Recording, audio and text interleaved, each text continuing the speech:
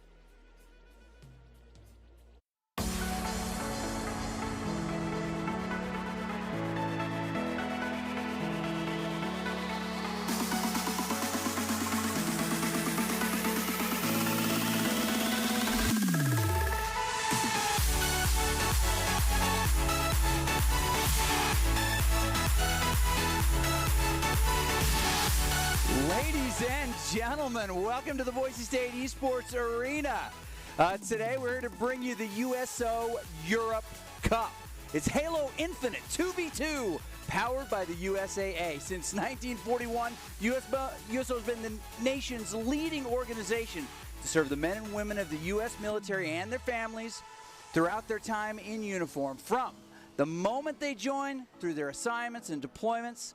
And as they transition back to their communities, USO is always by their side. I do not want to bury the lead. This is USO Europe Cup Halo Infinite 2v2, powered by the USAA. I'm Doc Haskell, and we are excited to have you here watching with us. We're going to bring you a number of amazing folks all over Europe competing right now in the game that they love. Joining me right now, none other than the man himself, Adam Chizu McGuire. Adam, how are you doing? Oh, Doc, don't worry, man. I am locked and loaded and looking for stickies as far as today is concerned, because there is a lot to go through today. Again, you mentioned Europe is all-encompassing, and that means we got a lot of good games to have in our future. Absolutely. Now, if you and I are duoing, and we're playing just like straight Slayer, Okay. Are we just back-to-back, just going around Bad Boys 2 style, slow motion John Woo, dubs flying through the air? How are we doing it?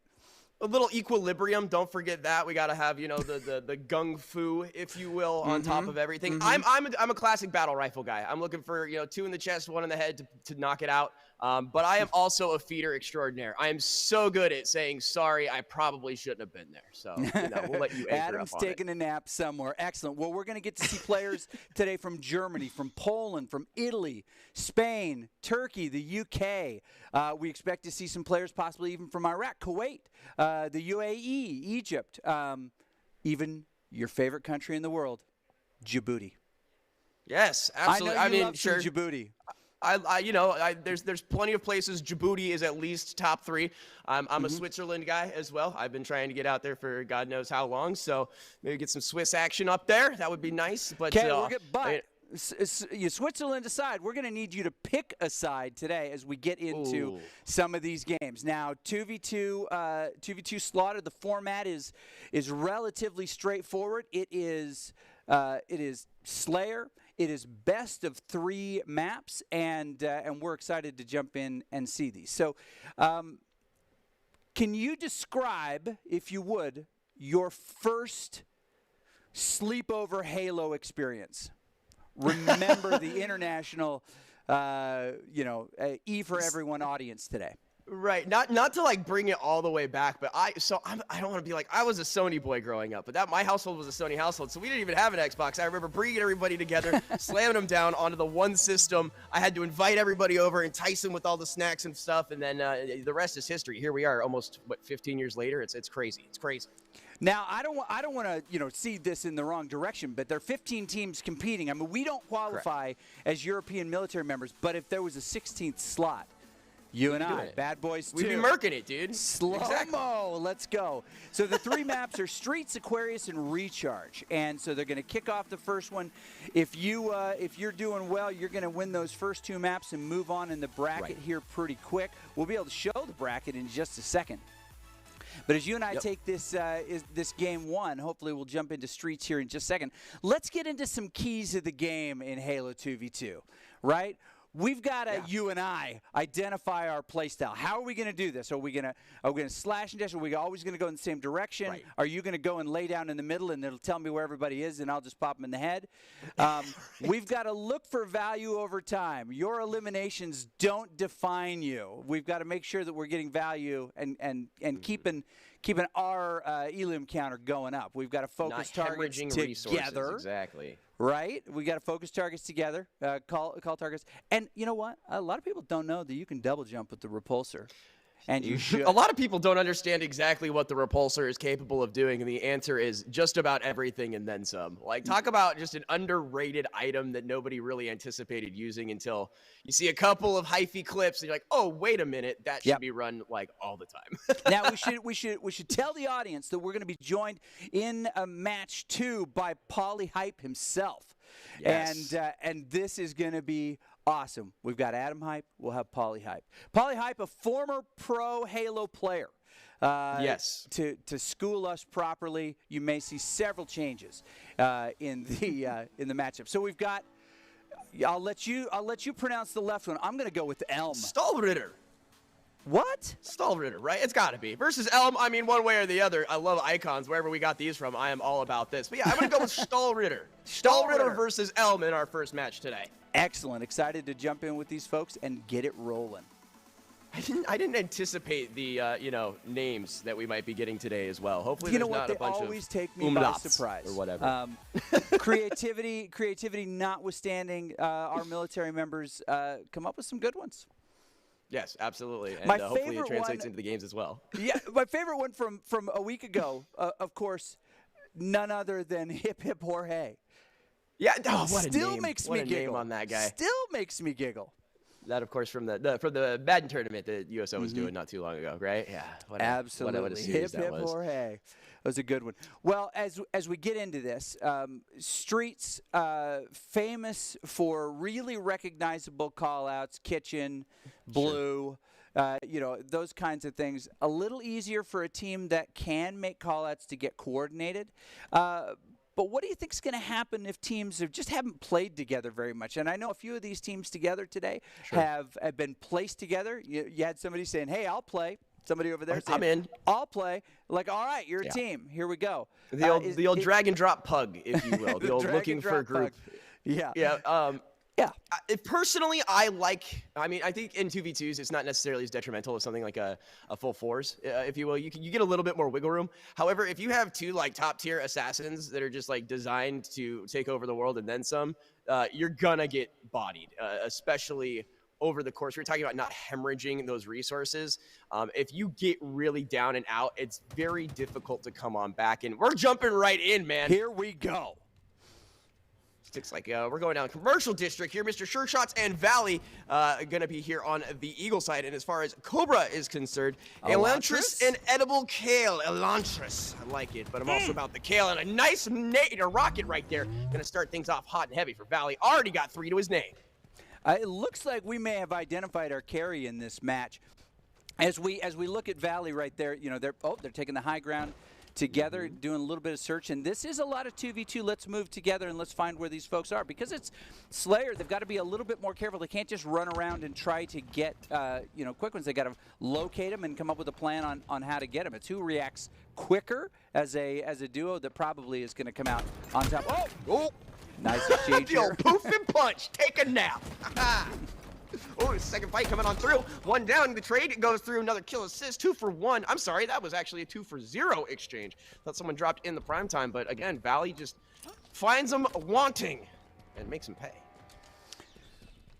Elantris, you're starting to get back into the game just a little bit. Still, no eliminations on the side, though. But Elantris definitely not feeding at this point. They're being really, really cautious on the red side. Finally, they get an elimination. 1, trailing 6 now on the other side. Yeah, and again, Now had to push up forward there with that grenade dropped right at his feet. They were looking for a little bit of a kitschy play, weren't able to get it, but nice rotation here means he's going to find one. Could get the 1v2, drops right on top of a frag, and unfortunately is going to be found wanting a double kill. 1v2, get some. Valley picks up the rocket. Now he's got 7 elims. He is just, he knows that this is his game. Complete confidence now. Oh, no! Oh, I love it. He picks up a kill with that. The S&D, just no remorse for even himself today. No, it deals himself his first death, but it gets an elim in the process. It is not a good score if you're on the Cobra side here. This would be 1 trailing 11. Yeah, and as far as, the overall, you're looking 30 or 10 minutes. If overtime gets there, we'll talk about it. And we're getting real saucy, just trying to take that BR. Like I said, my personal choice, try to pick off from across the map and make yourself some space. But it looks like Sure Shots was able to find 1 in the meantime. So, gonna love that. A second one going to fall as Valley is just executing people from behind. Valley, the big carry here right now. This is the 225 with these. So they're making really good progress toward the halftime here. Working now, just working to get. Actually, it looks like they're Mr. Sure Shots They're working independently. They have the confidence now. They're just hunting. They're like, let's get when this. you're 12-1, you can kind of do what you want. Yeah, you right? can kind of do Like, well. But Mr. Sure Shot's, feeling a little bit sweaty, nice to the head, and then here's what the back of my rifle looks like, and goes down. But he's genuinely just like trying to not get hard carried by Valley, his teammate. But he's going to have to do a little bit more. I mean, I think the score we're watching out for now happens to be on the blue side. It's Valley 14, Mr. Sure Shot 4. Is this guy just going to 20 up in the first match of the day? Like, I know it's not even possible, but this is just a display of supreme perfection. Like, when you're not even using your weapons how they're technically supposed to be used, you don't think, oh, man, end of the rotation right there. Bye-bye. By the time he's turned around, he's already dropped yet another one for Valley.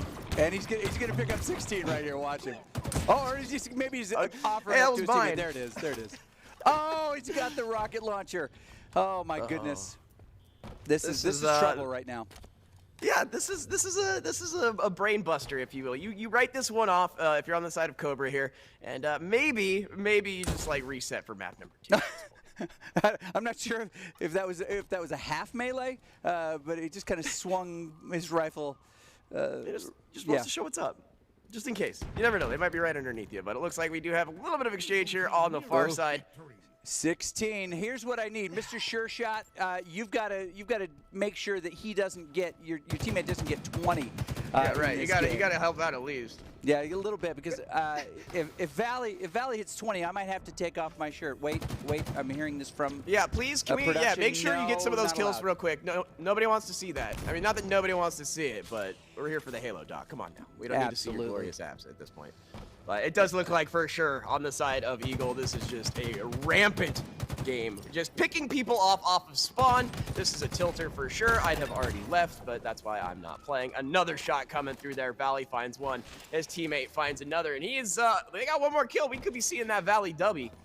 Yep. I'm hoping for Sure Shot here because a 20 elim. There we go. There it is. Got it. Valley gets 20. That's 25-1 in this first match. And impressive. Very Valley impressive. Apparently has the world's biggest backpack and then some. It just says, hey, look, if you just want to hop on into that, I'm going to throw it around my shoulders and we'll just head on off on a grand adventure. Because again, from the very beginning, that was super dominant. And again, as we got towards the end, you could just see Valley is kind of built different. Yeah. It's the easiest way to put that. I think what was happening too is that they played kind of careful in the early part of it to figure out who they were up against, and as soon as they started doing these kind of close exchanges, they realized that they could come up, they could get that combo, kind of takedown plus melee, break shield, and then break will. And once they were able to do that, they were like, okay, so the close fighting is not something that Elm is strong at. Let's just go at them, and they did, and Valley carried big time. That rocket. Yeah, exactly. Well, not even that. When you've got challenged ego challenge 2v1s that you're not only winning but like definitively winning, you are given that wiggle room. So like you mentioned, playing slow and steady and the first handful of minutes gave them the feel and the vibe that allowed them to make those later game moves. Like we were talking about pushing up because of the grenade setup. It looked so good for the side of Cobra, I believe, or for Elm, but they just were not having it on the other side and really showed what they're capable of doing. So it's a hot and heavy first match. We'll see if they're able to swing it back around, though. As we know, it's one map. It could easily be turned on its head, depending on what we're looking at. It's true. And if I'm Elm, I'm shaking my controller going, do we got some batteries? Hand me that remote right there. Okay, let me see. Okay, I'm ready. Some batteries. I'm ready to Using go. batteries. I just need some batteries. One of those USB-Cs, man. My batteries were low. Now it's your fault. Now it's if quit playing with batteries, and maybe that's why we have bad games, Doc. That's true. Me, anyways. It could happen.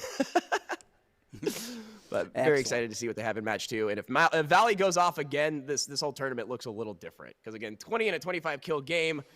Wow. Yeah. That's and honestly, can you say the name of that team one more time for me? I'd have to see it again. Okay. No, I immediately, my brain, my eyes rolled in the back of my head. It was Stahlwagen. I don't know. Stahlwagen. Stahlritter. There you go. It's like John Ritter, but different. A little bit. Mm-hmm. I had 3 jokes I wanted to give there, but I couldn't do any of them. Right, absolutely. Because this is a Ritter safe zone. But what we're talking about is, you know, they're going to have this opportunity to run through this competition. They've established that they're going to be pretty good. They're going to come up against some tougher teams. This is a double elimination, so they want to try to run that upper bracket all the way to the end, and then they get a little bit of time off. They can rest a little bit, and they come in and they get tired teams, sometimes a little bit warmer teams, but as they come up through the bracket to make that happen. Well, you know me, I am a marathon gamer, and I find that I only turn on after my 13th hour straight. It's roughly for 10 minutes, and then I'm miserable for another 12 hours. But no, I think there's something to be said about that as well, you know, keeping that momentum, that fire, if you will. Definitely with the momentum we saw in map number 1, carrying that into map 2 is a whole different scenario than, like, as we say, the end of the tournament or something like that. But I don't anticipate Valley slowing down in any way, shape, or form, let alone his teammate. Again, I'm hoping that you know, this Cobra side of things can make things work. They're smart about it. It's not like they're just, you know, running it down one side. They're just, unfortunately, just being out mechanic, for lack of a better term. It's true. So we've got Mr. Sure Shots and Valley on the blue side. That's Stahlritter. We've got on the Cobra side, that'd be red. Elantris. Oh, Kale. They are Elm. I don't think they're. The flank. You've got to be kidding me. Okay, now the active camo here is going to make a big difference in this game. This seemed to be the thing that was happening at Worlds that made all the difference. People who really were able to activate and use that active camo were able to really, really get value. I'm thinking E United. I'm thinking C9. Ooh, the long shot. See, boom, 3 in the chest, 1 in the head, dude. That's all you need with that BR. And look, a great possible stick, the kill assist. These guys are absolutely tactical, absolutely just burning the rotations. Comes through, headshot, done, get out of here. And right now, again, the side of Eagle looking flawless, and not just in a scoreline kind of way. Listening in on the red side comms, I heard, where'd he go? Where'd who go? Well, you were talking about active camo, and it's like they don't even need it. It's just like, surprise, here I am. That's 2 sets of just like absolute perfect. I don't know where they're at flanks. Just gonna jump right in, give him 2 to the chest, a little bop. Hey, how are you? A second one to follow. Give him the double. I think that what they've got to do, I think Elantris and Edible Kale. Elantris has the elimination here, and Kale with the assist. Is they've just got to be pointing in the same direction. Let's move together. Let's find somebody. Use cover quickly, but then just focus down targets together. You don't want to be alone there. Not against Valley, although Elantris feel it. There he goes, man. See, they got it. Mr. Sure Shot will clean up one of the others. But again, that was one of those situations where it looked like Valley had the drop on him once again. This time it doesn't go in his favor. So nice sigh of relief there from the Cobra side of things. They're getting pelted by frag grenades from halfway across the map. Active camo, something you were talking about, Doc. Again, it's hard to hit something if you can't see it, and it looks like we're shooting off here from mid down towards those stairs.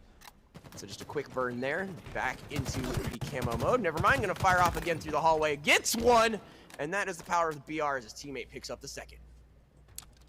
What I like about this is that they're coming in with a little bit better of a strategy on the red side, and Mr. Sure Shot's doing a good job of holding his own. They're playing a little bit more together. They're playing their sides, red side, blue side here, and now a little bit the gun swap here, roaming to be able to get that, and now they're pushing.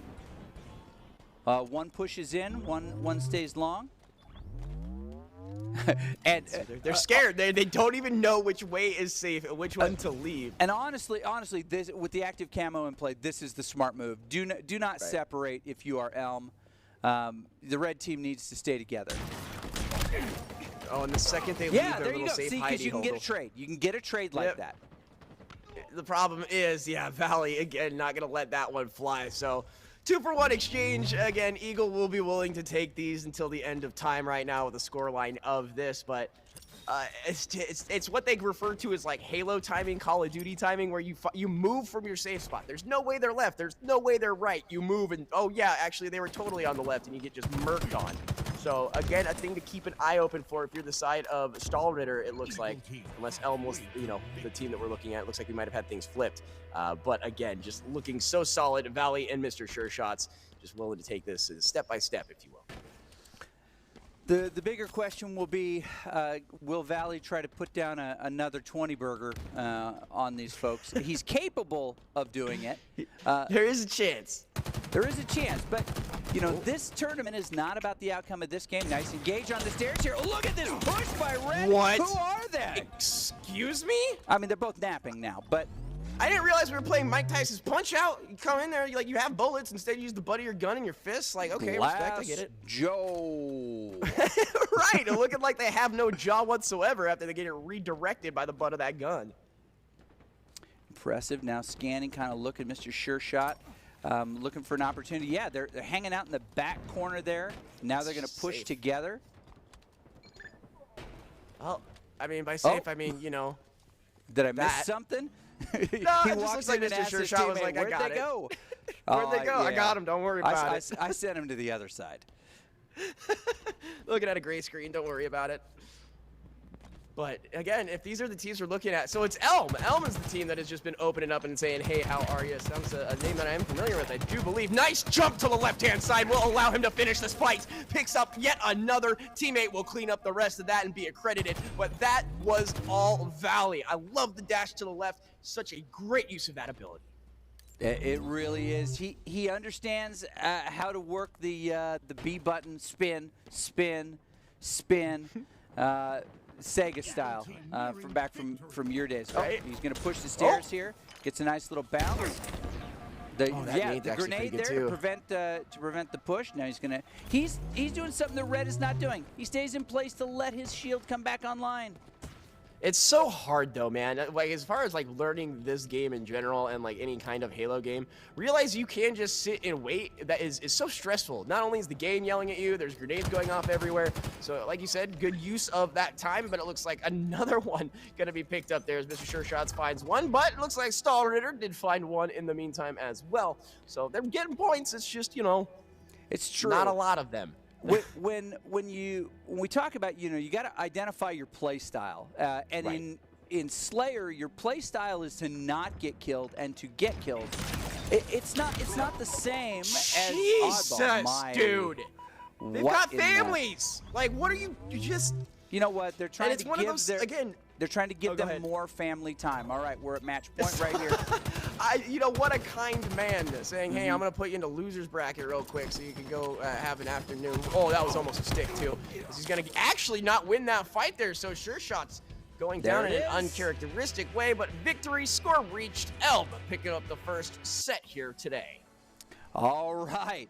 And this is, again, an amazing event put on by our folks at the USO, but could not do that without the USAA. I mean, they've joined forces to connect service members around the world with their family and friends through gaming. We like this. Through their support of the USO gaming program, they help the USO power events and tournaments where service members stay connected with the ones they love. So thank you, USA, for being a part of the USO family and being a force behind the forces. Okay, Chizu, we're going to take a short break. We're going to come back with another match. If you were to predict top of podium, top 2, top 4, based on what you just saw from Valley and Mr. Sure Shot, where do you think they end? I mean, I'm a numbers guy. There's 15 teams. That was 2 teams we just saw. I'm gonna say at least top 3. I do think that he could be a finalist contender again. Valley just looks different. Sure Shot. I'm not trying to take away any fire, but like again, dropping 20 bombs in 2 games is kind of dumb. Like, it's the best word I could come up with. And so like just that alone, I will maintain that status of a finalist team if I don't see anyone else put up. I don't know. He only got 16, so you know what? I'm going to be the first to say it. I think he's done. Right. I think he's on the. Oh, is it time to just ice him? Yeah. Just take him out, burn a red shirt while we're at it. I think he's done. I think he can't do anything more after this. I think that's the end for him. So, I mean, you know what? That's your call, Doc. But I have some pretty good faith. Not only is chat, I'm betting with chat because they were calling out Elm before the game even started. I should have listened. I should have known. I saw it in the stars and the Twitch chat. But I do think Elm has a great opportunity, especially if Valley just keeps I feel in Fuego emulating. I'm wearing a sweater so you can't see it, but this Stall Ritter tattoo still wet, still raw, and I feel like I've gone in too much too quick. We'll get you some aquifer for it. It's okay. It'll, just don't pick at it and everything will be fine. And again, that's the other thing for the Stahl family, as I'm going to call them now, is that they do have a second chance. We do have a second chance bracket. It's the beauty of this tournament is that even if you get knocked in the teeth, like I'm a big Cinderella story kind of individual. I love me some March Madness kind of stuff. And I know we're not quite there yet, but any team, any day has always been my mantra. And we have seen lower bracket runs in other USO situations. Wouldn't be surprised if we see one today. I would agree. Okay, when we come back, we're going to have Pauly Hype on the call as well. Former Halo Pro, you're going to love this. We'll be right back.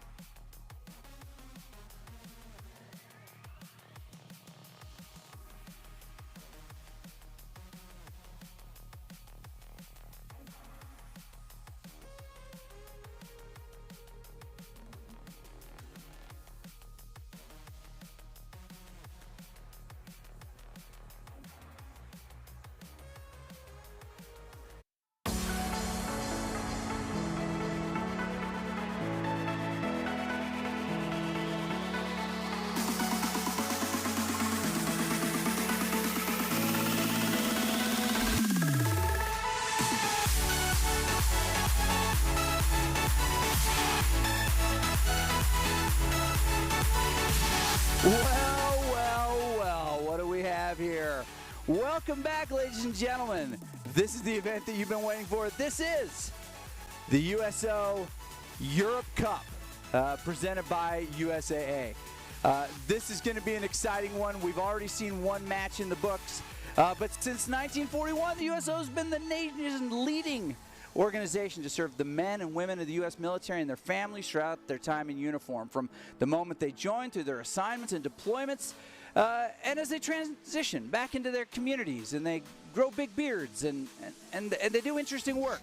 The USO is always by their side. I'm Doc Haskell, not to be confused with that gentleman right there, but I'm going to introduce you to him in just a second. We're going to put together what I think is Hollywood's power couple, Paulie Hype himself and Chizu. We haven't shipped you yet, but I'll start working. I got a pen. I'm going to start putting letters together. As we get ready for this wicked, awesome, amazing USO round, we'll take a look at the bracket in a second. Paulie, tell us about your love affair with the game. with Halo Infinite, yeah. I mean, this is a fantastic game here. Really excited to be here for Boise State and bring some knowledge and 15 years of esports experience to the cast. Thank you so much, Doc Haskell, for having me. And Adam, it's nice to meet you, my man. Nice to finally have you. It's like, hey, we're bringing in a pro, and I was like, oh, like a Leighton Vander Esch or something like that. They're like, no, Paulie. I was like, oh, it's huge, it's big. Here we go, boys. So let's go, baby. I'm excited for it. Well, excellent. Okay, so as we take a look, let's catch you up, Paulie, on where we are exactly. So here's what the bracket looks like right now. We just saw Elm move in this winner side bracket with some really strong play by Valley. We're going to actually jump in with this exact team again as they take on the winner of the previous game, Free Versace. But this is how it's going to work. This is 2v2 Slayer. These are all European military members that are competing. 15 teams. Adam and I tried to become the 16th team, Bad Boy 2 style, but it was not to be. Again, top line European military members only.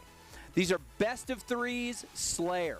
And this, we're going Streets, Aquarius, and Recharge as the maps. Now, what we saw in the previous was that a team that understands how Slayer works is going to get more eliminations than the other team. The very first map was a interesting challenge. So we got Team Elm and Free Versace. Those are some great logos as well. Okay, I love this. This is fantastic. Okay, so as we get ready to drop into this one, this is our matchup right now. What are you telling your teammate in twos, Paulie, that you got to do in Slayer? Well, it's no different from the fours objective, and that's play together. You have to play together when you're playing twos. Team fire is the key to almost every competitive shooting game in esports at the moment, and we see video games being built more towards team fire the more the years go on. It's absolute necessity, and especially in Halo, when you really can't out-PR two people by yourself without help of a grenade or team fire. So team fire is going to be my key to winning the game here for this one. Team fire, and we're not talking just like you melee, I'll melee, you melee, I'll melee. We're talking like putting together other forms of fire. Right, that's right. Like both members locating targets, calling out that target, and then being able to assist, because normally it would be a 4-shot. However, if two members are shooting, we can do the math there. If 2 shots apiece, dramatically lowers the time to kill. Okay, okay, and then carry the 1. Yes, the math checks out. It works. Superimpose math. All right, getting ready to drop into this. Let me tell you some keys to the game, and I may modify these after hearing what Paulie has to say. We got to identify how we're going to play. You've already identified a team fire. We're going to look for value over time. We just got to get more elims. Don't let something that didn't go your way affect you. Focus targets together. Hey, it's team fire. That's right. And again, don't sleep on the double jump with the repulsor. I'm just saying, don't sleep on it. Hey, the amount of jumps that you can make happen with that repulsor, Doc, are absolutely fantastic, and you can do some really sleek and sly stuff. That's a great tip to the game. All right, when we jump into game, I'm going to get out the way so that I can wet the pencil, feverish notes, and I'll join you in between the maps to make sure that that things are moving along the way they should. But we'll jump into this game. Any guesses? And I'll throw to Adam. Any evidence that Elm doesn't carry this one big time? I mean, again, all signs point to yes, because we saw just a simple stack load. I mean, and Paulie was talking about, the focus fire and the way that this works, not talking about just, we'll both stand here and shoot one direction. These guys just have a way of not only creating opportunities, but flanks and then the mechanics on top of it. It's going to be a very big challenge, a very long climb for anybody looking to take down this Elm team. It could happen right here. We don't really have much information, but I have a pretty good feeling that Valley's backpack still has a couple of extra pockets he can stuff some more bodies into if he needs to. All right, well, tuning on in here alongside Elm and Free Versace as we get right into it. And this is a nice rocket, but unfortunately it's going to miss here, Adam, as Versace starts pushing into the bottom. Actually, Valley will wind up finding one, and that's going to be the first kill. Hey, the splash right there, not a problem, and he's going to try to hunt down on the left-hand side, go through Subway, a little peek right there, no body to be found, so gets away with that one. Another kill assist coming through there, though. Mr. Sure Shots was able to clean up one in the meantime. Looks like it came off of that respawn, if anything else.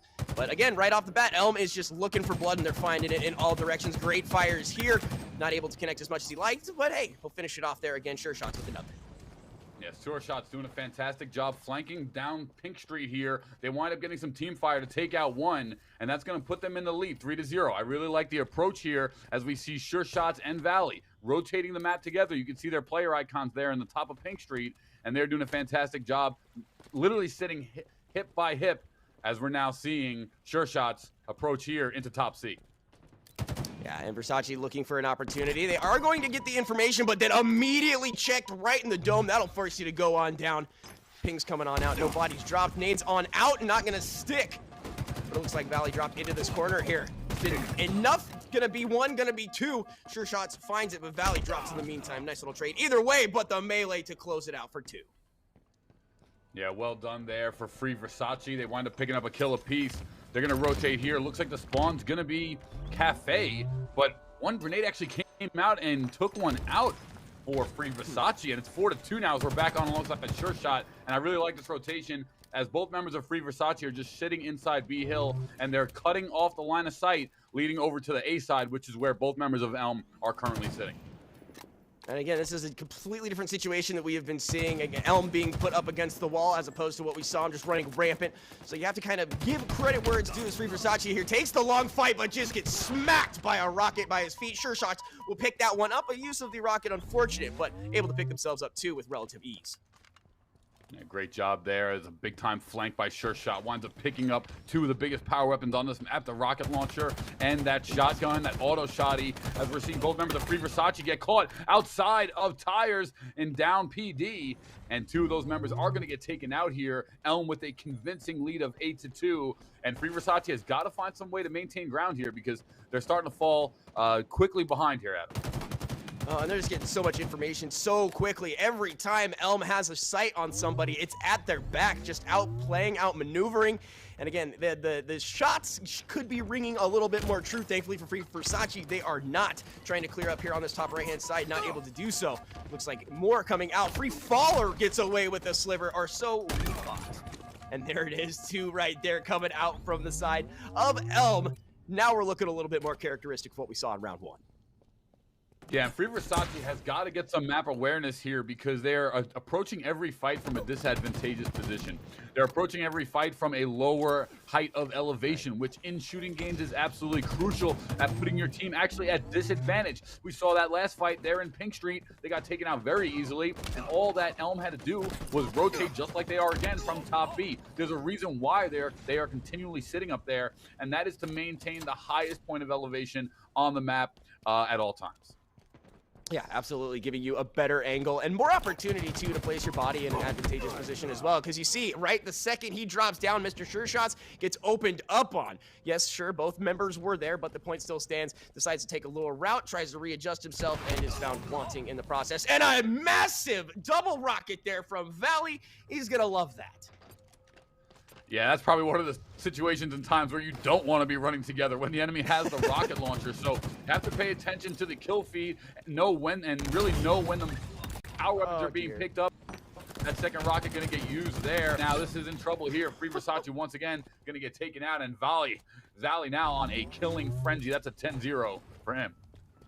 Yeah, he's going to definitely be okay with this game as well. And right now, Free Versace is just trying to find a way to recompose themselves. Try to find an in. This is an opportunity, and those shots could be just what they're looking for, but not enough, too little, too late. Valley finds another one on the opposite side of the map, while Sure Shots wins his 1v1 as well.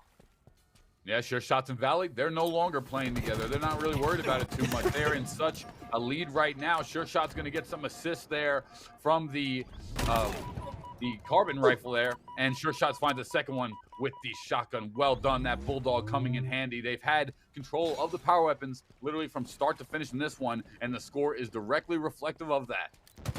Yeah, absolutely. And again, it looks like shots coming in through there and not a problem, but Valley gonna find yet another for his crew. This game gonna be closing out here in the relatively near future. If you're on the side of Free Versace, you kind of just wash your sins away from this one, kind of get yourself prepped for map number 2, and hope that you can find some kind of spark to bring you back into this, because this is one of those deflating kind of rounds. Yeah, you know, Sure Shots and Valley just playing fantastic together now. 24-3 lead. I mean, you know, that's Yikes. really difficult to just keep your mental in it if you're a free faller and also Versace Itachi. But, you know, this is a best of 3 if I'm not mistaken, right? So this map is only the first of 3, or is this the second map of the series?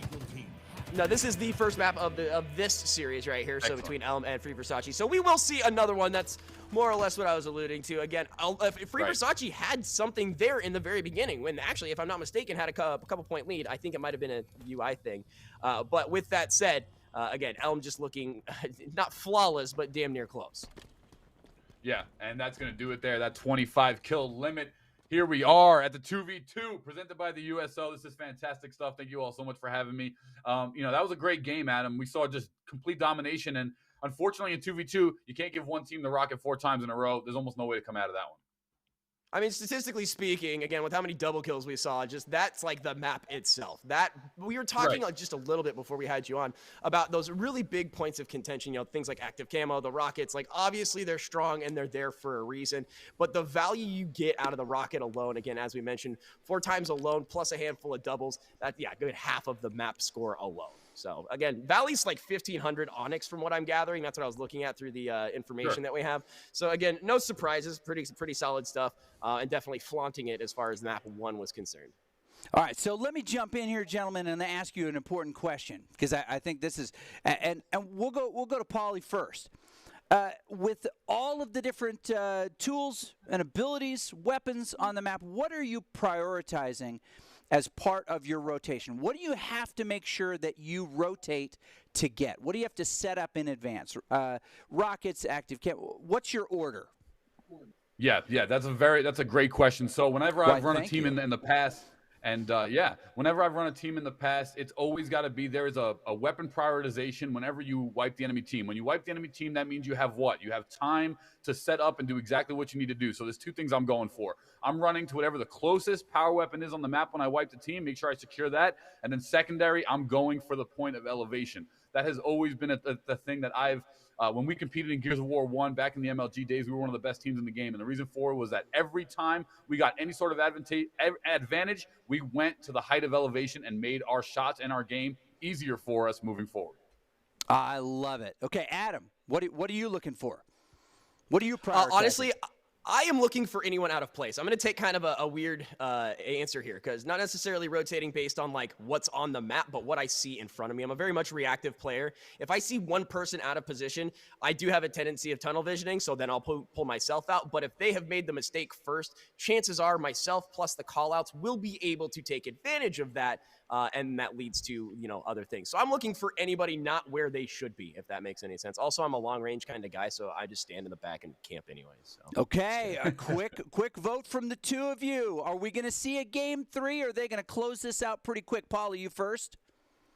I got to go with Elm here. That first game was 2. They rotated properly, they weaponized properly, and Free Versace is going to have a quite the hill to climb here if they want to defeat Elm in this one. Okay, Adam, are we going to see number 3? You know, I love more games. Do not get me wrong. I'd love to see a map 3. Not seeing a whole lot of opportunity for that. Again, the very beginning of this game for Free Versace needs to be close, tight-knit, and something we haven't seen before. So I'm riding the Elm train all the way, Doc. I asked these guys for one word. I got 700. All right, enjoy, guys. We'll catch you on the other side. Right off the bat, Elm already picking themselves up a pair. So looking a little bit more the same, just a smidgen different. And, we mentioned they're just higher. They've got these opportunities. Shots not coming through as much as they like. And it looks like Valley's actually going to rotate down here on the bottom side, try to get in close with that active camo. Couple shots coming through. And it's going to find that one without issue, traded across the way. But it does look like Versace Itachi also going to drop in the meantime as well. Yeah, Valley winds up picking up 3. He picks up not only the camo, so a proper rotation, but then what does he do? Uses that camo to then bring himself more advantage by getting the heat wave. Heat wave in this one is going there with the close net. Oh, what a grenade. That was fantastic by Free Faller. He let that throw right from refrigeration there on yellow side. And actually, Free Versace might pick up the double. They do. Fantastic stuff. And Free Versace actually has just climbed back into this one a little bit here, Adam. No, I'll give it a lot of it. That was an absolute display right there. I will hype them up every chance I get because it may not be all the time or consistent, but that did look beautiful again. 2 there for Free Faller, and just a beautiful display, as we said. That grenade looks super good. A trade there, it looks like 1 aside on the bottom left-hand side of your screen, but now we'll have to see how that 1v1 goes. Shots ringing true, but not going to be enough. Sure shots picking up that one there.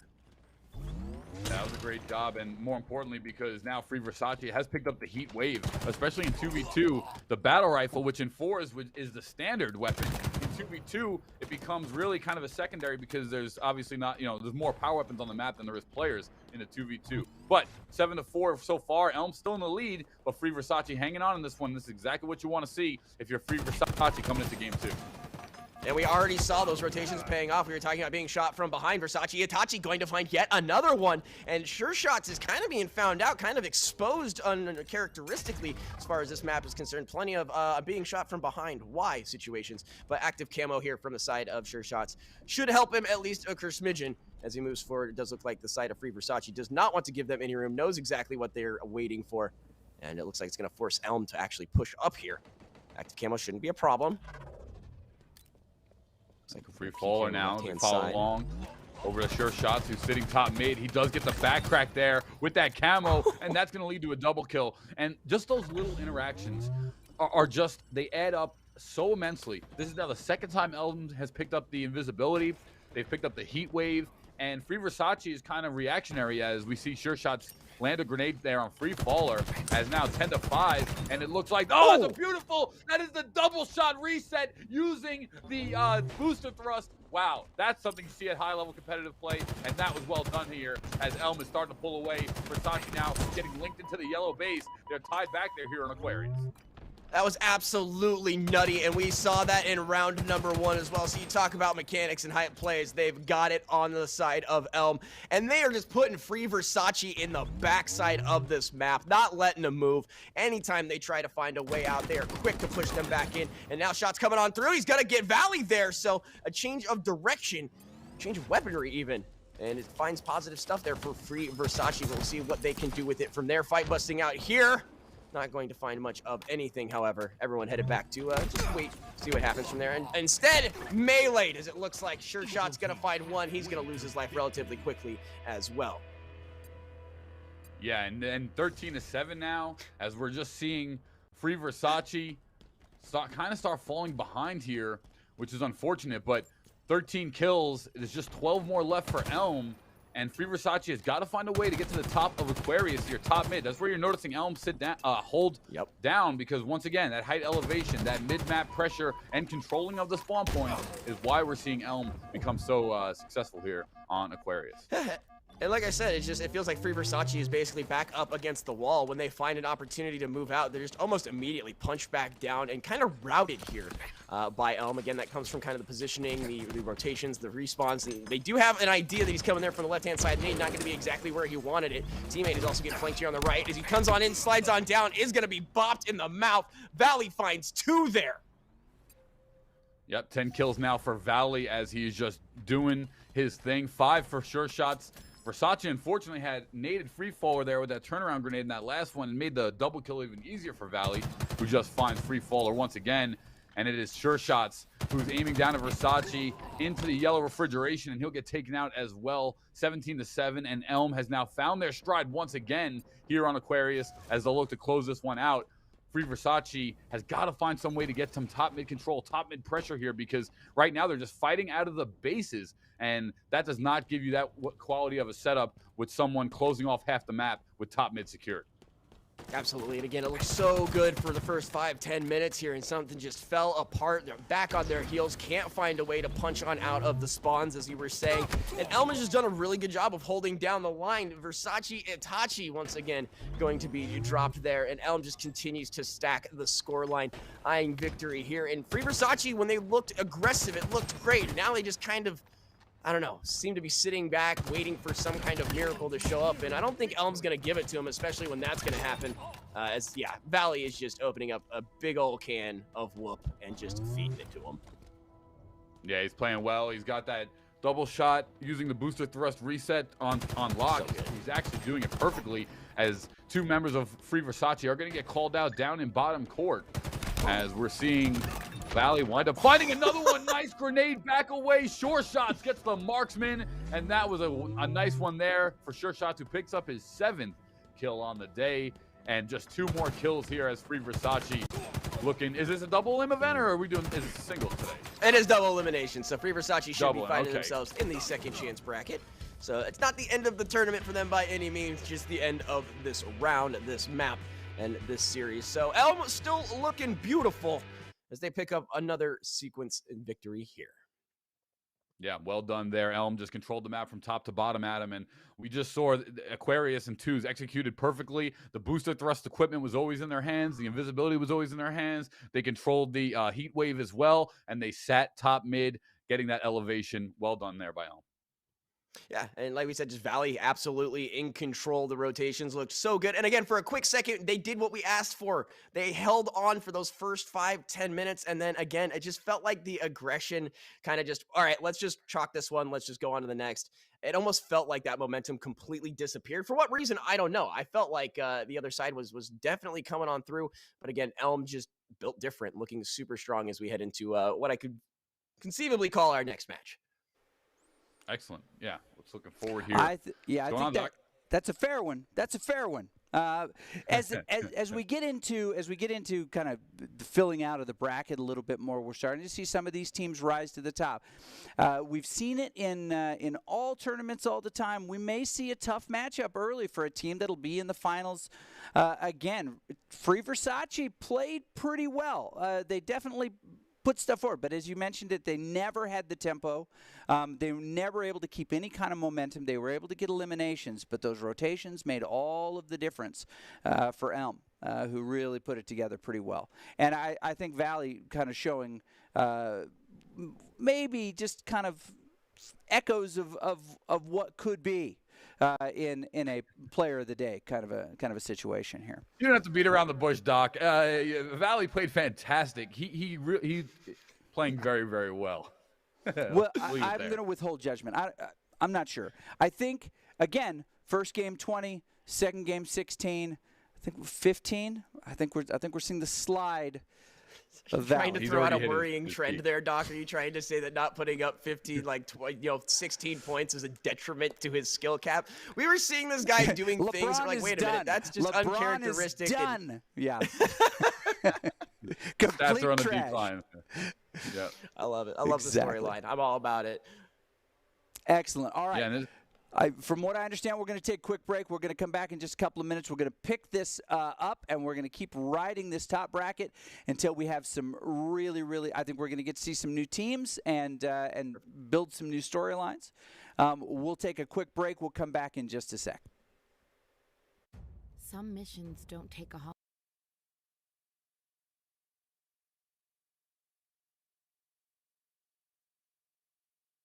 holiday.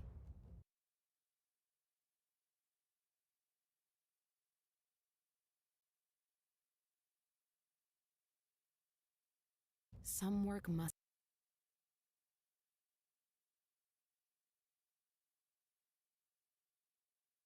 go on.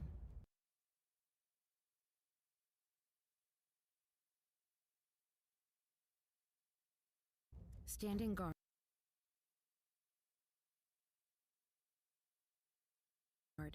Keeping.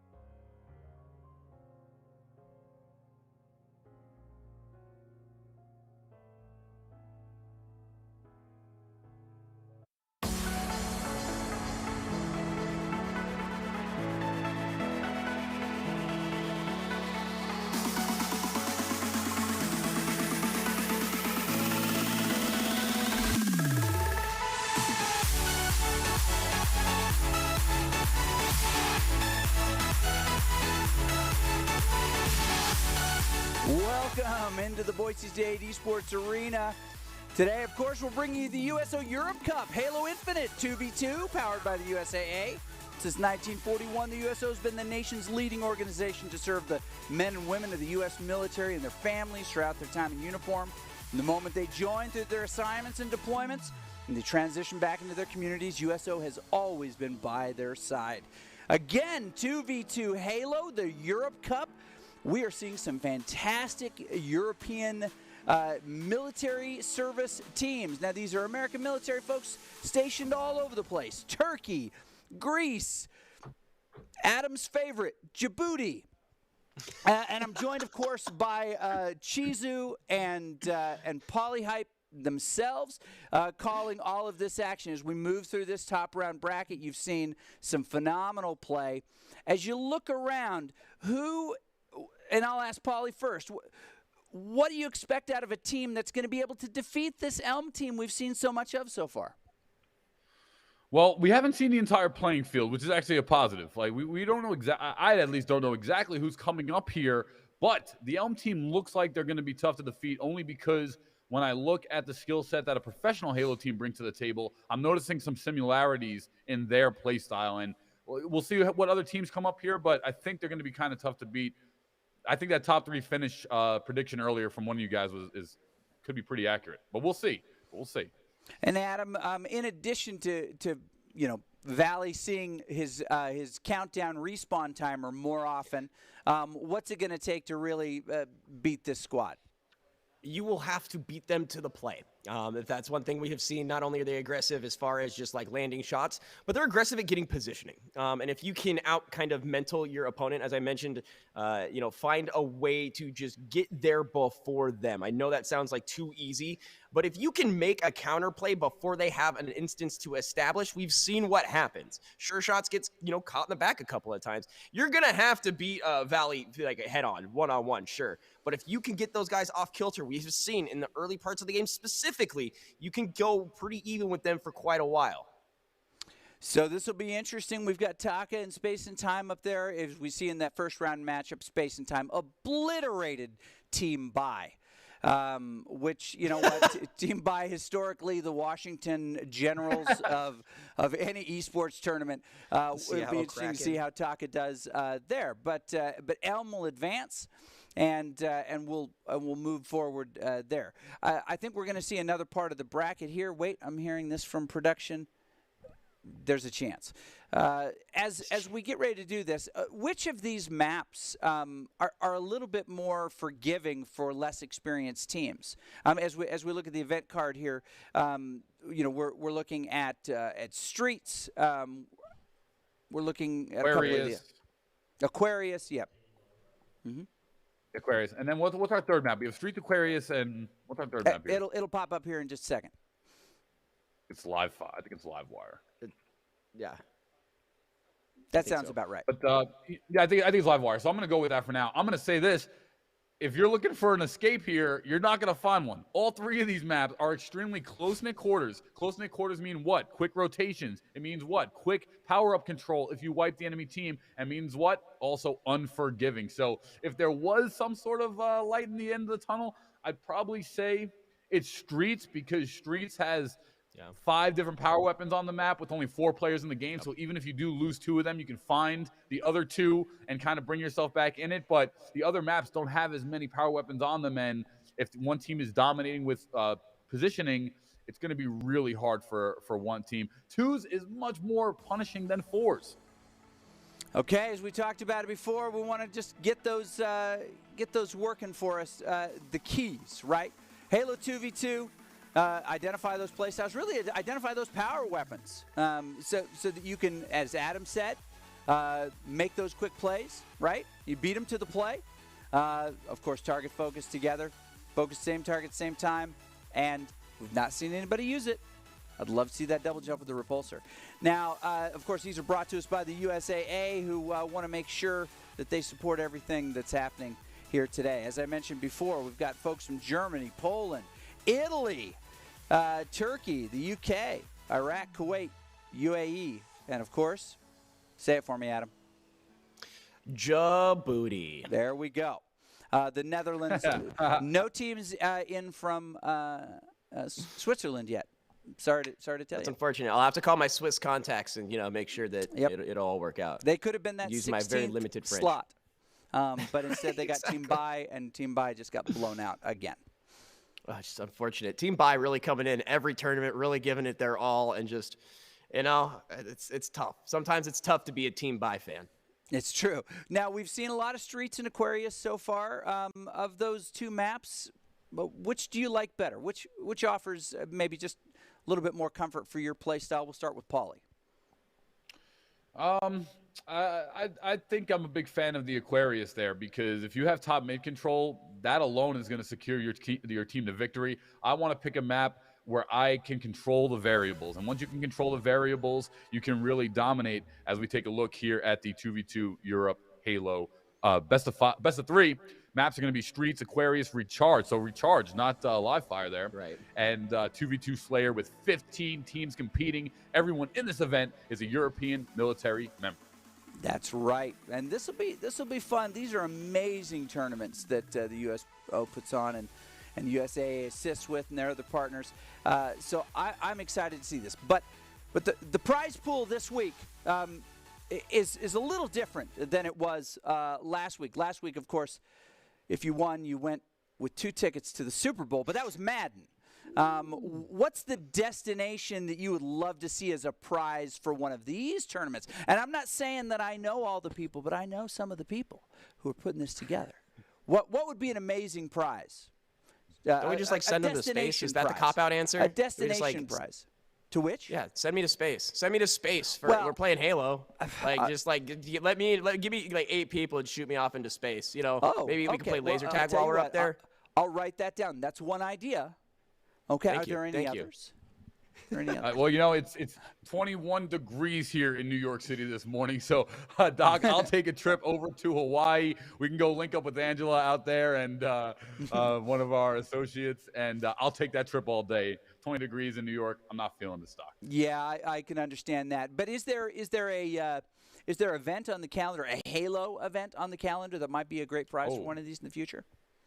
No question. We have the Anaheim event here for the HCS. It's a minor event, not a major, but that is coming up in February. And you take a 2v2 if they've never been, especially some of these Army men and women, if they've never been to a Halo event competitively, it is something so spectacular. Even if you go and just enter to have fun, like I did for Anaheim last month, it is just a fantastic experience. That would be a great prize. I would agree. And what's interesting is that Anaheim event was supposed to be tied in with the DreamHack event, and the DreamHack event has been suspended at this point. They're not going to reschedule it. But the Halo event is still going to happen, just not part of the DreamHack event. I was scheduled to go to it. True story. Right. I wanted to go as well. It's so funny. I didn't hear anything about that. So what? They're just going to go run. They're going to do Halo, but just on their own now. I don't know if they're using the same facilities or not, but they're still going to hold the event. But it's not. There's no DreamHack happening, so it'll just be a standalone. They'll stand it up to do that event. But yeah, that'll be a great one. Yeah, absolutely. Are you still going to go to that event, or has that been kind of like I was hearing a lot about it, but then rumor has it takes glasses off for effect. Okay, fair enough. All right, I might have to join you out there. We'll see. Yeah, that if you're going, let's connect. Yeah. As Halo kind of comes back on the scene, for so many gamers, including these military gamers, this was the gateway drug to their gaming opportunities. Ooh, we've got Tryhard and Dinstar. I'm loving these logos here. I mean, these logos are fantastic. Did the USO put these together? You know what? Yeah, we'll give them all the credit. All right, I like them. These are awesome logos. Well done. There's a. Have you guys have seen Office Space, right? Of course. Oh, yeah. There's a guy like Ian who's in the basement with his red sling line. He puts all of these together. So awesome. Yeah, lovely, very, very lovely. sweet. Well, they're great logos, so good job, Ian. Yeah. He's a talented little desk guy. Perfect. Bring him a stapler back. Wait to bring him up and put him down in the same sentence. Always, whenever possible. Excellent. As we take a look here at the bracket. Yeah, the bracket is coming along nicely. We're going to get that matchup down on the bottom, Tryhard and Dinstar, here in just a second. That'll be our next match, and it'll help us to understand who's going into this top bracket semis. Now, we'll show you next time when we come back from the break. We'll show you the second chance bracket and how it's building out. But we always see somebody make a big run, somebody who maybe got a tough matchup early and just gets warmed up and gets back into that top match. That's what's great about this double elimination, is that you've got somebody who had success early but now is a little bit cold, and then you've got somebody who struggled early but now is getting hot, and they come and they collide in that top match. Yeah, much similar to, basketball going into the playoffs or going to the finals from the playoffs. It's not necessarily the team that starts out the best, but the team that catches the heat, coming through multiple games here in the losers bracket. There's been so many tournaments when I was competing in Dead or Alive where coming through the loser, I would almost put myself in the losers bracket because you're going to play 3-4 games in a row, and it's just going to have you so warm instead of winning the winner's side and just sitting there for 4 hours and then you're freezing and then it's almost like really hard to come back in. So the losers bracket sometimes can be one of advantage in some situations. I wanted to piggyback on that just a little bit because I absolutely agree with what he is saying there. It's just how many times when you're in a winner situation, you're sitting there twiddling your thumbs, or you just lose that momentum. You take the 5, 10, 15-minute break. Sometimes that's enough. Anything more than that, you start to instantly lose that fire. I mean, at least for me, and I've seen top-tier players. You mentioned DOA. I'm a fighter as well. Who, again, you run that second chance bracket. You get the bracket reset. And you're like, how is this happening? It's like, well, because Jay Wong's been sitting on his hands for the last 5 hours waiting for the bracket to finish up. We probably won't have that today, but it does become like it's almost like counter fatigue. You get too comfortable, and suddenly that whatever was sparking earlier is gone, and you have trouble finding it again. It's true. Now, as we kind of get into this next part, what is a tell as to a team's play style early in the match, Paulie? So if you're looking, if you see a behavior from a team, you immediately know you can either be more aggressive or we really need to at least group up, play more defensive. What do teams give away about the way they're going to play early? Yeah, in a shooting game, if I don't see your team meet me at the power weapon immediately, the biggest power weapon, the number one on the map, right off the rip, if I don't see that, I know that you are not mindful of the power weapons or you don't know the map, and I will take advantage of that the entire game. Because even getting those first 2 to 5 kills with that first power weapon ammo is game-changing. At least in a 2v2 format, it's much different than 4v4. So it's those coordinated breaks from the start, that sprint to the line to get that value. Win or lose, if you're not going for it, that tells you who you're dealing with. That's right. That was a perfectly said, Doc. Well done. Thank you. My work is done here. Well done. Thank you, everybody. I'll see you next The time. great Doc Haskell, ladies and gentlemen. So wait, we need you for the reads. Come back. Oh, the reads. Yeah, okay. I'll be here for the reads. So this Europe Cup. All right. This is one of the interesting things about this. I mean, if you think about this, Paulie's in New York. Adam is in space. Did I hear that correct? I'm not sure. I'm here in studio. These players are in Europe. Coordinators are in Florida and Virginia and all of these really cool places. Players are in Europe, all over the place, different centers in Europe, sometimes just sitting in front of their Xbox in their barracks or base, and everybody coming together into this one place. We all climb into this tiny little virtual space, and we battle it out. But it's pretty amazing to think where everybody comes from to make these types of events happen. It's kind of insane, just 100%. the Sorry, logistics of that everything. That little sound that everybody heard was their minds being blown. Right. It's true though, because The it sounds mics like are a sensitive. logistics nightmare. But here we are, doing it. You somehow managed to get me up at 7 o'clock in the morning, kind of thing, which isn't something I'm privy to. But as you mentioned, it's interesting that we are able to have this space and seeing just some great play on top of everything else. Again, whether it's the top tier or even the individuals who are falling, we're seeing great moves, great plays, and it's a great day to be an esports fan. That is absolutely true. Speak also what you were saying, Doc. It's pretty remarkable because this is what makes esports really kind of, in all of my arguments and my public speaking, has been kind of my main focus on why it will eventually encompass traditional sports, is because the international inception of gaming is just massive. Traditional sports are actually copying that soccer or gaming method of now going international, right? We see basketball trying to go international. We see a lot of different sports trying to break this international barrier, but gaming international has been inception since the start. And I think that's what gives it such, like you said, just such an amazing presence here in the entertainment space, because we can do Europe players, all these different casters all over the planet, and it still comes out like a professional broadcast like you would if you were watching a sports entertainment program. That's true. I mean, the Curling Foundation's got nothing on us. Nope. So we're getting ready to go into the matchmaking here. Settings, of course, I understand, are key.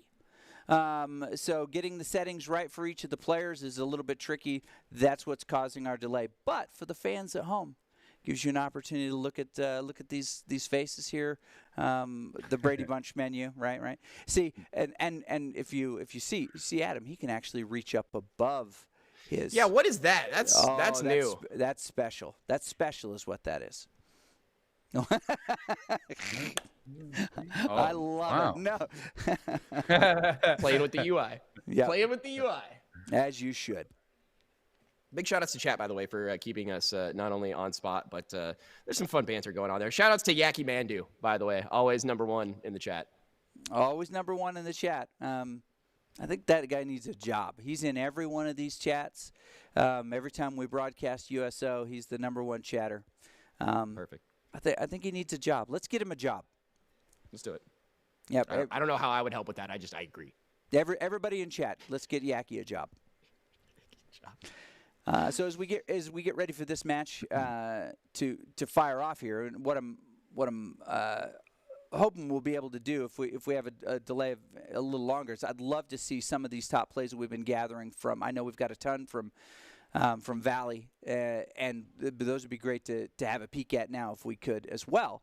But we're starting to see some of these players really show some tendencies, and if some of their opponents have the opportunity to tune in and watch a little bit and kind of see what they're doing, the maps are pretty repetitive, and as you start to play through these, you start to see some tendencies. Paulie pointed out a few of these tendencies that that Elm was using early.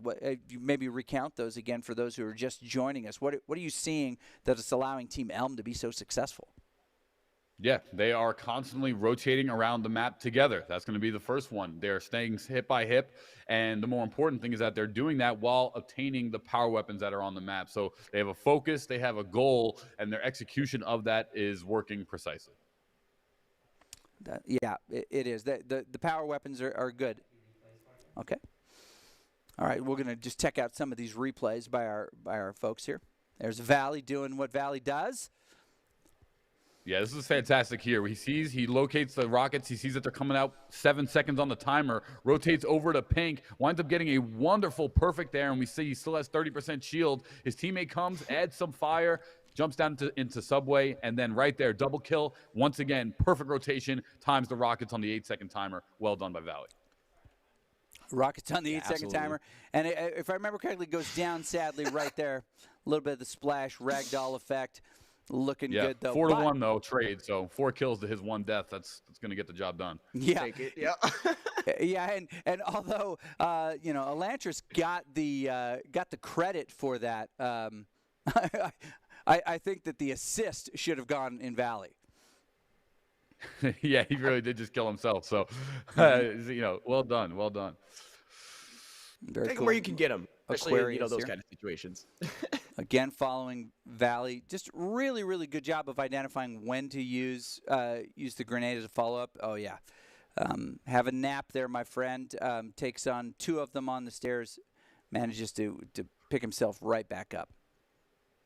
Here sitting Subway on Old Town, and we have this again. This is a good one here by Sure Shots, who's sitting in the side. Unfortunately, doesn't get noticed. One of his teammates does go down, but he finds one, and now he's going to go right to do what? Pick up that Bulldog. But Free Versace, one of the double kills for their team, coming out here at top B side.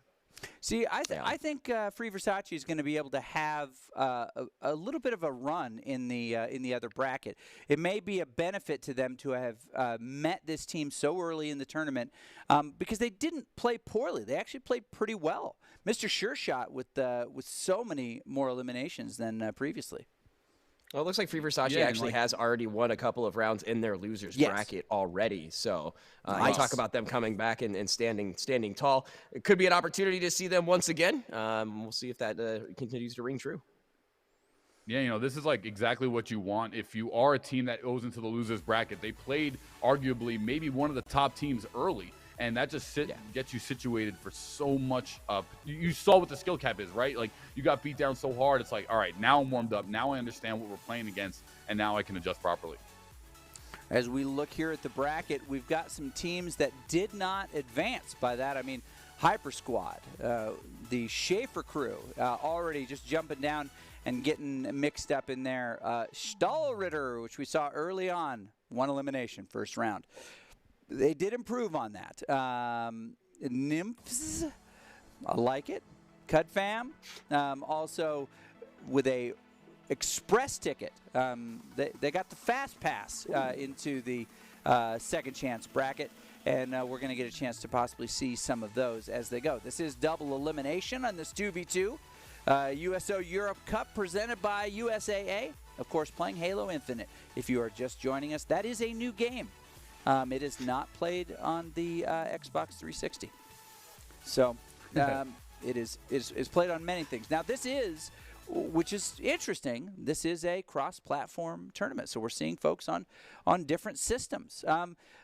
Let's just have you guys weigh in real quick. What's the value of a controller versus keyboard here? Paulie, I'm going to let the professional take it. Yeah, which are you preferring here? So a little bit of an aim unfortunately, assist with a controller, or do you want that? Do you want that mouse DPI. Yeah, I mean, I traditionally have been a mouse and keyboard player for the last 10 years, but Halo is the one game that You kind of had I that want look, to say, if I'm being honest. You had that. I Yeah. appreciate it. Well, I was a controller pro in Gears for 10 years, but then last 10 years I've switched to mouse and keyboard. But the problem is that with Halo in specific, this game is a console game. This is the first year that it's on mouse and keyboard in a competitive sense. This is now the came out 2004 for Halo. No, Halo 1 was like 2001. So we're on our 20th year, let's say, of Halo, and it's finally just making it over to mouse and keyboard. The game is unfortunately structured to controller. The auto aim on controller is very high, and the hit detection almost seems a little bit more quality on controller as well.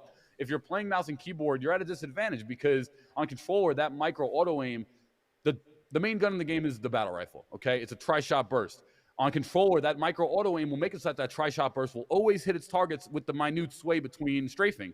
But on mouse and keyboard, one of those bullets, if even one of the bullets happens to miss because there's no auto aim, you wind up falling behind in the shot count and therefore having a much harder time getting kills. Not that it can't be done or executed properly, but it is definitely disadvantage in Halo.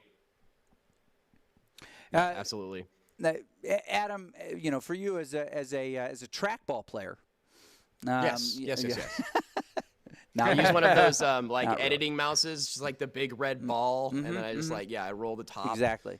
That's how I've played since Adam, 95. as a trackpad only player, Right. do you find It's that specifically that? I actually use the little red button in the middle of the keyboard, and I make my own macros. No one can tell me how to play my game. Well, somebody made a really interesting point. In addition to directional controls, controller players have access to another 8 inputs without major functional movement. But keyboard players, bound only with the options on their mouse hand and an occasional E-reach or a thumb reach or one of those, only have access to 5 additional functional controls. And okay, so we're gonna have next Space and Time versus Team Elm. We're gonna get a little bit more Elm, and that's coming up. Daddy advances in the Space and Time beat Elm is what I'm hearing. Unfortunately, we're not able to bring you that game, but. My goodness, Elm will take a trip to the bracket, and we'll take a look at that. Space and Time advances. We're going to want to see their next game for sure, and I think we'll have the opportunity to take a look at the lower bracket here as teams are starting to fill in. Hold on. There's some confusion here. Let me tell you.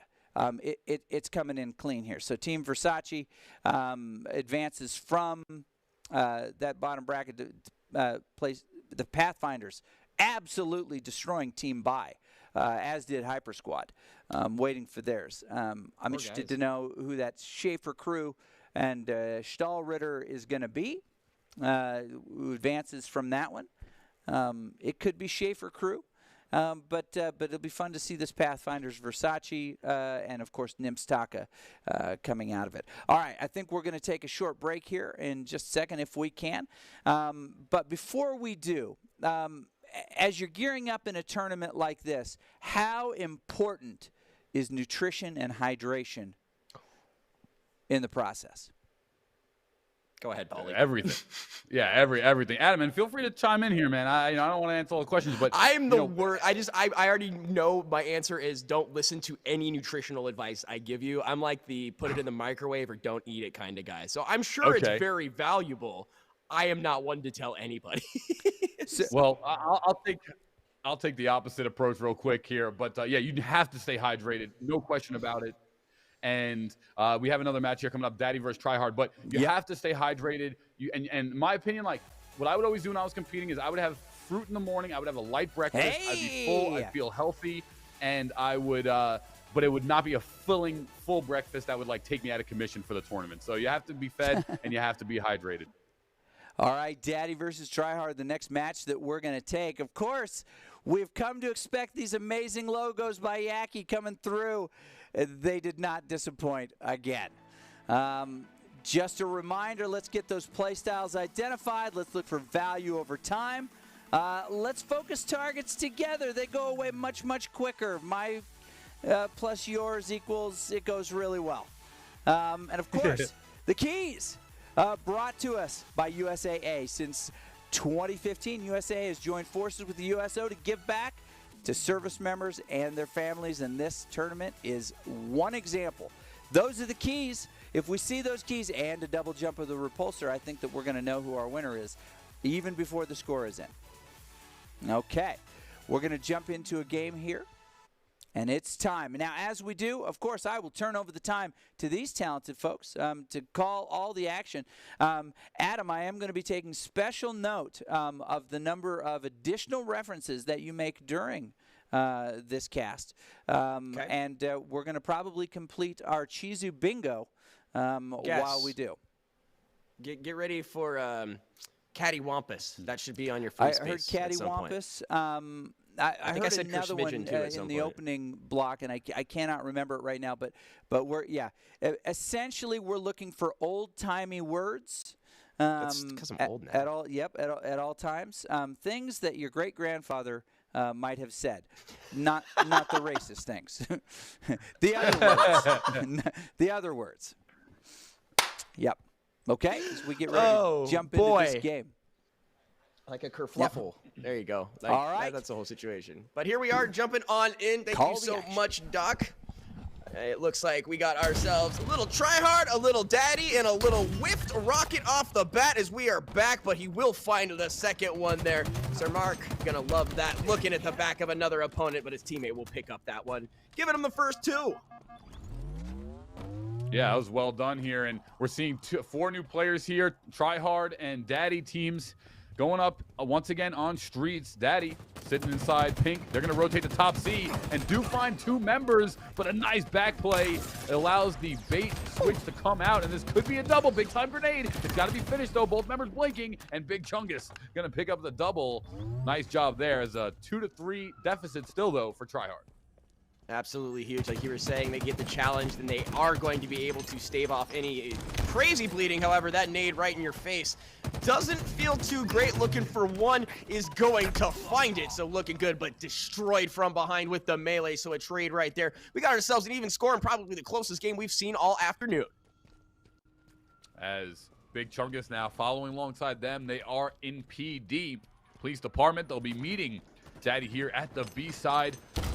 Those plasma grenades can be exploded there, so kind of want to make sure you don't sit on those, but it's going to be a flank from the B staircase, and nice job there as Molzy winds up finding Big Chungus here, and now they're looking to attack on 2. Well played grenades. Definitely going to kill him, yep. Yeah, absolutely well placed. And just as he exits, he's going to be dropped as well. So, again, these crews just knocking each other around, looking for some kind of weakness. Huge flank, like you mentioned, from the stairs opens that whole thing up. But just as quickly as they've gained the advantage, it is ripped away from them. So, again, Big Chungus looking good. Everybody across the board with 3s. Shots ringing here from the right-hand side. Going to be able to get one. Second teammate drops right down on top of him, almost feeding it over. Gives him a quick little peek at his arm, but is not going to be able to strafe and get out of there. A second one there for the Chungus. He's got the rockets now. Yeah, opportunity. No, going to be wasted there.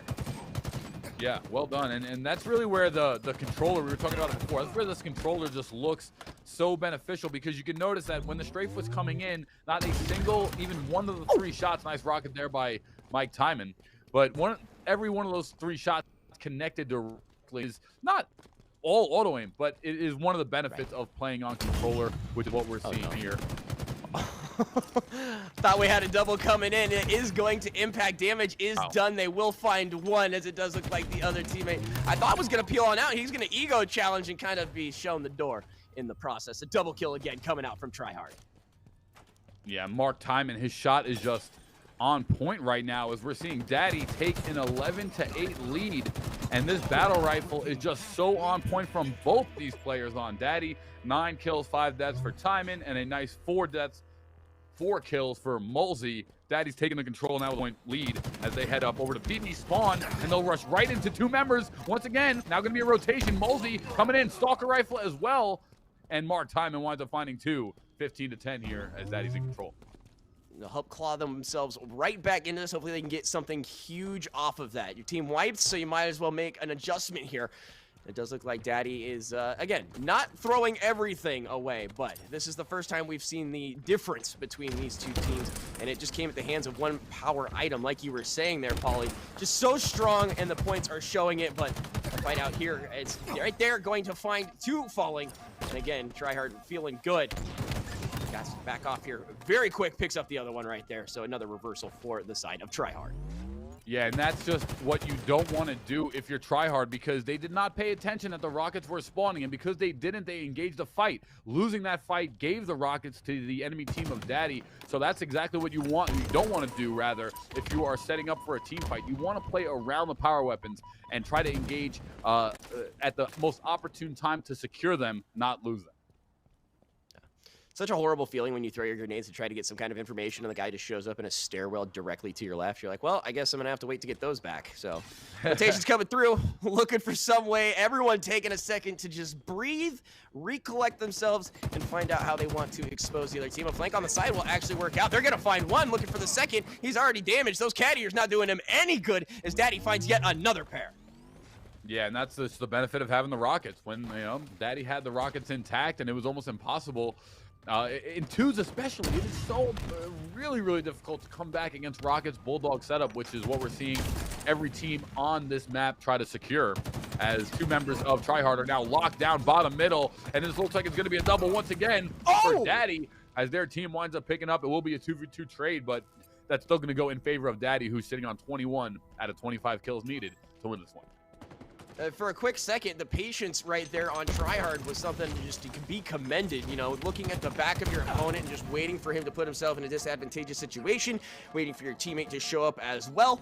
So again, shocked that actually came out to be an even trade to a side. Just a little spiffy grenade to kind of close it out there at the end. But both teams, again, having to kind of find neutral ground and look for another advantage. Getting shot there on the far side, picked up with the marksman.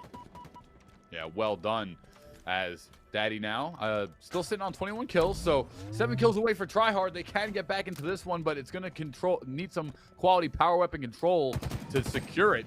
Daddy's team once again picking up that Bulldog as they get called out there top C. And now I really like this though from Big Chungus. They are maintaining tires and holding that elevation. They're going to go for the Rockets, and there we go, finally getting them. But no, it's going to be a beatdown shot combination, double team, as those Rockets once again go to Daddy, which will probably secure them the win right here. Good old-fashioned poof and punch, if you will. Don't have to waste an entire clip when you're standing right next to him. So again, as you mentioned, you mentioned challenging for that big objective. They had to go for that. The melee situation just ends up being an unfortunate circumstance. The pickup of the Rockets as well is probably not the greatest thing in the world, but shots coming through. No one dropping as of yet, but from behind, Molesy gonna find one. Chungus going to find the other, and landing right on top of a nade. Big Chungus gonna get that one.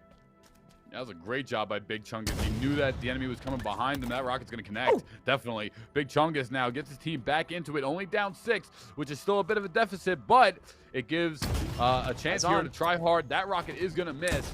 And this grenade combination, I see Daddy in the back A here. And notice how Tryhard is not together here. You have one member pushing in the top mid and one member pushing behind A. And now it's going to be a double one-on-one instead of having a multitude of gunfire. So this is actually going to go in the favor of Mark Timon, and that will be the game as Daddy secures it 25-17.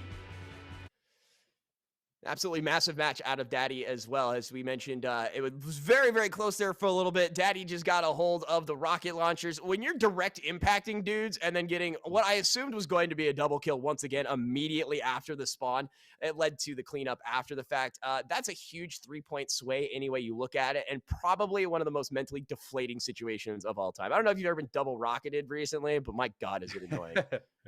Yeah, anytime you talk about the rocket launchers, it's infuriating to say the least, let alone a double kill. But that was some amazing stuff there as Daddy winds up securing it. Tryhard didn't play that bad. They only lost by about 7-8 kills. So if you're going into map number 2, there is a light at the end of the tunnel. If you're Tryhard, you want to make sure that you're being very positive here and you're noticing what you did wrong, because an easy correction could take them to a second map as we take a look at some highlights here following alongside Big Chungus. Yeah, and again, for the first handful of minutes of that game, super even. It came down to this kind of huge fight for the power items that you were talking about. That right there, landing on top of your dying teammate is never a good indication of what's about to happen. But I do Right. believe this was what led to that very curious 2-on-2, team kill on either side, double KO, if you will. Yep. But again, Daddy looked good. They had great control, and again, it just comes off of these rocket plays that we were seeing. Yeah, and I mean the amount of times that Daddy got the Rockets can easily attain the 6 or 8 kills that Tryhard lost by. I mean, I know that we're harping a bit on the power weapons, but Halo, especially Infinite, is such a power weapon based game. Yeah.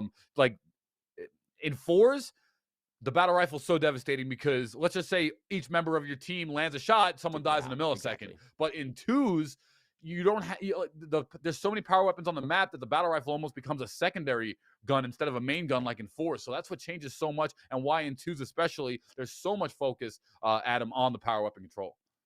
Yeah, absolutely. And you talk about just the rotations and reviving, coming back into the game as well. There's only so many places you can be. Add a couple of more bodies on top of that, the ebb and flow of the kills, if they're not exactly stacked on top of each other, throws an extra level of chaos into it. Only having 2 bodies to keep track of makes it so much easier to plan out these routes, especially if you're on top. If you have those early kills, you're like, okay, well, there's only 1 or 2 places they can be. Let's make an adjustment accordingly. Yeah, and that's also why you're seeing teams in twos. Like every highlight in this clip is really coming from B Hill, because B Hill, if you're sitting in B, you basically cut off the PD spawn to your right here. You cut off the C spawn for the most part. So they're either going to spawn back C, back A, or Pink Street, which is all one horizontal plane of spawns. So you can basically force them in that they're going to spawn in the horizontal line across the map, across from B, if you're sitting B, which is why we're seeing such dominant control from teams that are constantly always going there once they wipe the field and get positional control. I was really hoping that pickup there was going to allow them to kind of crawl back into that tryhard when he picks up the rocket, gets meleeed right in the mouth. Right. That right there was the desperation play, but would have turned things right upside down, cattywampus, if you will, had they been able to close that out. But again, Daddy just looking good, tryhard not looking bad though, if I were to be so candid. Yeah, have to agree. Like I said, just 7 kills difference, whether you win or lose that game. That's not that big of a deficit in 2v2. They can easily make some adjustments. They can easily get back into this one. And I think, like I said, Daddy had the Rockets 3 or 4 times, which 2 Rockets per time is going to add up to that 7-8 kills that you're behind. So a little bit of Bulldog control, maybe a little bit of Rocket control. Yeah, exactly. Let's hit him with the math. But and even the Stalker rifle, rifle, one of the more underrated weapons on streets, is so devastating for the Stalker rifle. So we'll see how it plays out as we get ready to set up into the next map, which it looks like it will be Aquarius. Yeah, and we mentioned Aquarius. The midpoint of this map is huge. Not only do you get the elevation out of it, the item that spawns there. Just again, you mentioned it in our first one, and I hadn't really caught it. Just how absolutely devastating that single point on the map is. The ability to not only look and pinpoint your opponents, but there is no way that they are able to really play their game. It stops any and all momentum as far as the opposing team is concerned. So I really want to focus that as far as this next map is concerned. Yeah, and a lot of the reasons why you're seeing the points of contention that are the points of contention is because of the way that it sets up the spawn trap. That's really we didn't talk about it too much, but spawn trapping and understanding where the enemy team is going to spawn is so much of it. But we are going to head into this one. Let's see how it plays out as we start on Aquarius, and we are following alongside Foyer Pause here. So it looks like a sub has come out for Tryhard. Interesting maneuver. We'll have to see how it works and pans out for them.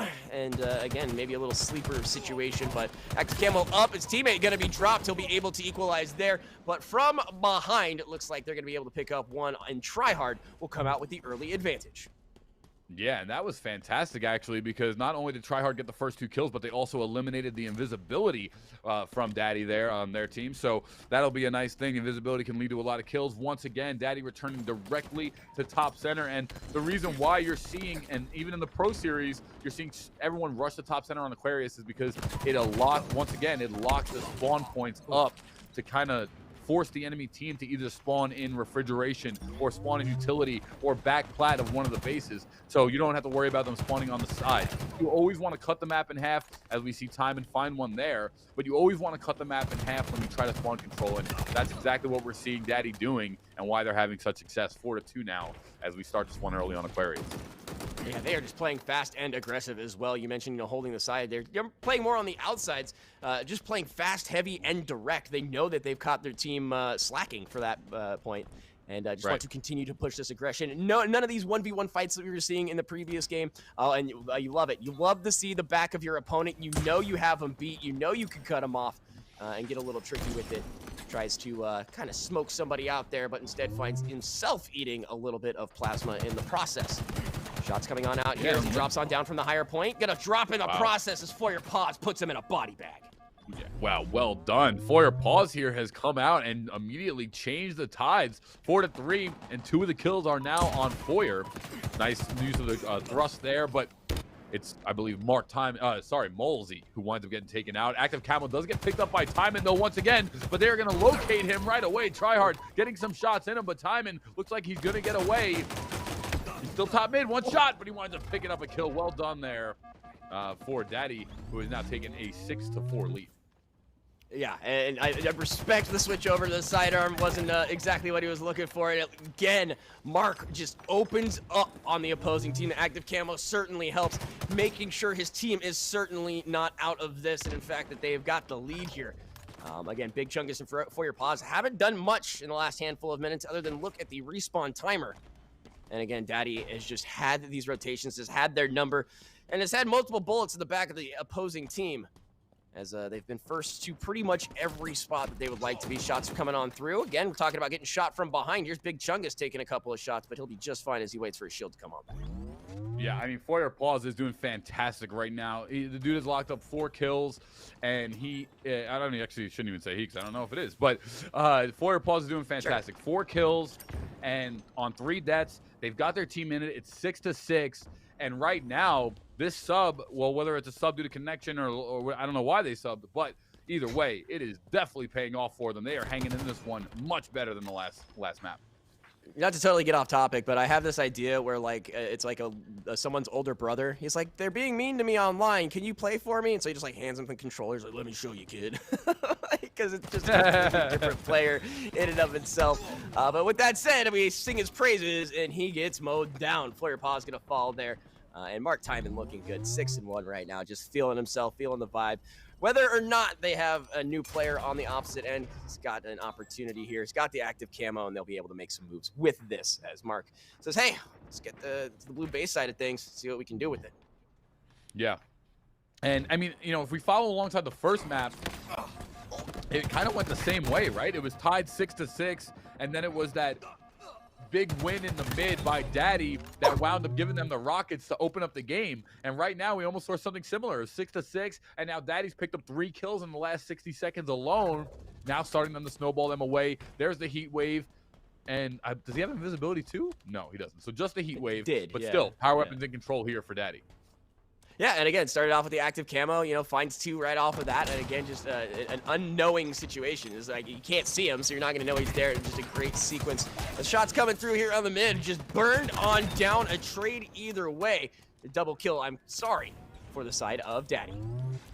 Yeah, I knew that was going to happen right there. Daddy with that heat wave. The last thing you want to do against the heat wave is to bundle up. So the second I saw Tryhard rushing through that top door from utility together, I was like, uh-oh, this heat wave is going to melt them.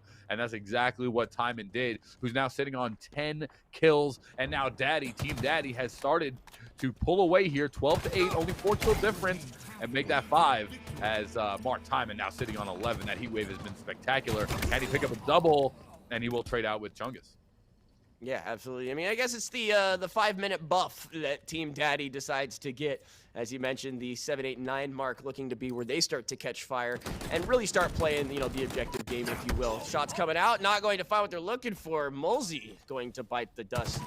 And it's all right. His teammate's got his back there. Kill assist coming through as Chungus is able to get him.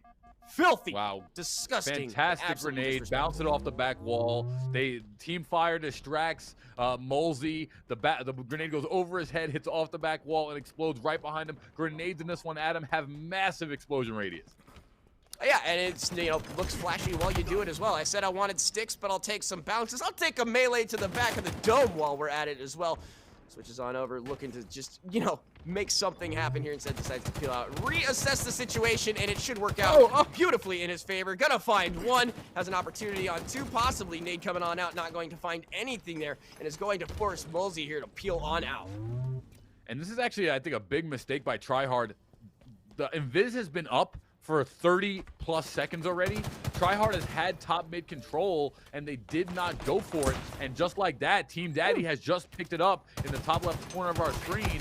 And wow, nice kill there by Big Chungus. Tryhard is actually coming back into this one. They're only down one kill. However, Mark Timon does have the camouflage. I would have liked to see that go to the hands of Tryhard. Yeah, absolutely. And as you're seeing it, switches over to the secondary. Not going to work. His teammate should be able to clean this up. The melee to exchange. But as we mentioned, teammates, the fourth man appears and turns that over 2 for 1. Daddy, again, is just a little bit better. Not extravagantly. It's not a blowout, but just a second and a half better as far as the team coordination is concerned. Yeah, but either way, I mean, this combination here, bringing Foyer Paws to the team, has really opened up the team play. They're bringing 6 kills to Chungus's 9, and just like that, only 2 kills behind for Tryhard. They are playing much better here on Aquarius. Nice grenades. We'll put some damage onto Molesy, who drops down the bottom mid. That's going to be a well-placed Dynamo grenade, but some of the damage actually had hit Foyer and made the kill easier for Daddy, and that's not what you want to see here. Now behind 3 kills, make that 4 kills, as Daddy is only 6 away. Not much time here. If you're Tryhard, they got to get back into this one, and they're going to need 2 team wipes. Once again, perfect timing, as that Invis is going to go to Team Daddy for the 3rd time in this one. Yeah, absolutely. And again, we just talk about how prevalent these items are. This position alone is just massive. And right now, Daddy really heating up, turning things to another level. So looking to close this out, move on to the next round. That'll help right there, as Mark is just having the game of their life right now. Whoa. There's another one. 1v1, v1, v2, doesn't matter. Give me the points. Yeah, and right there, what does he do with the camouflage, Mark Timon? He picks up the camo. He maintains top mid positional control. He finds one, drops down, knows he has full life still, finds another, and then rotates over with the camo and picks up equipment. Equipment is massive in this game. Having the thrust is huge in this game. And just like that, that is the exact definition of a Paulie power play. Well done there to maintain control, dominant control. And this is looking really good for Team Daddy, even though we're going to see Chungus find one.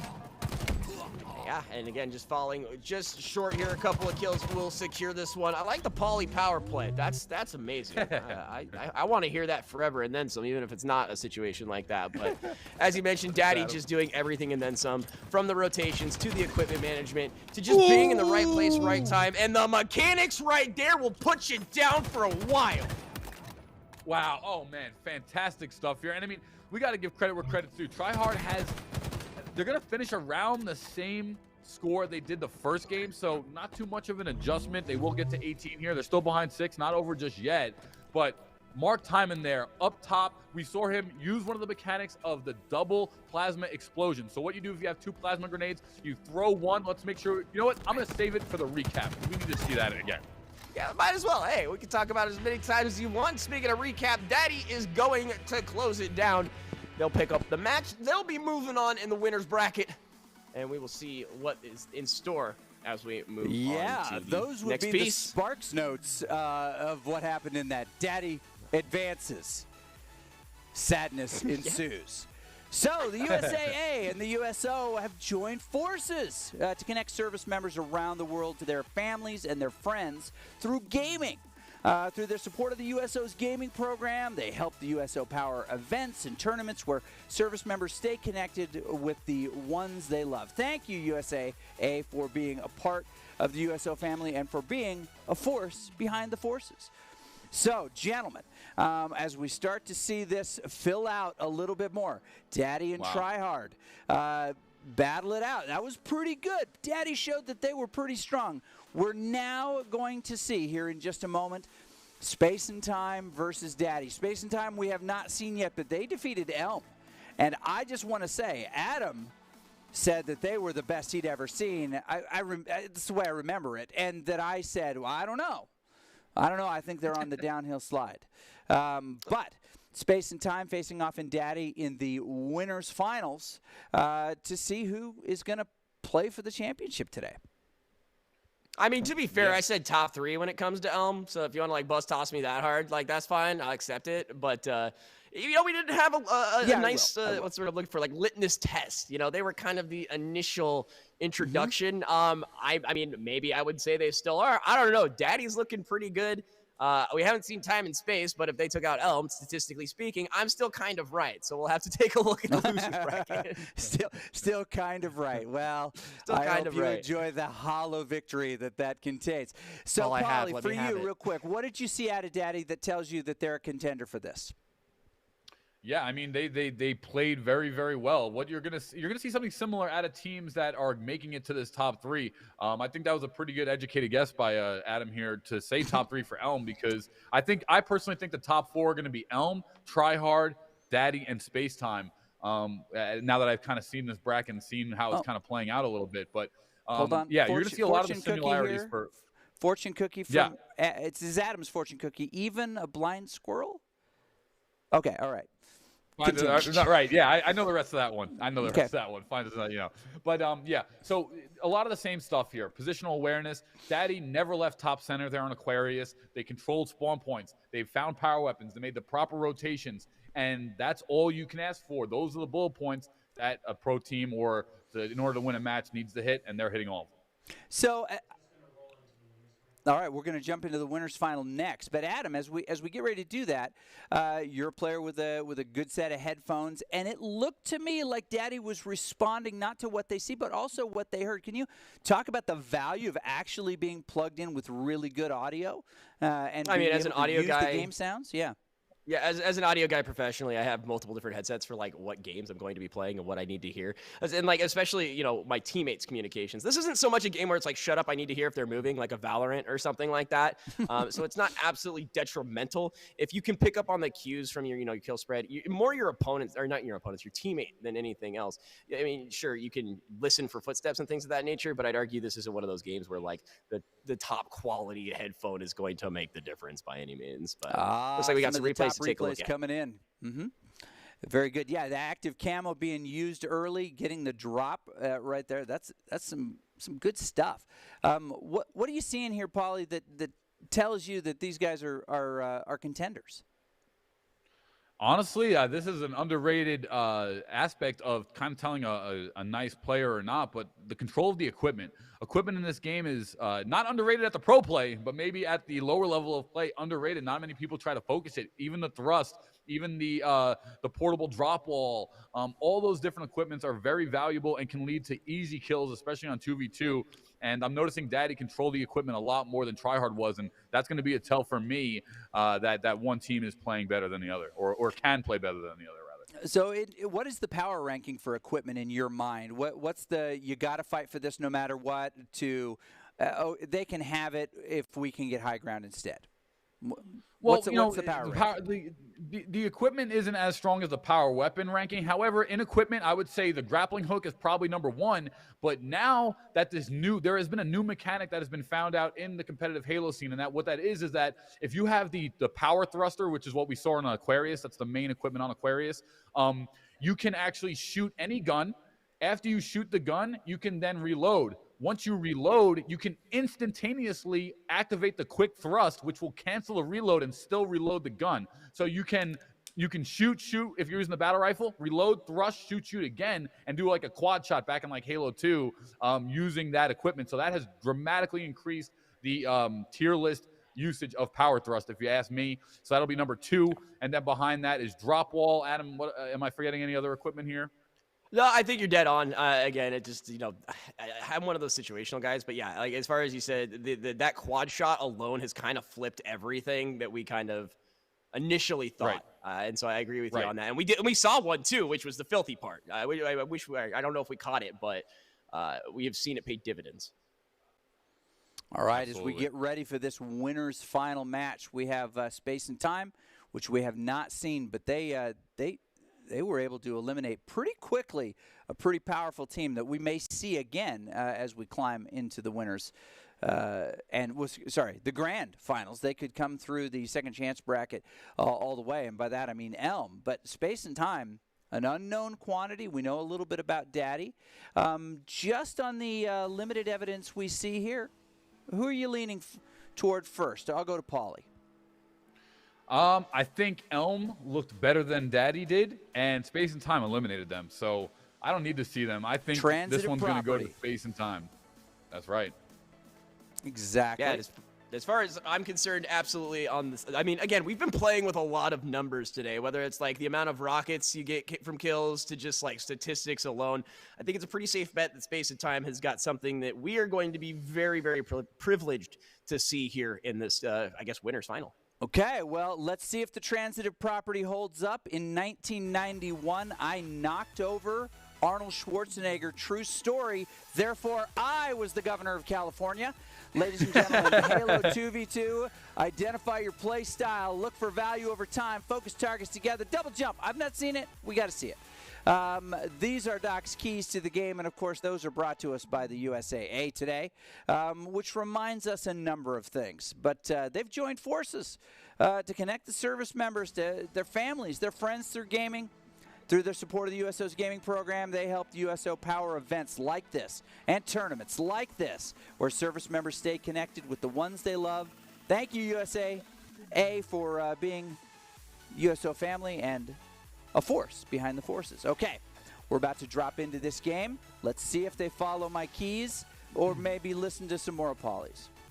So, yeah, hopefully we'll see this. On the break, first power weapon on Streets is likely fill in the blank. Rockets. Yeah, rockets. Like, so there's like, since there's so many power weapons, there's a little chess game that you can play. Like, if I notice that your team's going to get rockets, or you've maybe put in a couple more shots, like on Streets, you spawn directly across from each other. You're in each other's line of sight from the spawn. So if I know that I'm behind in the shot count off the spawn, I'm just going to rotate and go get that Bulldog. I'm going to get one of the two. That's for sure. But if I can't help it, you're going for rockets number one. Rockets number one. Any of those, Adam, that you comes up, you're just going to go, well, I'd rather have position. I'd rather have Bulldog. I'd rather have something else than a like a straight power weapon. Is there anything you're like? No, I mean, again, we saw properly. No, I mean, listen, that's all the weapons for me again. But I feel confident with a rocket launcher, just as far as the splash damage and what you're capable of doing, what you're capable of getting with the resources expended. We talk about, quick kills, quick return rates.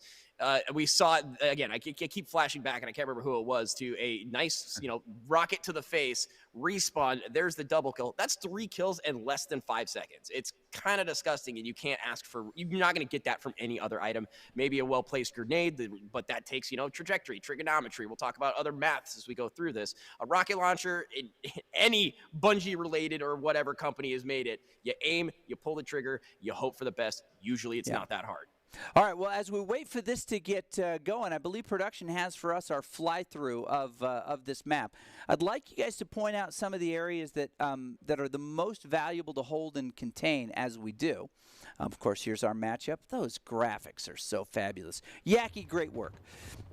All right, I have to hit up Yaki because I actually need graphics. So this is interesting. I really like that. Oh, we're in. All right, go right in. We're straight in. Take it away, boys. Well, all right. We're going to take it from here. Chizu and Paulie here as Daddy and Space and Time. This is our winner's final, so whoever picks up the victory here has what could feasibly be 1 or 2 matches in their future. The other trying to fight their way back for a second chance. And so far, as we mentioned, Paulie, Space and Time, the underdog, or not, sorry, the underdog, the unknown here, looking very strong, taking out quite a few teams that we have seen absolutely open up on some. But it looks like we already have some quick aggression as Daddy going to find the first one here on this map. Yeah, this is a great job by Daddy. Nice use of the splash damage from the rocket. And wow, Mark Timon going to pick up double as well. And this is, Mark Timon has just played fantastic. He dropped a 20 bomb Nutty. last game in the winners semifinals, and now he's in the winners finals, and he started off with 3 again. I mean, this has been just a great job. He's in trouble here down in streets as we now go over to Galaxy Ping on Space and Time, who's taking some damage here on top C, and he's going to rotate back down, but a wonderful call by Mulsey, and Mulsey is actually back in again. So I guess Mulsey had just disconnected maybe for the last game, or oh no, sorry, that was on the other team, right?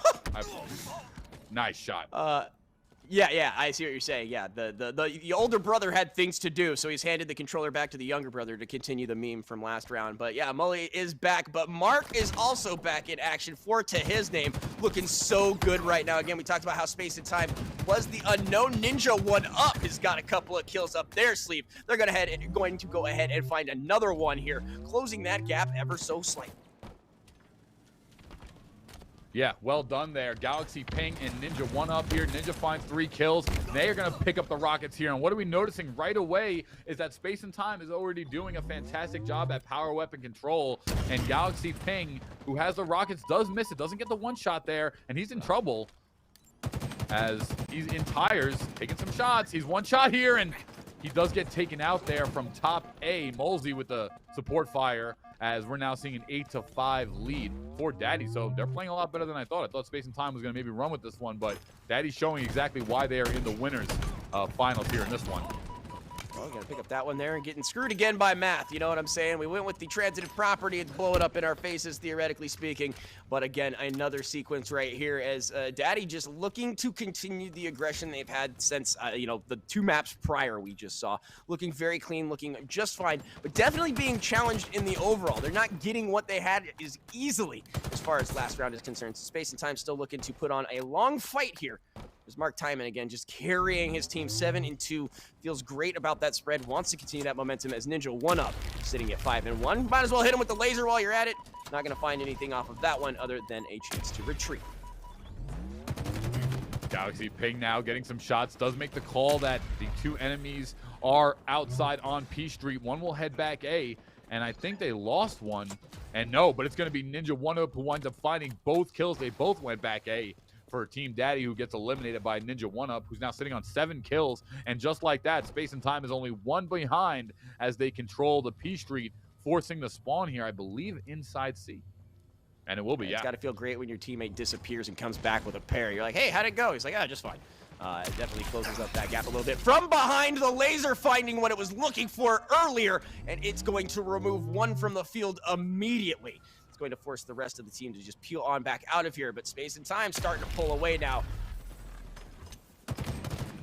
As we're seeing a nice grenade come bottom mid, and it's going to be a back away here for Team Daddy. Space and Time has taken the lead by 2 kills as they are just controlling top B. And when I say top B, what we're referring to, if you're new to competitive Halo, is the fact that that's where the hills spawn on one of Halo's most competitive game types, which would be domination. So that is the B-side hill. Anytime we say letters is where the hill is located on the map for the domination game type. But it is an easy call out that all the pros use in case you want to use the same. So far, Space and Time starting to pick it up now, Adam, as we're seeing some domination control here as Ninja 1-up finds another.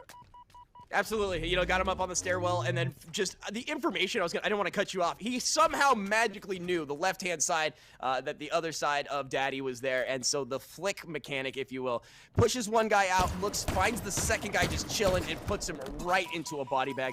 An exchange of fire here, not going to be finding anybody. Just a little bit of damage, and so they'll peel back on out here as Ninja 1-up, again, looking super strong here. Just biding their time, but as you mentioned, Space and Time did turn it up there quite a bit with a nice 6-point lead. Wow. And Space and Time is proving exactly now why they belong in the winners finals, because Daddy has had a fantastic run so far, and Space and Time is starting to make it look kind of easy as they've taken a 6-kill lead. Now pushing up is Ninja 1-up. He's got the Bulldog. It's going to be a flank here, but a nice juke. Still gives him one. Teammate comes to collapse, who's 1 hit. And Galaxy Ping does wind up finding the second. So now it is 10 kills for Ninja, 1 kill for Galaxy, and Space and Time is in control. It's such an unfortunate situation. You drop down, you have both backs turned to you, a massive weapon on top of it, not able to commit. Mark gonna find one there, the 1v2, but traded back aside there as Galaxy will pick up that one. Galaxy with 2. puts Mulsey down and says your teammate was the real powerhouse here. I'll take you down as well. So another pair there for Space and Time. And as you mentioned, Pauly, they are just running away with this now. Gonna miss the jump. We'll pretend like we didn't see it. All right, third time's a charm. And push it on through here. And yeah, just gonna get mowed from the right-hand side. Blue Daddy finding 2. Yeah, and that was actually a massive, massive kill there because Space and Time had the rocket launcher from their previous engagement, as we're going to see the rockets immediately picked up, and that has given them the Mark Timon, who's got them back in the game. Only 5 kills behind. Mulsey going to find another one, and now it is 4 kills behind. Man, what a great job by Team Daddy, who isolated those rockets, and if those rockets had gone off, this game probably could be over, and now it is Team Daddy who's starting to snowball with just a 4-kill deficit from 7 in just a couple minutes. Yeah, and like you mentioned, that exchange of the rocket was just absolutely devastating. Obviously, you don't want to drop your massive weapons, but that one in particular that haven't used immediately. Good shots there from Galaxy. Gonna find 1 on the hunt for 2. Teammate in tow. They only need 4 to push this to match point. Yeah, and he's trying to run away there. He knew that Mulsey knew that he couldn't give up the kill because of how close it is getting for Space and Time, but that same run is what actually led to his demise, which is unfortunate. You hate to see it, but 22-16 now, and Space and Time is in utter control as they come in quickly and tired.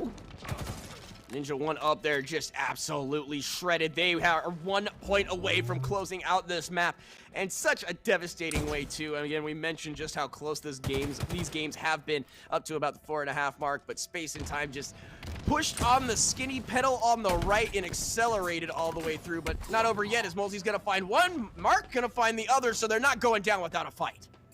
Yeah, they're still behind 6. They do wind up having that pink control when getting the win here. Rockets coming up in 3 seconds, as noted here by the spawn timer. And this spanker is coming up, and it looks like, see, this is the problem here, because Daddy can't even run for it because they're only 1 kill. It will get found, and just like that, Space and Time has taken your first game. For a quick second, it looked like Matt lied to us, but Space and Time pops it off. And very devastatingly, too, I might add. The popping off occurred. That can be confirmed. Space and Time playing really, really strong. Daddy did start out hot. They did start out strong. But the question is, who made the better adjustments? Pauly, in general, who made the better adjustments to you? Space and Time, they started behind. So that's really where we want to emphasize. They started behind. It was close, but then out of nowhere, around that 10 kill mark, 12 kill mark, they just started controlling everything, and they played absolutely dominant from the middle of the match to the end, which, like we were talking about before, sometimes it helps to finish out strong at the end, then come in hot like Team Daddy did at the beginning. So if you were to be able to predict here, and again, we don't know all the details of Team Space and Time, do these look like folks with like good esports background? I mean, do they play like people who've been kind of in this game for a bit?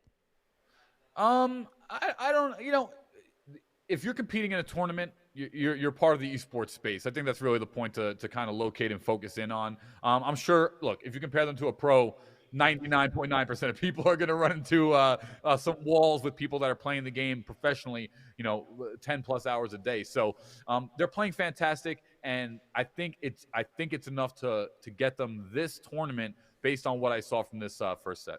Okay, some replays we're taking a look at here. Galaxy Ping, Ninja up, doing a nice job, of course, on the Space and Time team. Names that we've not seen a ton of. Mark on one side with Mulsey. Love those names as well. Also kind of showing why they're here. What's interesting is that whoever wins this competition, this best of 3 here, right, is going to give themselves a little bit of a break. The other team is going to be able to continue to hone what they do. The maps don't change significantly. There's an opportunity to change your strategy, to change your approach, or at least to clean them up. What do you expect to see on Aquarius Map 2? We'll go to Adam first this time. No one saw that coming. I love it. And ask you, what do you think you're going to see different out of Daddy this time? Or what do you need to see different out of Daddy for them to take that second map and for us to see this elusive third map for the first time today? Well, that right there is one of the things that I kind of wanted to point out is just, landing shots, finding these flanks and getting something off of them. They've had opportunities. They just haven't been able to close out on them. And I have, again, this creeping suspicion that was just the first level, and Space and Time is about to go Super Saiyan. So brace for impact would be my piece of advice, because I have a feeling, especially that being a first map, you kind of wait out your opponent. You don't know necessarily what to expect. Now that they have that information, it's time to extrapolate on that information. And I feel like Space and Time is just going to blow the doors right off the hinge. Heads down, stay down. Adam wants everyone to brace for impact. Paulie, I'll ask you the opposite question. Space and Time has a track record of doing well and pushing from behind. What do they need to do to stay on top? Same thing that they did. If it's not broke, don't fix it. They won the first set, so all they have to do is exact the same principles that they brought to the table, and I'm pretty confident that they will walk away with this one. But honestly, I think Daddy has a chance to get back into this one. Not many teams I've felt about that so far, and Team Daddy, I think they played very well. All that comes down to, as long as you're getting to that 17, 18 mark and still losing, that's 8 kills is a power weapon. Across the game. So you control power weapon a couple more times, that 17 becomes 25, no problem. I think Team Daddy's still in this one. So let's take a look at the Aquarius map. By the way, I'm an Aquarius, and I may even try to reference the fish that saved Pittsburgh, just so Yaki can go back and kind of refresh his film collection as he watches this from his tiny little cubicle. As we fly through this, what do you see in this that people do a good job of exploiting when they have map control? Just the top center. You got to get top center, and the reason why is because it in competitive shooting games, your goal when the enemy team is dead, especially in a respawn-based shooting game like Halo, is to control the spawn points. You want to get an educated guess on exactly where the enemy team is going to spawn the second time around. So when you're able to get top mid, you immediately divide the map in half. And that's going to be the key here. And also top mid is where the invisibility is. So that's the key for me moving forward. Top mid, invisibility. Adam, again, with these teams, where have you seen them get the most value? We've seen a couple of these amazing high ground, 1v2 where the one wins in these scenarios. The high ground for you, is it the most important?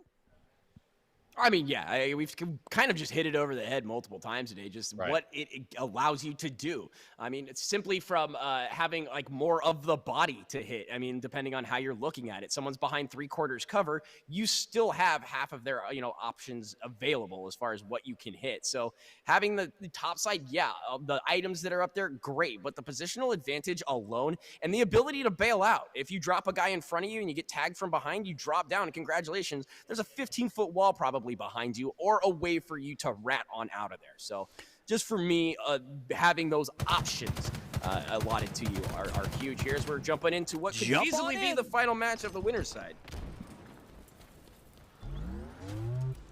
Yeah, Mark Timon does find one, and that's going to be the first kill. Getting that first kill is so beneficial to now setting up here as we follow alongside Ninja. But now if you're Mark Timon, you want to get up top. I didn't see who that went to, and it did go to Timon. But he gets taken out with a well-timed grenade. Ninja one up. Nice pistol shot, actually. Something you don't see too often here in competitive Halo.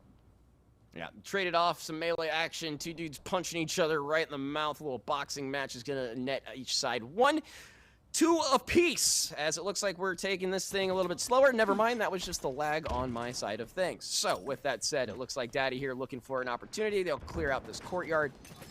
And fire's just coming on through, so they know to bail on out. Yeah, both members here for Team Daddy sitting in yellow utility, but they're going to get flanked here. And this, nice use of the thrust, but it is a beatdown coming out from Molsey to assist Mark Timon and picking up a kill. I love what Daddy's doing right now. They're actually playing slower. They're not going for the top mid in per se, as commentator Curse, they immediately head to top mid. But but actually, there is one counter strategy you can play on this map. If you're not going to locate top mid, it's just staying on that same elevation of high ground, aka one of the base plats or so on. So right now, Team Daddy holding more of the high ground on the base side, but still able to see top mid. And as long as the visibility is not up, top mid is not need to be the biggest priority at the moment. Great job by Team Daddy. And that's what I was saying. If they can brace for what's coming their way, it looks like Space and Time really like to be aggressive, really like to be in the fray. And now Daddy's just taking their time, methodically and surgically trying to find a way to break it apart. And so far it's working. These shots ringing true as well. Go ahead, pick up yet another piece of active camo, but is not able to get out of it. It seems to kind of be the, like we said, if you get there first, doesn't necessarily mean you're going to keep it. And that's twice now we've seen active camo relatively wasted. Yeah, and that's fine. That's going to be acceptable here. But one thing we have to note is that Space and Time out of nowhere has taken the lead. They do have the heat wave top mid, and they have this member pinned. Ninja 1-up winds up finding Molzy, who's going to hit the Mark Timon, who hits the death screen. And I love what Space and Time is doing here. They're getting one kill, and they sat there and guarded each other while the other member got his life back. So now they are back again, both full, and this double kill. Oh no, not gonna go to them. Mark Timon actually finds both. Great job there. Mike Timon is on fire. He's got 6 kills now, and he's heading for a spawn trap over to the blue side. No signs of slowing down, and again, that was a very curious situation as Daddy's able to pick up 2, bring themselves back into the equalizer, and now they have the opportunity and the equipment to do some more. We're gonna take a couple shots here, wait for that shield to spawn back up. Shots coming off to the other side here by Hydro, not going to land. It'll allow the opportunity for the opponents to go themselves on. A couple shots coming through. Shots going to be found, and that one's going to be another one in the hands of Molzy, looking much stronger in this round until he gets, tagged right there. Yeah, that was a great dynamo grenade throw. I don't like that Molzy was not being decisive with the heat wave top mid. You have the heat wave top mid. You have 2 members called out in different positions. You got to take that heat wave, push over to the other side, and bring the fight to him. He kind of stayed complacent and didn't pick up a kill, but he could have picked up 2. As now we're seeing Space and Time take a 10-8 lead. 13 seconds left on the invisibility, and both members of Space and Time here are bottom planners. And nice grenade as one member gets taken out. It's a 1-for-1 trade. Yeah, I'd be curious to see whose grenade that was that initially had the damage, because that was massive. Just a bunch of chaos there. Right. Absolutely. Yep. Okay, so just absolutely disgusting to get that in and on. And the shots are coming on through across the way. Gonna find marksman on Molzy there. So Galaxy Ping looking so strong right now. Looking for more while he is at it. It's a couple of shots that end up tagging, but doesn't know his opponent is peeled out the opposite direction.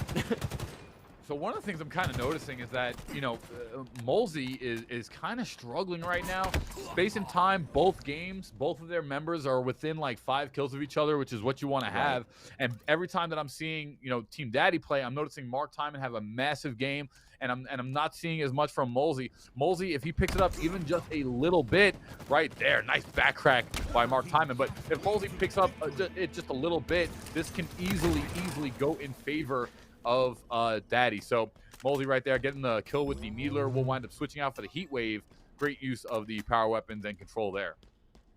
I mean, it's hard to miss with an item that, doesn't miss. So good job there from Molzy. Make sure he lines it up and makes it work. You know what I mean? There are those timings and those instances. But I 100% agree with you. Mark just looking like the powerhouse of this team. Molzy doing what he can to stop the hemorrhaging. Gets a little 360, lands on a grenade, so it looked cool before it didn't look so great, as Galaxy Ping going to be picking up that one. But yeah, 10-2, 3-7. Like, that's one of your teammates, getting smacked in the back of the head going, hey, come on, I need you to do something here. And Molzy is trying. He's doing the best that he can. Question is, will it be enough? The fight here not going to be, as Molzy once again dropped by Galaxy Ping. Yeah, but Team Daddy within 3 kills here. Molzy has 3. Mark Timon on 10 for Team Daddy. Team Daddy has got to mop Space and Time a couple times here, because this 4-kill lead, if the kills are being traded, you will never be able to take advantage of that deficit. So Daddy has got to get some wins here, and this could be it right here. Playing in blue utility, there's going to be 1 always going to Mark Timon, and now they've got to look at Galaxy Ping and potentially pick up 2 here. Oh man, Mark just wrong place, wrong time. Galaxy also just looking good. I mean, right now, Space and Time, again, giving them an opportunity to come on back. Lots of 1-for-1s. But, we mentioned the grouping, the way that these two are playing together, and it's just the Mark Timon show versus the world, man. You might as well get the 80 X's out, because it looks like, once again, Galaxy is just in, out, and on top. Yeah, Galaxy Ping is now playing fantastic, but once again, his teammate Ninja 1UP bringing 8 kills to the table. They've already got 20. This one is not looking good. Molesy, 3 and 9, is not going to get the job done here in a 2v2 situation. And now, unfortunately, Space and Time is located top mid. They are established top mid, and it is going to be hard for Team Daddy to come out of this one. Molesy, beautiful shot there. That was well placed, but he's going to get taken out, and trades are not what you want with only 3 kills left for the victory. I like the attempt, though, and just, again, one of those situations where you get the kill, you're like, everything's great. You turn around, everything's awful. It's the Halo timing, as I like to say. Right, So, right. Let's go Ooh, Space okay. and Time from the gentleman. Good little boxer killjoy, a little poof and punch to the face. Now coming up into the base here, and because that Ninja 1UP was in that base, they should know that his teammate is going to spawn there too. You want to keep trickling in. You want to keep the enemy team on a staggered spawn cycle. That's going to allow you to come back into this one. As that Team Daddy only 5 kills behind, it's still possible. There's definitely still a chance. They got to make a move right now, and they have to find some kind of extra advantage, more than what they already have. And Mully needs to keep making those plays that we were seeing, but a nice trade there. Both bodies just disappear.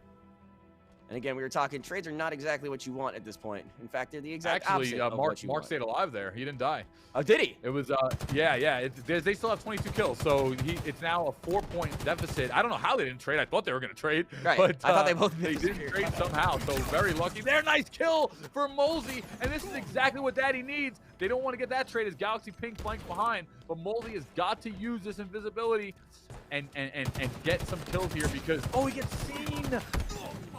Oh, Nice job there by Timon. Doing good, man. Doing some work. Like you said, gets found out, but is able to plant his feet. Like I said, brace for impact. And this is within just a few. Another one, another situation. This ends in one team fight if they're not lucky. Yeah, and this is where you have to play so close to heart. You can't give up, and it's still an option. I mean, look, 20-23. This is the closest we've seen Team Daddy right now. They still have the second bracket behind them. Top mid control though, and that is really hurts because that top mid control just absolutely eliminated. That's going to be the game here, as Ninja 1UP winds up getting that final victory. Just huge. Well, Huge. there it is. There it is. We're going to see Space and Time advance to the you've got about an hour and a half off bracket. And then we're going to see what Daddy does on the other side. The USAA and the USO have joined forces to connect service members around the world and their families and their friends through gaming. Their support of the USO and their gaming program, they've helped the USO power events and tournaments like this, where service members stay connected with the ones they love. Thank you, USAA, for being a part of the USO family and for being a force behind the forces. All right, gentlemen, we have one of the 2 great combatants that are going to stand tall at the end of this. You've seen Space and Time now. Let's give them a little midterm grade. We'll start with Paulie. Do they play well with others? Yeah, definitely. Definitely. I'm liking Space and Time. As we take a look here at the bracket real quick, but I'm loving Space and Time. They just dominated the team that we thought was going to go all the way. We see Dinstar here actually is going to be going up against Elm, and Tryhard has now found themselves secure deep into the secondary bracket. So Tryhard, Daddy, Elm, Dinstar, Space and Time, going to be the top 5, it looks like. We'll see how it plays out. Yep, and we do know that Daddy will drop into that other slot there, and we'll have our second round or our second chance bracket. So if you're giving Space and Time a grade, where are they at the midterm report, Paulie? Yeah, I got to give them an A for sure. There's a little bit that they can improve on. Team Daddy did come close, got to 20 kills, 21 kills, so it wasn't a stomping but they have played consistently against the top team we thought was going into that tournament. So Space and Time, A rank for me. Okay, so on the report card, A, but the parent messages are sometimes needs a little bit more focus. Sometimes is not prepared. Adam, what about you? What grade are you giving our Space and Time folks? I mean, they completed the project and they did it in pretty stellar fashion. You have to give them the A. You really do. Just based on results alone, it's one of those things where like you're doing the bell curve. Cheese is the easy teacher here. Like, Cheese is the easy teacher. It's like you just show up. No. Don't get me wrong, because Molsey's going to extra like classes. We're putting him like in the remedial classes so we can get him back. Like that's a different team. But as far as space and time is concerned, it's hard to pick apart. I don't know, stand closer together, maybe fight harder. I mean, they look really good, especially for just our first peak. And the fact that it's even between the two individuals speaks volumes to me. It's not just one guy going out and putting 20 on the board. Not that there's anything wrong with that, but just as a complete package, you give them anything other than an A, you're selling them short, I think. Well, this is definitely not AP. We're going to jump to a break real quick. Give our chance casters to refresh our hair. Oh, sorry, Paulie, too soon. And we're going to come right back with the rest of this bracket and see who's going to be the Europe Cup champion for the USOO. USO, we'll be right back. See you in just a second. A strong America is a force for good in the world, and the strength of our military is paramount to that mission. Wherever they go, the USO is there to keep our service members connected to everything that gives meaning to their service: family, home, and country. The USO is trusted to support our service members on all 7 continents. With more than 200 locations, Home for Our Troops is as close as the nearest USO center or program. The USO provides critical programming, connecting with service members and their families millions of times each year. From the moment they swear an oath, new recruits are welcomed by the USO's family of staff and volunteers. I'm here to witness my son swearing in. It's nice to have basically a liaison to help people so they aren't as nervous of what their children are going to go through. Separation and constant movement are an ever-present challenge for service members and their loved ones.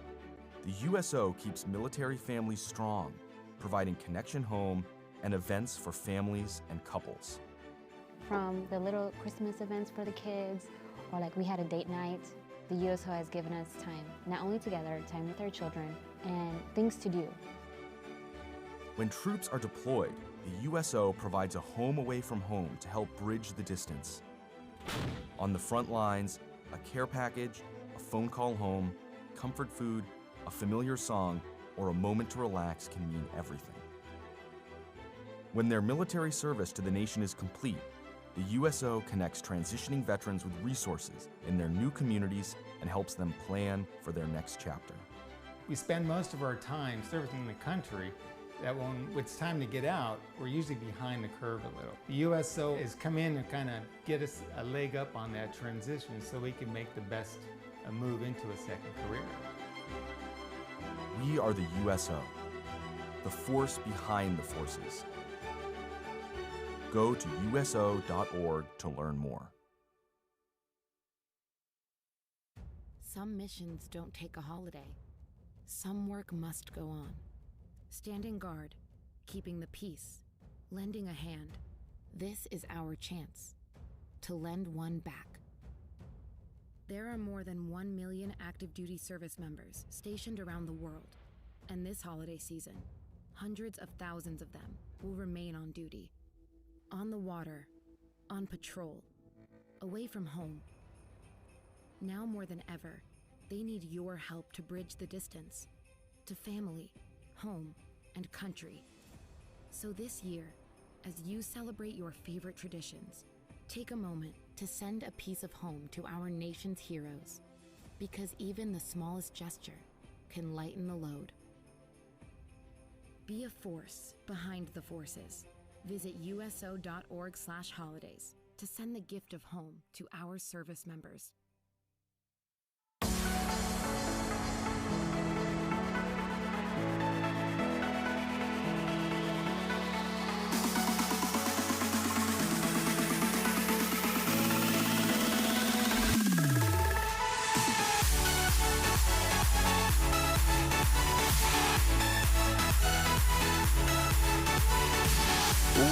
Welcome, ladies and gentlemen, back to this USO Europe Cup. Halo Infinite 2v2, powered by the USAA. Since 1941, the USO has been the nation's leading organization to serve the men and women of the U.S. military and their families throughout their time in uniform, from the moment they join through their assignments and deployments, and as they transition back to their communities, the USO is always by their side. This is the Europe Cup Halo. Folks playing from all over the place, and we have worked our way through the winner's bracket, and we have a winner's champion. But that's not it. That's only half of it. Joining me to talk about the other half, which is the second chance bracket, and that person, that team, that duo climbing to the top to face off against Space and Time in the championships is none other than Adam Chizu McGuire and Paulie Hype Santoro. So, gentlemen, as we get ready to launch into this, we've talked about it ad nauseum a little bit. What is the big thing you're looking for in somebody who's going to climb out of that second chance bracket, the Ashes, the Phoenix, and then bite off the head of Space and Time? What are you looking for in that team? I'll go to Adam first. It's just aggression. I think that we did see when you were planting your feet and going up against Space and Time, Time and Space, it really worked out. A lot of the times teams were falling is when they decided to peel on out just a half second too early. The ego challenges, weren't necessarily there. I want to see some hard aggression. I want to see somebody come out hot and heavy and ready to party. Hot and heavy, ready to party. That's what Adam is looking for. Paulie, what about you? Hey, it's hard to follow up. Hot and heavy. All right. So for me, I think it's going to be, I got to say, if Team Daddy, the second player, it was, what's his name again? I don't want to mess it up, but it's Molesey, excuse me. Molesey picks it up even incrementally. They will win that game. They win that game if Molesey has 7 kills. And that, to me, is going to be gigantic. So I think I'm looking forward to seeing Team Daddy coming out of the lower bracket. All right, we're going to jump into game here in a second. I'm going to turn it over to the two experts, but just a reminder, these are all European military members, places like Germany and Poland and Turkey and the UK. They're competing 2v2, best of 3 Slayer. Those maps are Streets, Aquarius, and Recharge, and we have yet to see Recharge on the broadcast. But here we go. These are the teams that we're going to face off against, and here we go. Gentlemen, take it away. Thank you so much, Doc. Again, Chizu and Paulie here with you. Tryhard versus Pathfinders. One of these two teams continues their tournament dreams. The other one goes home after quite a long day. But already right off the bat, we got a rocket in favor of Pathfinders. The second one to follow, close, but no cigar. Now, and I think I know the answer to this, but just correct me if I'm wrong here.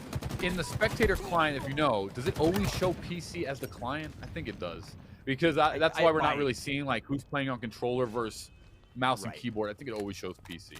But here we have Foyer and Big Chungus. So Tryhard, Pathfinders. Did you guys see them in game 1? I wasn't here for game 1. I do not believe we have seen these guys. So this is a brand new set. Arctic Wolf and Anvix, it appears. Excellent. So let's see here. And so far, it's Tryhard who's sitting on P Street. I like that they picked up the assault rifle. This is a very underrated gun in Halo Infinite. Up close, this gun will shred shields, and it even works up to mid-range, but just not as effective as up close. But let's see how it plays out now as Tryhard rotating off of P to now go take that PD/B hill side of things. But the first kill now for Pathfinders gets picked up. Absolutely, and it looks like, again, we saw Big Chungus and Forever pause, or, take some good shots, but not able to close that one out. Picked on up, though. For your pause, going to be eating the dirt there. Yeah, I love what we're seeing here. It's just a nice rotation. Picks up the Bulldog automatic shotgun. And this is going to be a quality flank. Does wind up picking up one. No! Wait a minute. What just happened there? Did they get the kills? Yeah. They did. Okay, excellent. I was going to say, if he chumped him with the he was relying on his teammate getting that kill. That's why he looked away, Big Chungus, after he chunked one with the Bulldog. So I'm glad that it worked out for him. And I love what we just saw right there, Adam. They baited out the Rockets. And now, just because of that, Tryhard picked up a double. And that was what we were kind of seeing in one of the earlier maps as well. Just lie in wait and then wait and bleed. Just a great move there.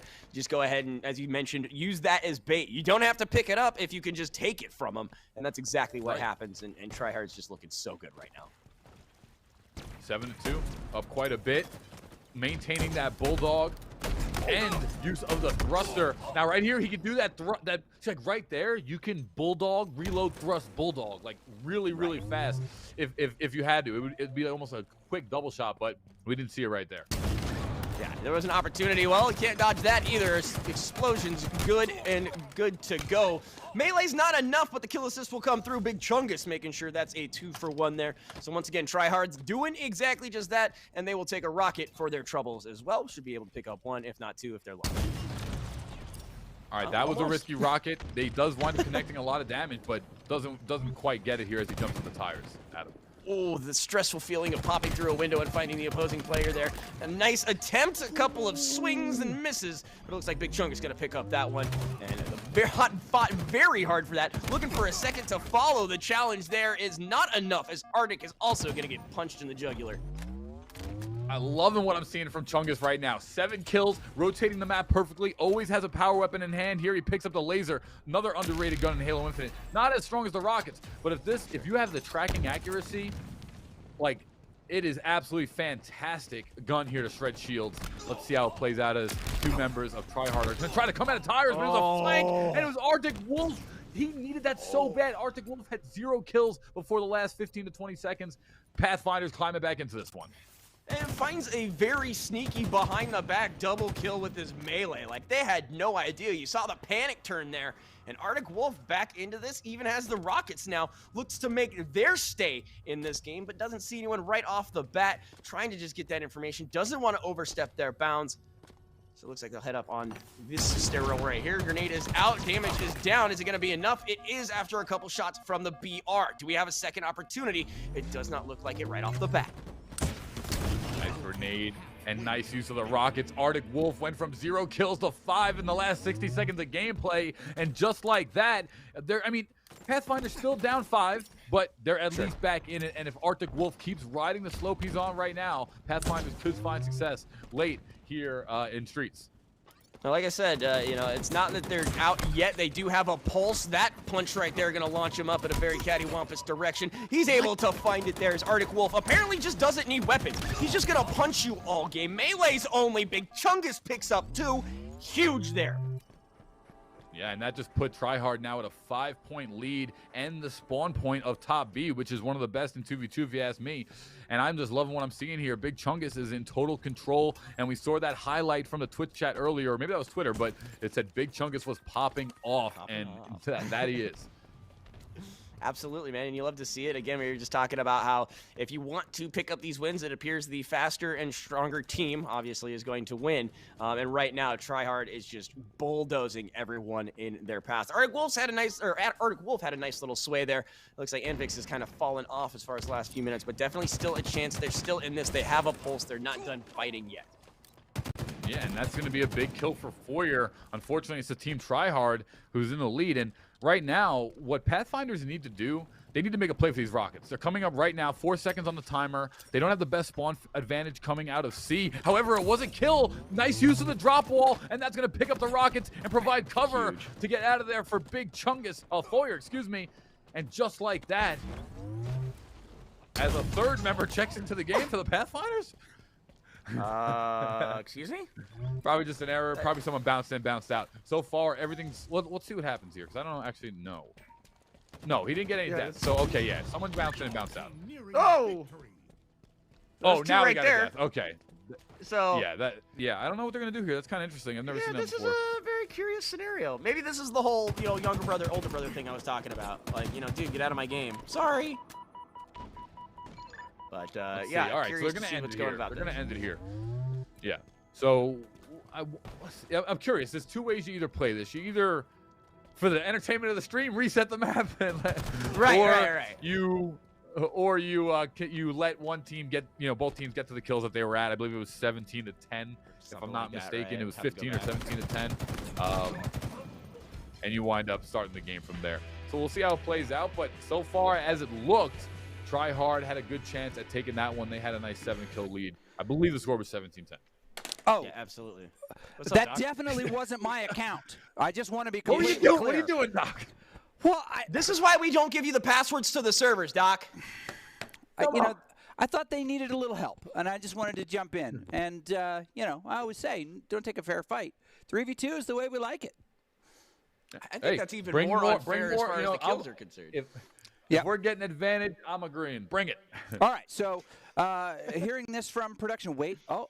Oh, yes.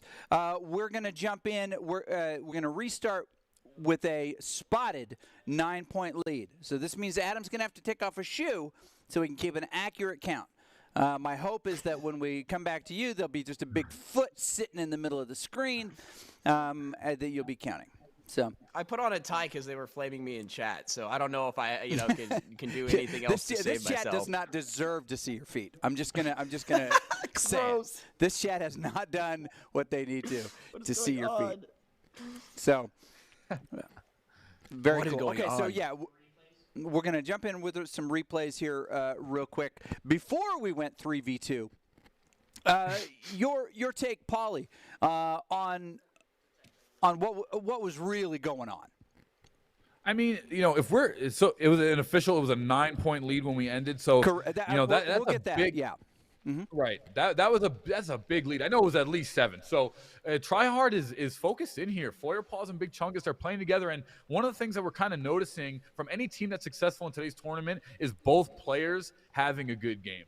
And Feuerpaws, as it ended there, look at this. Both players, 6 and 1 with 5. And Arctic started bringing it back for Pathfinders, but it was not enough. So 9-kill deficit. I think this first game's going to Pathfinders. Tryhard. Tryhards, yeah. Adam, before I joined my Pathfinder friends, did you find that they were able to get that back? I mean, they certainly weren't being blanked here, but it seemed like just a couple of those rotations, they didn't get there in time. How can they turn this around, either in this map or as we move on to Aquarius? I would argue to keep the momentum that we apparently saw in the beginning, because again, Pathfinders did have a very early, albeit slight, lead, and then we're able to maintain basically pace until it got out of control. And then, I can't remember the individual's name. The first individual popped off with like 4. Started with an A. Arctic Wolf didn't. Yeah, something Arctic like that. Wolf. And Arctic Wolf didn't have anything, so it was like a 4-0 differential. Then Arctic Wolf just comes on in and starts throwing haymakers left and right. Suddenly has a higher score. I'd have to go back and look, but I'm pretty positive that first player didn't end with a 5th kill once we got to the whatever situation we did. And that's a completely deflating air out of the parachute scenario when your guy who's kind of your right off the bat making everything work does not continue that momentum. So I want consistency, I think, is what I'm alluding to. Having your 2 teammates have those points within whatever amount, sure, that's great. Backpacking as a solo, that's fine. You need to be consistent, and that's something we definitely didn't see as far as that first part of that map was concerned. So the Pathfinder v Tryhard will produce a winner here in a second that'll take on the winner of Elm Dinstar. Now this represents what you see here, the semifinal, one semifinal for the second chance bracket. And of course, the team that did not advance, who was knocked out in the upper round by Space and Time, will play the winner of that matchup.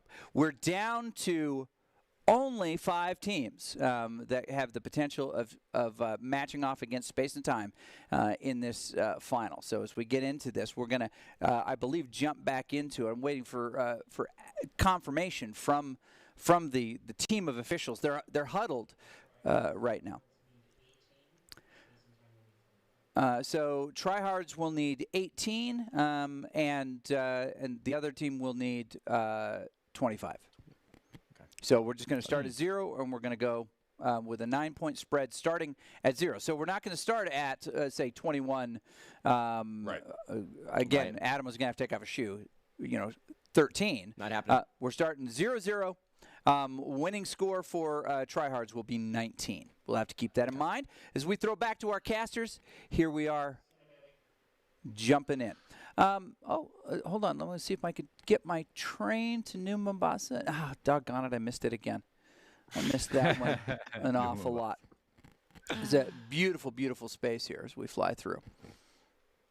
Absolutely. Yeah, coming out of the top of C. This is where C Hill is, and then we'll go down here to help some new people in the stream with call-outs. That'll be rounding out Pink Street as where that camera ended right there. Absolutely. All right, we'll take a peek at it again here. Again, let me see if I can get it. Nope, still can't get it. But with this change, with starting with a handicap, do you come out stronger, Paulie, or do you just go with what worked before and hope that math will be on your side? Yeah, no, I think you definitely come out stronger. It's just like anything. You're warmed up. You're confident. You knew you were going to win that game if it continued the pace it was. And just like that, Big Chungus takes out Arctic Wolf right away to start things off. So, well done here. Try hard. Yep, and gotta love it. Just coming out, like you said, hot and heavy, ready to go, and an immediate reward for that aggression. And as you mentioned, Tryhard, basically had that one in the bag. The addition of a third body to be hit by rockets, albeit an interesting scenario, is not, how the game is played. So we'll see how they recover from that, of course, because that's super tilting in and of itself. But a big ol' shot right there almost takes out both individuals of Tryhard. Looks like well done. Out.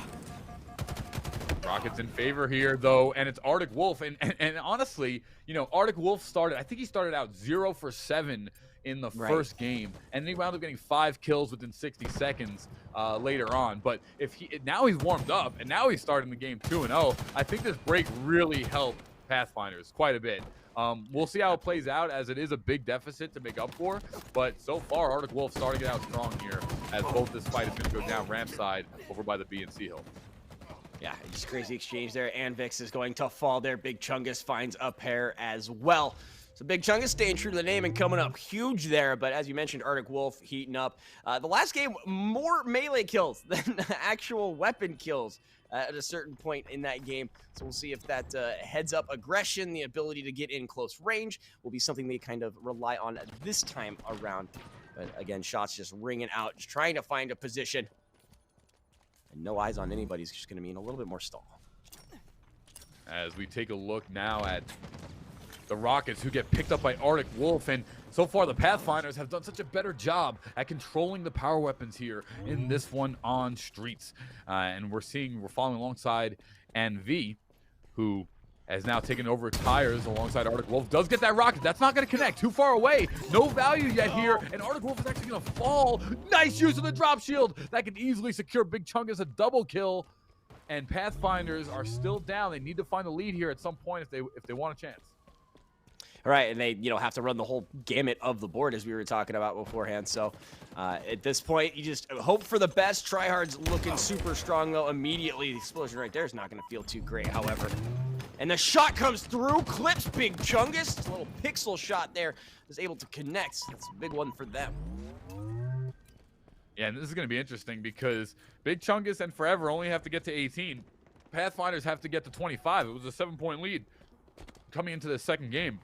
And that means that, 7 kills have to go in favor, and they're behind Pathfinders are, so they're going to have to find a big way. Stalker Rifle, though, nice shots, but NV will finally get taken out behind back A. And Arctic Wolf going to find yet another one there, as we were talking about. 1v2 looking for it. Going to get another as Arctic falls in that instance. So again, 7-5, still within striking distance. But that gap is closing ever so quickly. Over to top A is where the Pathfinders have set up. And actually, they're both kind of weak here. Stalker Rifle in favor of Foyer. Pause. Big Chungus does find one. And Pathfinders are actually, this is really in trouble because they've just lost another one. And V does wind up finding. He'll trade also. So first to 18, only 9 kills remain. Excuse me. See, like the spectators changing while. So it's flipping me back and forth. Put me in the time warp continuum here. Like, that's going crazy for a second. Man. Like Rocket is 6 not to going 10. to find much. Yeah, right. Rocket essentially wasted there. One individual, 2 rockets, not a kill to be said, but Big Chungus gonna get the melee there on Arctic Wolf. Says, I know you're fond of punching things. Let's see how much you like it. So already peeling away from this one, 5 kills the differential here, and Tryhards are looking real spicy moving into the rest of this round. Again, it looked good for Pathfinders for a little bit. I wanted them to keep that momentum. We'll see if they can find it once again. Here at the USO Europe Cup, powered by USAA. It's 11-6. And right now, the kills are just coming in for Tryhard. It is a double, though, in the favor of Pathfinders. But remember, Tryhard wins this one at 18 due to the 7-point positive that they had from the last game. Excuse me. Right. So only 6 kills remain here. Try hard getting the job done. Pathfinder's going to have to find a streak and a long one. They want a chance in this one. Oh, and that nade is actually going to hit there from Chungus, so he's going to find one. Arctic Wolf returns the favor to equalize that out. And now through the window, through the woods, smacked in the mouth. Going to be another one there for Tryhard. Mode on down in the process, trying to get on out. Big Chungus dropping the big 12 kills is what we should be saying. Remember, this is an elimination game. Loser goes home in around the 5th slot, I believe. But so far, it has been fantastic. Chungus finding NV. Wow. And this is just not going in the way of Pathfinders. Tryhard only needs 3 kills to secure this one, and they're on pace to make it, kind of look easy. Yeah, well, and again, it was kind of how it was going anyways, kind of a kill differential here, but it looks like Arctic will find one more. So there's that net positive, still within striking distance. That nade was pretty good too. Okay. V going to find yet another one there. And they are back in this. It's not quite dead and gone yet. You can have some hope, but not a whole lot of it. Let's be real. Yeah, this is game 1. Remember, this is the first game in a best of 3. If you're just tuning in, we did have a match reset. That match reset that's why we are on the second, the 1B, if you will. Hold on, though. 2 members of Tryhard are running together. This could be a massive rocket. Will it connect? Arctic Wolf doesn't find it. Oh, he had such a big opportunity. And Vito does find 1. It's only 2. And just like that, the score is tied. Oh, boy. 6 kills still needed here for Tryhard. Only 3. 6 for Pathfinder, 3 for Tryhard. But they're in it. Nades again not finding anything, having to peel on out. Big Chungus not willing to just feed on over more points, wants to be more aware. Laser coming on down, his teammate's not going to help him, but the melee will be able to trade those across. And Chungus had the right idea, was able to peel on out, his teammate kind of being the bait there in that situation. 16 to 16, only 2 kills needed for Tryhard, blue team, and 5 needed for Pathfinder. So actually, Pathfinders are still behind technically. We'll see how it plays out. Big Chungus with 14 of the 16 on his team. That is spectacular. Team fire damage comes out, and that's not looking good, Chungus, and this is going to do it. Boom. And that should be it, if we are not mistaken. Tryhard should have completed the game, the round. So they are up 1 and looking to continue that streak. And Chungus just looking massive. Yep, they don't call him Big Chungus for nothing. Cool. Yeah, with that lead, they did have a little bit different of a game. But I just want to remind everybody, the USAA and the USO have joined forces to connect service members around the world and their families and their friends through gaming. Through the support of the USO's gaming program, they help the USO power events and tournaments like this, where service members stay connected to the ones that they love. They show off a little bit on the stream like this. And they get to continue to be connected. So thank you, USAA, for being a part of the USO family and for being a force behind the forces. All right, as we jump back into this, here's my question. Big Chungus? Got a question or big. A statement? Yeah. No, it's a question. Big Chungus? As here we see some Big Chungus plays here. What makes Big Chungus so successful? Guy doesn't miss his shots, the most important fundamental standard of any shooting game. See this, constantly hitting the shots, lands the beatdown, and the most important thing is that he always knows where his health bar is at. He knew he was blinking there, came around the corner, still hit the enemy team, 1 shot, ran away, and came back to life. That is the biggest, most unique skill set in Halo, the ability to stay alive. It looks to me a little bit like his melee is bound to his forward. If he's pressing W, he's meleeing. I think that's a good bind. That's a good key bind. I think I'm going to copy that one. It's one of those things where we saw that a bunch of this kill was very melee, or this game was very melee oriented for some very weird particular reason. And you love to see it. It means these players aren't afraid to back on down, that the retreats they are taking are tactical, not just panicked, True. If you're able to really find those things. And we saw Arctic Wolf get a double kill from behind, just punching dudes in the back of the head, calling it a day. It's huge. Like you mentioned, not hitting or making sure you hit those shots, massive. Also knowing the distance and the maneuverability on your character, also massive. This is a little bit interesting. And so, Paulie, we'll lean on your expertise. It reminded me very much of their playstyle, almost like a brawl comp. They weren't looking for power weapons that they could poke at you from a distance. They looked like they were trying to close that distance where they could get the most value and finish kills pretty quickly. Is that a decent way to describe it? And if so, how do you counter somebody who's being so brawly like that? Yeah, I mean, so what really happened here is that the enemy team, Pathfinders, they kind of got themselves stuck in a loop, because the way that you would counter that, if someone's playing over-aggressive, right, and in Halo, the melee does so much damage that's why we're seeing it used. Basically, people will use for instance, if I have full life, I can throw a melee at you, we can trade, and if I know my teammate's behind me, I don't care if we trade, he's just going to shoot you and kill you, aka we win. So basically, once that Pathfinders just kept running at the enemy team, tryhards, they're not going to stop doing what's working, and that's getting kills with the melee and using their ability to clean up each other's kills successfully. Pathfinders had to back away, take the game long range, and start making it about the BR, because if you're not coming in melee range, how are they going to melee you?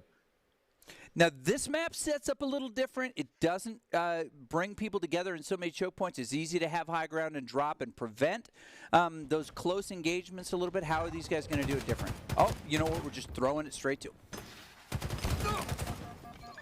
Right into it, Adam.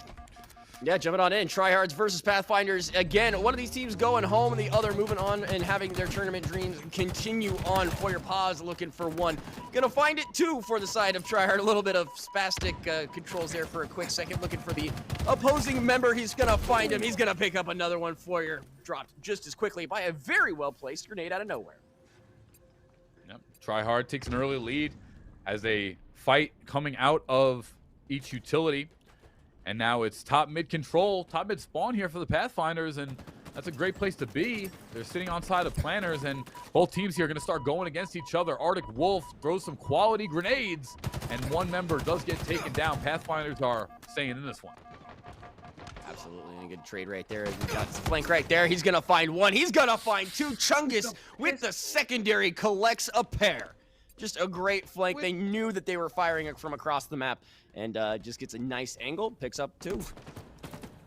I love what we saw with Chungus there. He had the sidearm in hand, and he wound up, he bursted the shot. That's what you want to do. He reset the bloom. Pistol is one of the guns that have bloom in this game, and he was able to then get it off again for a double kill. Well done, but wow, this is in trouble for Pathfinders. Tryhards are just snowballing right now, 7-2. And, you know, once you get in 2v2, once you get past 5+ kill deficit, that's 2 entire life cycles in favor here of the Tryhards. So it's going to be hard for Pathfinders to come back at him. Yeah, their last map was absolutely phenomenal. This one looking even better now. I mean, how do you stop these guys? They're just all over the place, and then some. Again, that flank was massive. They're making these shots connect from across the map. They even have the information on their enemies before their enemies can even respond, and that's an unfortunate little rotation, seeing both individuals run through there as far as the Pathfinders are concerned, because now they're kind of just getting routed here by Tryhard. They have all the information, all the weaponry they need. And yeah, from behind, go ahead and fire off a couple shots, see what happens. They're going to find the first one. Second one going to be traded over there. Pathfinders do find the equalizer here. The question is, Needler doesn't miss. Bye-bye. Yeah, that was well placed. Nice strafe by Arctic Wolf. He wound up faking up strafe into the left. He jumps to the right, comes right across the pillar, and it gave him the 1 second added kill time he needed to get that Needler off. Well placed by Arctic Wolf, who's now sitting with 3 kills and 4 deaths. His team's still down by 5. Again, Tryhards just has a stranglehold over this map, getting pushed into the corner here. Big Chung is trying to decide which way. I'm sorry, and V deciding which way to go. Follows up with his teammate. Nades coming rolling left and right. It's like a little game of dodgeball here, but no damage expended. Is going to get the information that one is up above him.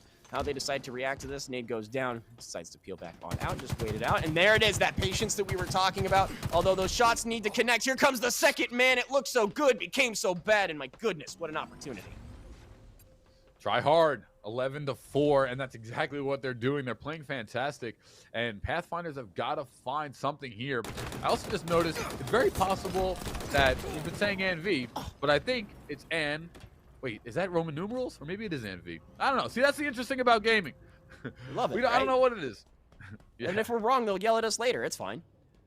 Yeah, that's fine. You're right. You're right. We'll fix it next time. All right. But yeah, Tryhard looking really good right now. Again, regardless of the name, both of these teams actually look stellar, especially after leading to this point. It does have to be a winner. It does have to be a loser, but it looks like we're pushing out, and we're pushing out strong here. No bodies dropping. Finally, Arctic Wolf is going to find an individual. Sidearm out, not going to connect. The challenge is there. 2v1, how's that going to unfold with a quick tail between the legs and hope that you survive? So Big Chungus gets out of there with his life. Again, massive spread, 12-5 in favor of Tryhard. Yep, that invisibility there on favor also. Arctic Wolf finds another one who's now sitting 5 kills but still 6 deaths. And now it's AMV who's been unable to kind of bring it together. Double kill for Foyer Paws and Tryhard. I gotta say it's okay. AMV and Vix is the name. Shout out. Right? I like, see, that's why Retro. That's why that genius pop-up, the Twitch chat pop-up is just genius. Because I would have never seen that. So fantastic. Thank you for the correction. Letter 9 number. I love it. Anyways, that said, melee there from Chungus. Doesn't matter what the name is, the body drops the same. Shots coming in, sidearm punch, and he got it. Big Chungus says, come at me, bro. Yeah, well done here. And Chungus has just been coming up in a big way. 10 kills once again, just playing at a different level at the moment here.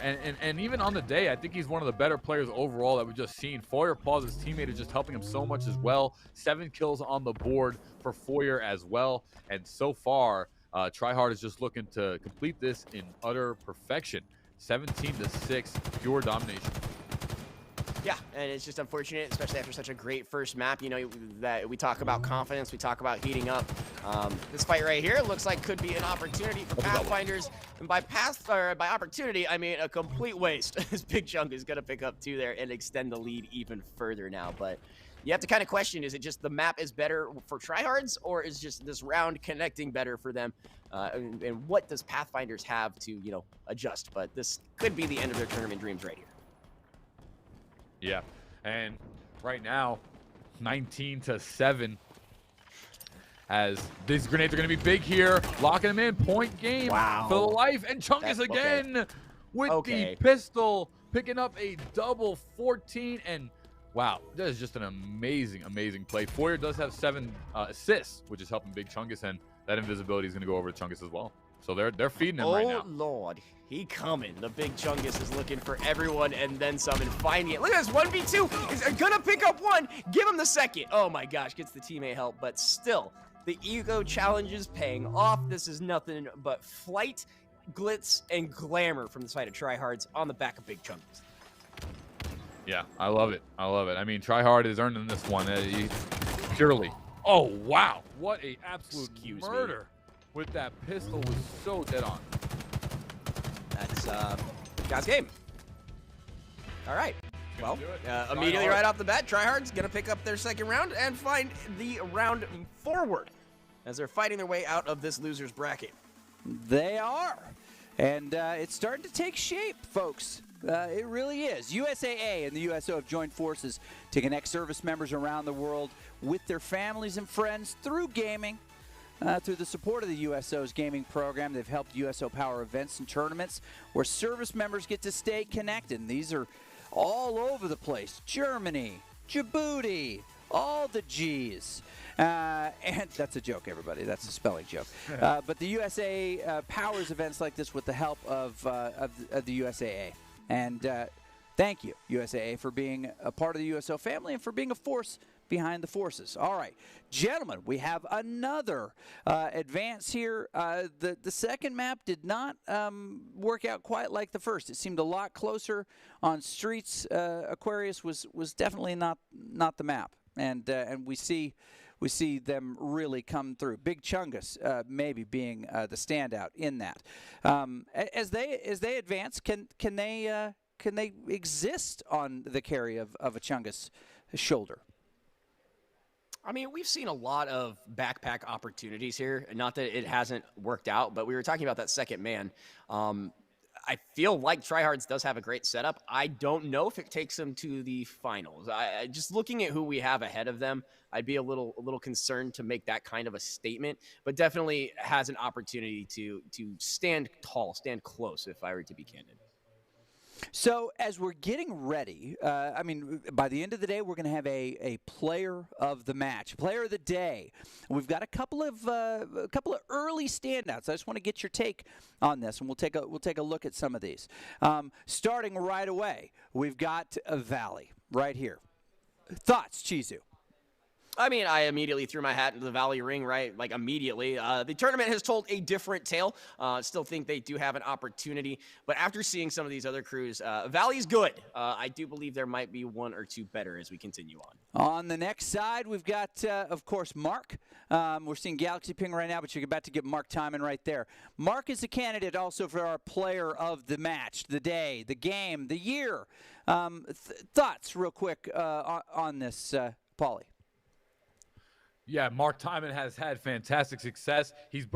How far you go in the tournament has to play a role in this question. So he's brought his team all the way to the losers finals just on his back. He's been the big one. And then also Big Chungus here with Tryhard, who has just been having such an amazing day. 10, 15 plus kills game after game after game. All three of these guys can do it. But for me, it's going to be who gets back to the main bracket. That'll secure something like that for me. Or maybe one of the guys on the winning team. So it's not just individual performance a la Allen Iverson. It is also, can you get your team on top of the mountain? I hear it, and Chizu and Paulie, thank you very much. Now, we'll see how these shape out. We're getting ready to go into the next series. Now, we know Tryhard advanced to what we will describe as the second chance bracket semis. Now, this team will go on, whoever gets this, Tryhard versus Elm. Here we go. We get Chungus v. Valley, and we're going to see who is the bigger brawler between the two. This may be my favorite match of the night so far. As we do this, as we get into it, we're going to drop directly into this game, folks. And Adam, you've seen Elm. Paulie, you've seen Big Chungus and the Tryhards. You get a one-sentence description of why you think they're going to be the best. We're going to start with Adam and Elm. Why on the side of Elm? Because if they're not, I was wrong from the beginning of the broadcast, and I don't want that Fair. to be the case. No, Okay. But in all seriousness, I think they have it. I just don't know what it is. Okay, undefinable it, but they have it. Paulie, Big Chungus and the Tryhards. Why are they at the top? I think Valley's great, but Big Chungus, I think their team secures it with also Voyer dropping 7 to 10 assists a game. Yeah. Yep, it's those assists that are racking up. We don't see that in almost anybody else's byline. All right, I'm going to get out of the way. Let you guys take this semifinal in the second chance bracket. Absolutely. Semifinal here of the USO Europe Cup, powered by USAA. Tryhard and Elm. I'm Chizu. That is Paulie. And we have had a long day. It is getting down to the nitty-gritty, and this could be one of the most explosive games we see all series. Yeah, and every match from here on out will be. This top 5 is where we're sitting in right now. And there is so many, there's a player on each team moving here on out that can really be a standout for player of the day, which is what I think Doc was trying to say before. Player of the day here. Any one of these guys can be it, but I do think these final games are going to matter because now these are the really hard games that really mean the most.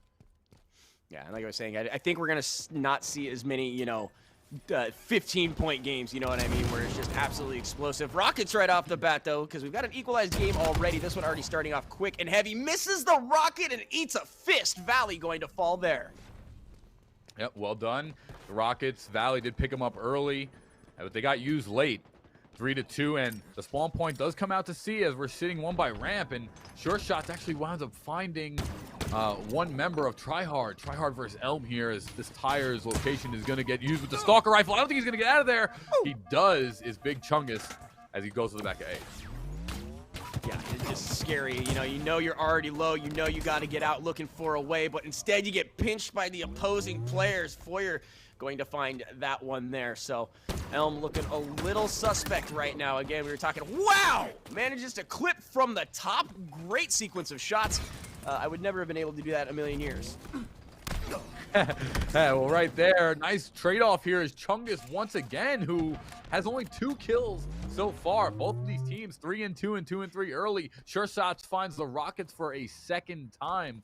and Sure Shots with 3 now. So this thing, I know it's starting pretty evenly paced, evenly matched. I really think all these matches moving forward are going to be awesome because every team here has a chance to make it back to the main bracket. And they're hungry. That's the big point, is that this is it for them. Either you win or you go home. And right now, shots ringing true on both sides as Valley's hurting. Knows for a fact he put some damage on there, but isn't really willing to continue that flank there. Wall's going to go up. Should give him some breathing room. Nice fight right there is going to end up going in favor of Elm. And just dropped Valley by Big Chungus. I mean, this is just going so back and forth. It's literally 7-7, identical KDAs, but flipped for each team. So Big Chungus on top of 4, Valley on the bottom with 3 for his team, but 7 apiece. They pick up the assault rifle, is Tryhard as they're sitting in Pink Street, and now we're seeing Elm, who's located and secured top B to set up. So let's see how it plays out as these teams are both split across the map. It's just explosive, like a powder keg. Both of these teams are taking their time. They're not just being super overtly aggressive. And then it's just a huge exchange of fire between, as William Dafoe said, there was a firefight. It has been nothing but like sit and wait and expend everything. This play style is completely different than what we've seen. However, caught unaware, you're going to take a couple shots. So it does look like Big Chungus was able to get out of there. Valley had eyes on it. Yeah, Valley picks up a kill. Well done. And now it's 2-on-1. They're going to take this time and push Big Chungus, who's just one shot as he runs down B stairs. And, it's going to be actually a nice bait here as Forever Pause Foyer Pause does come off the spawn and finds Valley. And just like that, nice trade for the rocket. No. It's Big Chungus on the killing spree, and he's got the Bulldog and the rocket launcher. He is literally going to be an up-close nightmare here for the next couple seconds. Talk about a record scratch moment. You get the rockets. Shots right there, though. Valley gonna pick up that one, but you get the rockets. You're looking for a way out, and instead you get shotgun to the dome right as you come through. Just an oh-no moment, followed by a rocket to the face. Means Big Chungus is starting to streak up and is going to love the situation they're in right now. 11-9 in favor of Tryhards. Couple shots in the back, not going to do much. As we set up for the next opportunity here, shots coming through. Bulldog not going to land. Big Chungus falls. Valley picks up that one. Big Chungus, 7-3, still having a monster game. Valley's up there too with 6. Both of the notable players producing once again. And so far, Tryhard and Elm 10-11. This game is right neck and neck still. Beautiful angle. Loving this by Valley. Shooting across from Bulldog all the way to B-Hill. And right now, Elm has a very good setup as Tryhard is kind of pinched, rotating down to C, but still in the B area. They're going to have information off of that grenade right there. And Valley going to try to squeeze on through. He's got the shotgun looking to come on through. He's got one. He's got 2. Going to find Big Chungus. It's like, man, they were talking a lot about you last map, trying to show them why they were talking about me in the first, but Foyer is going to drop him there, returned by Mr. Sure Shots. As it is a 12-13 game in favor of Tryhard still, and what I really want to do is follow alongside Chungus here. Let's keep the camera on him and just see how he plays out through this death. See him pick up the assault rifle, sitting in Pink Street, so they know, based on where they're at, that they're probably sitting inside C, but that would be a bad approach in Pink Street as they'll set up for the Rockets. Smart play here for Tryhard. Yeah, absolutely. Again, we've just kind of hit it over the head so many times, just how strong and important this is. Rocket is going to be grabbed. Shot's going to be coming through, and he does. He's going to find him there. So they were able to pick up the Rockets, but the second individual able to recover the dropped option and then returns the favor in kind. So a trade, 1 shot, 1 rocket used. Could be worse. Could also be better for sure. Yeah, notable though, this is the largest lead of the game so far with a 2-point lead. It's been neck and neck with multiple leading changes here. That rocket was kind of risky and therefore did not connect. And right now, Tryhard is in the lead with 3:26 left on the clock. Valley here sitting alongside B-side. It was just a messenger rocket. It was all about just letting you know that he was going to use it, He just didn't care. Well, I want a kill rocket. I don't want a messenger rocket. It's like, fine. I don't need it. I'll take you other ways. But no, absolutely. We'll see. We'll see what the situation was. The whole situation with that rocket launcher from the get-go was pretty cattywampus. Nice shots, nice follows. Going to get the marksman trait on that one there. And again, an even game. It's funny that the longest and most diverse spread has been 2 points on this map, just showing you the caliber of these players must be somewhere equal. And again, Big Chungus versus Valley, kind of the highlight here, and the scorelines are definitely showing. As that assault rifle gets picked up once again. I love that double kill that came out from Elm last set. Now it's 15-15 tied just like that. Look at the assault rifle just shredding with the Bulldog. Winds up connecting, and Valley actually finds Big Chungus very fast from a double team as Mr. Sure Shot got a kill from behind. And just like that, Elm has taken the lead here. Adam late in this first game of Streets. Hey, they just want to make sure I don't look like more of an idiot on the broadcast than I normally do. So I respect his Valley again. As you mentioned, the two-kill differential is huge for right now. They need to maintain this. And it's, like you said, Valley, Sure Shots working great together. That one almost stuck. I thought for sure that was going to be a nice little clip for the highlight reel. But instead, we'll take the lower ground, looking to see where they peeled on out to. Information would imply that they have peeled out from behind. The range that they're at right now, the assault rifle is going to absolutely shred. So we'll see the BR just stay out. He's going to stalk a rifle, but it is a perfect. He can switch to the assault. Valley does wind up finding one, blinking, but staying aggressive, heading up to the P side. Yeah, he's going to find that rocket on the way out, the movement to crouch and slide, the way to just put himself in a protected area despite the fact that he was so close to death. Just great awareness to know, hey, look, I can't fight this, but I can survive this. So love the movement play there, let alone everything else. And that rocket's going to connect, so that feels pretty good. Another one there for the side of Valley. Valley's teammate is going to fall, so now he needs to clean this up. It's a 1v1. We're playing Ring Around the Rosie with a post in the way. Meet my fist. Kiss the ring. Another one there for Valley. Stalker rifle in hand, and Valley winds up connecting once again. Valley now sitting on 15 as he's maintaining this top B. Stalker rifle is just so devastating. One of the power weapons that is slept on for sure.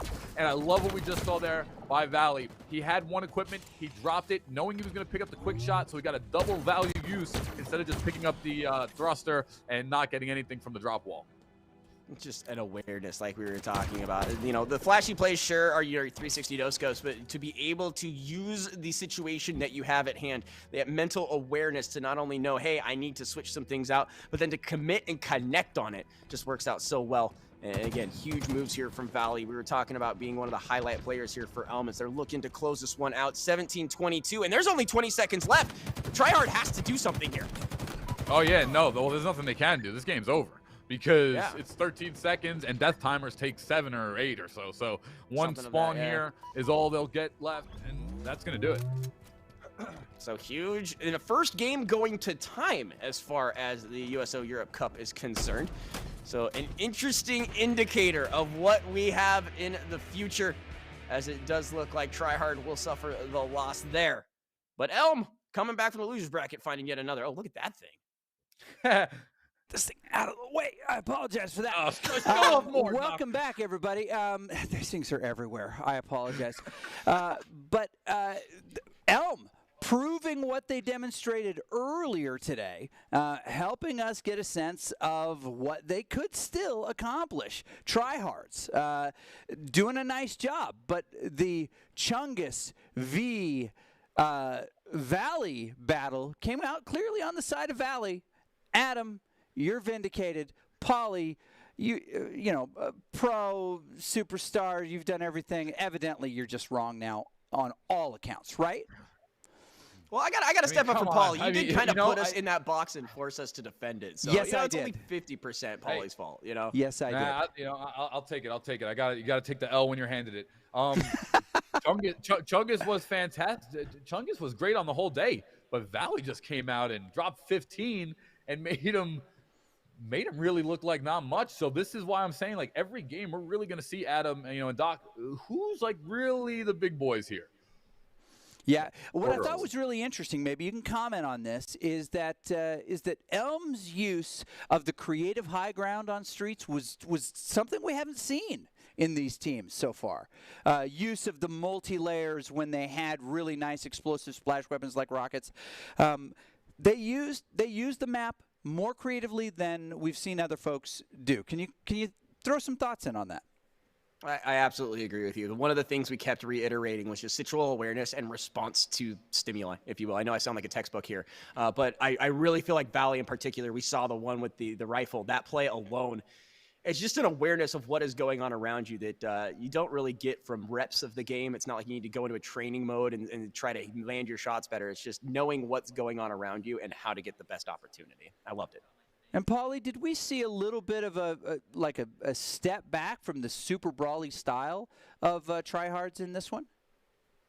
Yeah, well, like I said, they couldn't do that style because what was excuse me, well, who's the team that just won with the 2 players that were just dominating? I'm sorry, is So Elm, Tryhards? yeah. Elm, right. yeah. They had a rotation that was perfect. What they did was that they controlled the stalker rifle in the C side, but they always took what? They took the route to B, maintaining that height elevation. So they couldn't get up close to melee because all we had was Valley on Elm using the stalker rifle and keeping distance, which was what the key was to last game, and they took advantage of it. But let's see the adaptation that could potentially in game 2. From tryhards. So moving with this on to Aquarius. Does Aquarius offer Elm the same type of map options for rotations that Streets did, or are we going to see a much more balanced match? Go ahead. Yeah, go ahead, Adam. Sorry. It's one of those things where it feels like, just for me anyways, that Aquarius is a bit more open. Your ability to kind of duck and run those weird, instances that we were seeing. You're talking about the variable high ground. There really are no variables here, whether it's the respawn or just the center that we've kind of talked about all day. But I don't think it's going to adjust too much as we jump back into this. I'll leave you with my prediction. Someone's going to win this map. All right, take it away, boys. Chizu and Paulie here. USO Europe Cup powered by USAA. And so far, Tryhard already looking good, but Elm looking so much better again. Best of 3, meaning if Elm picks up this one, they will find themselves moving on to see yet another round here in this tournament and inching closer out of this bracket. But immediately, it's going to be in the hands of Valley. We have sung their praises. They find first blood. Yeah, and he finds the camo, which is even more important. What I love so much, this is going to come down to, is Valley going to outslay Chungus here? The one thing I like about this map, you hit the nail on the head, Adam, it's vaster. So if Elm won by long range last game, they're going to do it again this game. However, it does offer multi-layer and a lot of different rooms. Big Chungus is a sneaky player. He can maneuver around these rooms and play properly to get some extra kills, but we'll see how it plays out, and we'll see what Elm actually gives Big Chungus to work with. Yeah, absolutely. And, Elm already out. Valley's already off to the races. He heard us talking about Chungus and says, look what I can do. Another one coming over there, but Tryhards will find their first one of this map. Within striking distance, as we mentioned, the game was within 2 for very much the entirety of that game. Shots coming in, gonna end up in Big Chungus's hand now. Equalizing, but the trade, Elm still ahead by 2. As Chungus now taking a lot of damage, and I hate to see that there because Chungus kind of reacted late in that last kill. Even though he picked it up, his teammate died. Right. He had to react quicker there and save his teammate. Get those are the little plus. Those little plus stats that really change and matter everything. As Chungus is going to get called out here. Valley in the back of that base. He was on the rotation fly, and he's going to pick up an easy kill here, and he'll want to. I think he's going to get 2. Yo! He does. I knew it. Oh, what a revert. I knew it. I saw the minute he started the jump, they're going to get camo as well. Nice double kill, Adam. Yeah, absolutely. And just an amazing setup there on the grenade to, capitalize on that second situation. Pops it off the back of the wall, puts out enough damage so he's able to get in there. It looks a little sketch there, but another one. Valley is just saying, yo, screw the backpack. I got a duffel bag. Give me another. Jump on in. I got all this carry.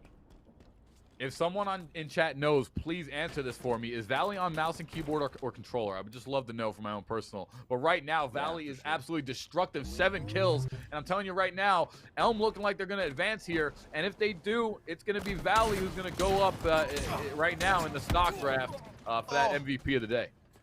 Yeah, absolutely, Paulie. And again, this was the team that we saw to start out the day. They have had a long grind. As far as this tournament is concerned, and we talked about mental fatigue, and they are just looking flossy, flawless, looking good. A slide underneath there is going to mean not a whole lot of trade, but it looks like Foyer is going to get that one. Has to cool that thing down. Shots ringing true, but not going to find it, as it does look like Sure Shot going to close that one out. So 2 for 1 in favor of Elm. They continue to grow this lead. All right, Cycle, a great round of answering. St. Valley is on controller. Should have known, because he's hitting everything. Playing the absolutely demon right now.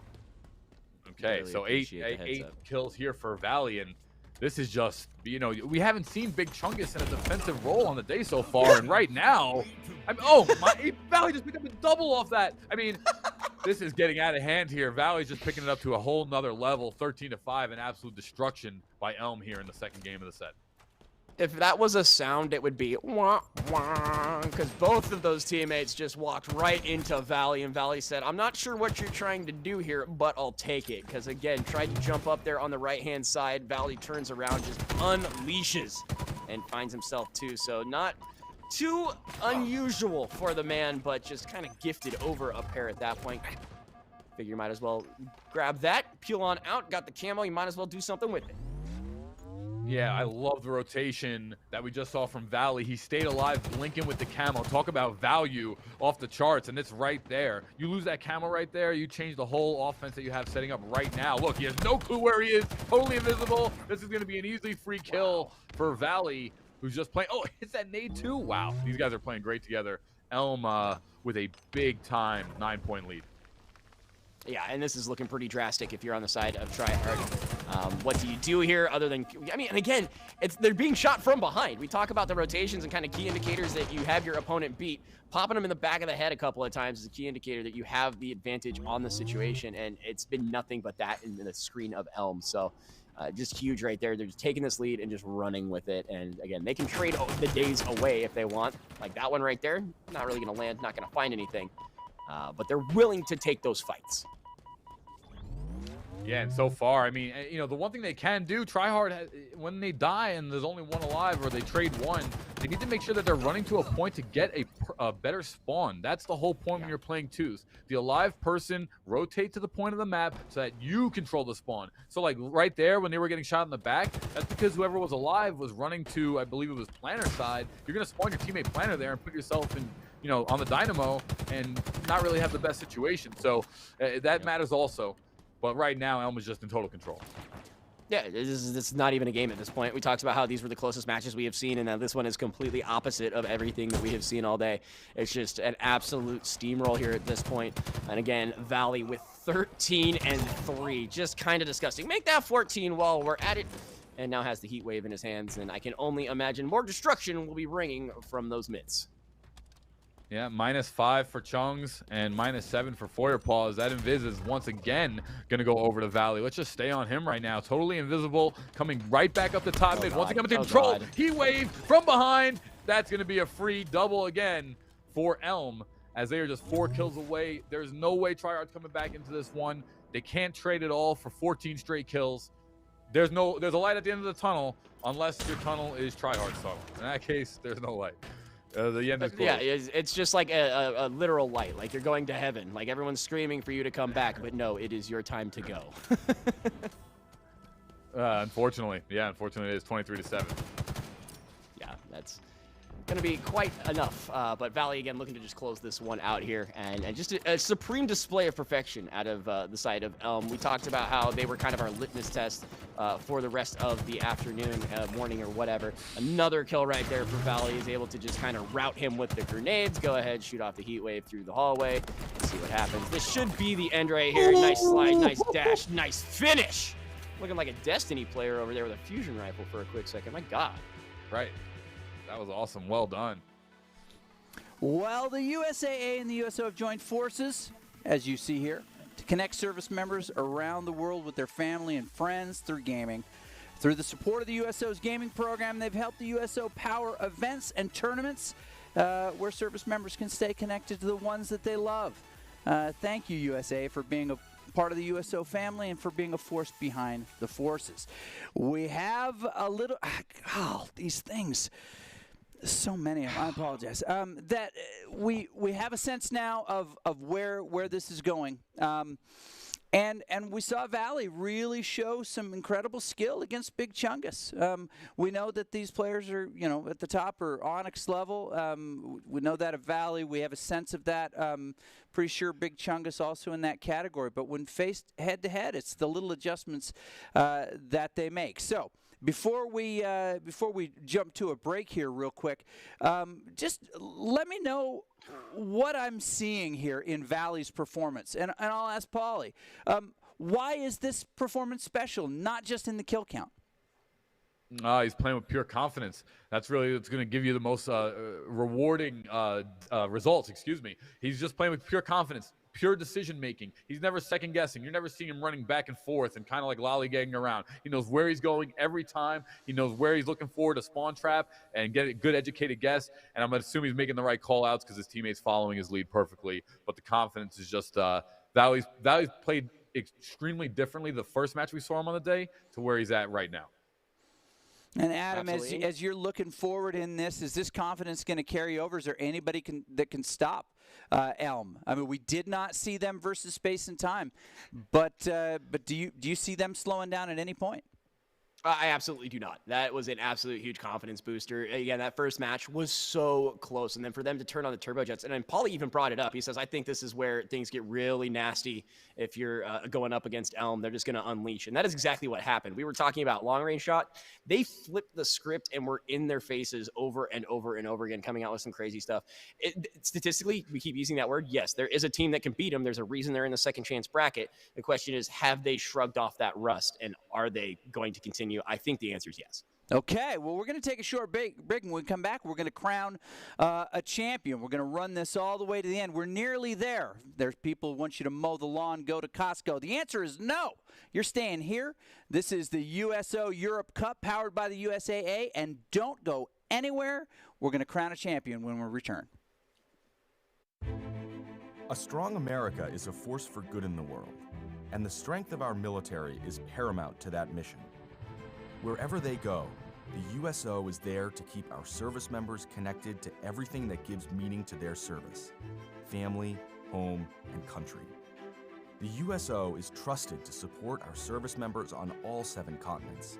With more than 200 locations, home for our troops is as close as the nearest USO center or program.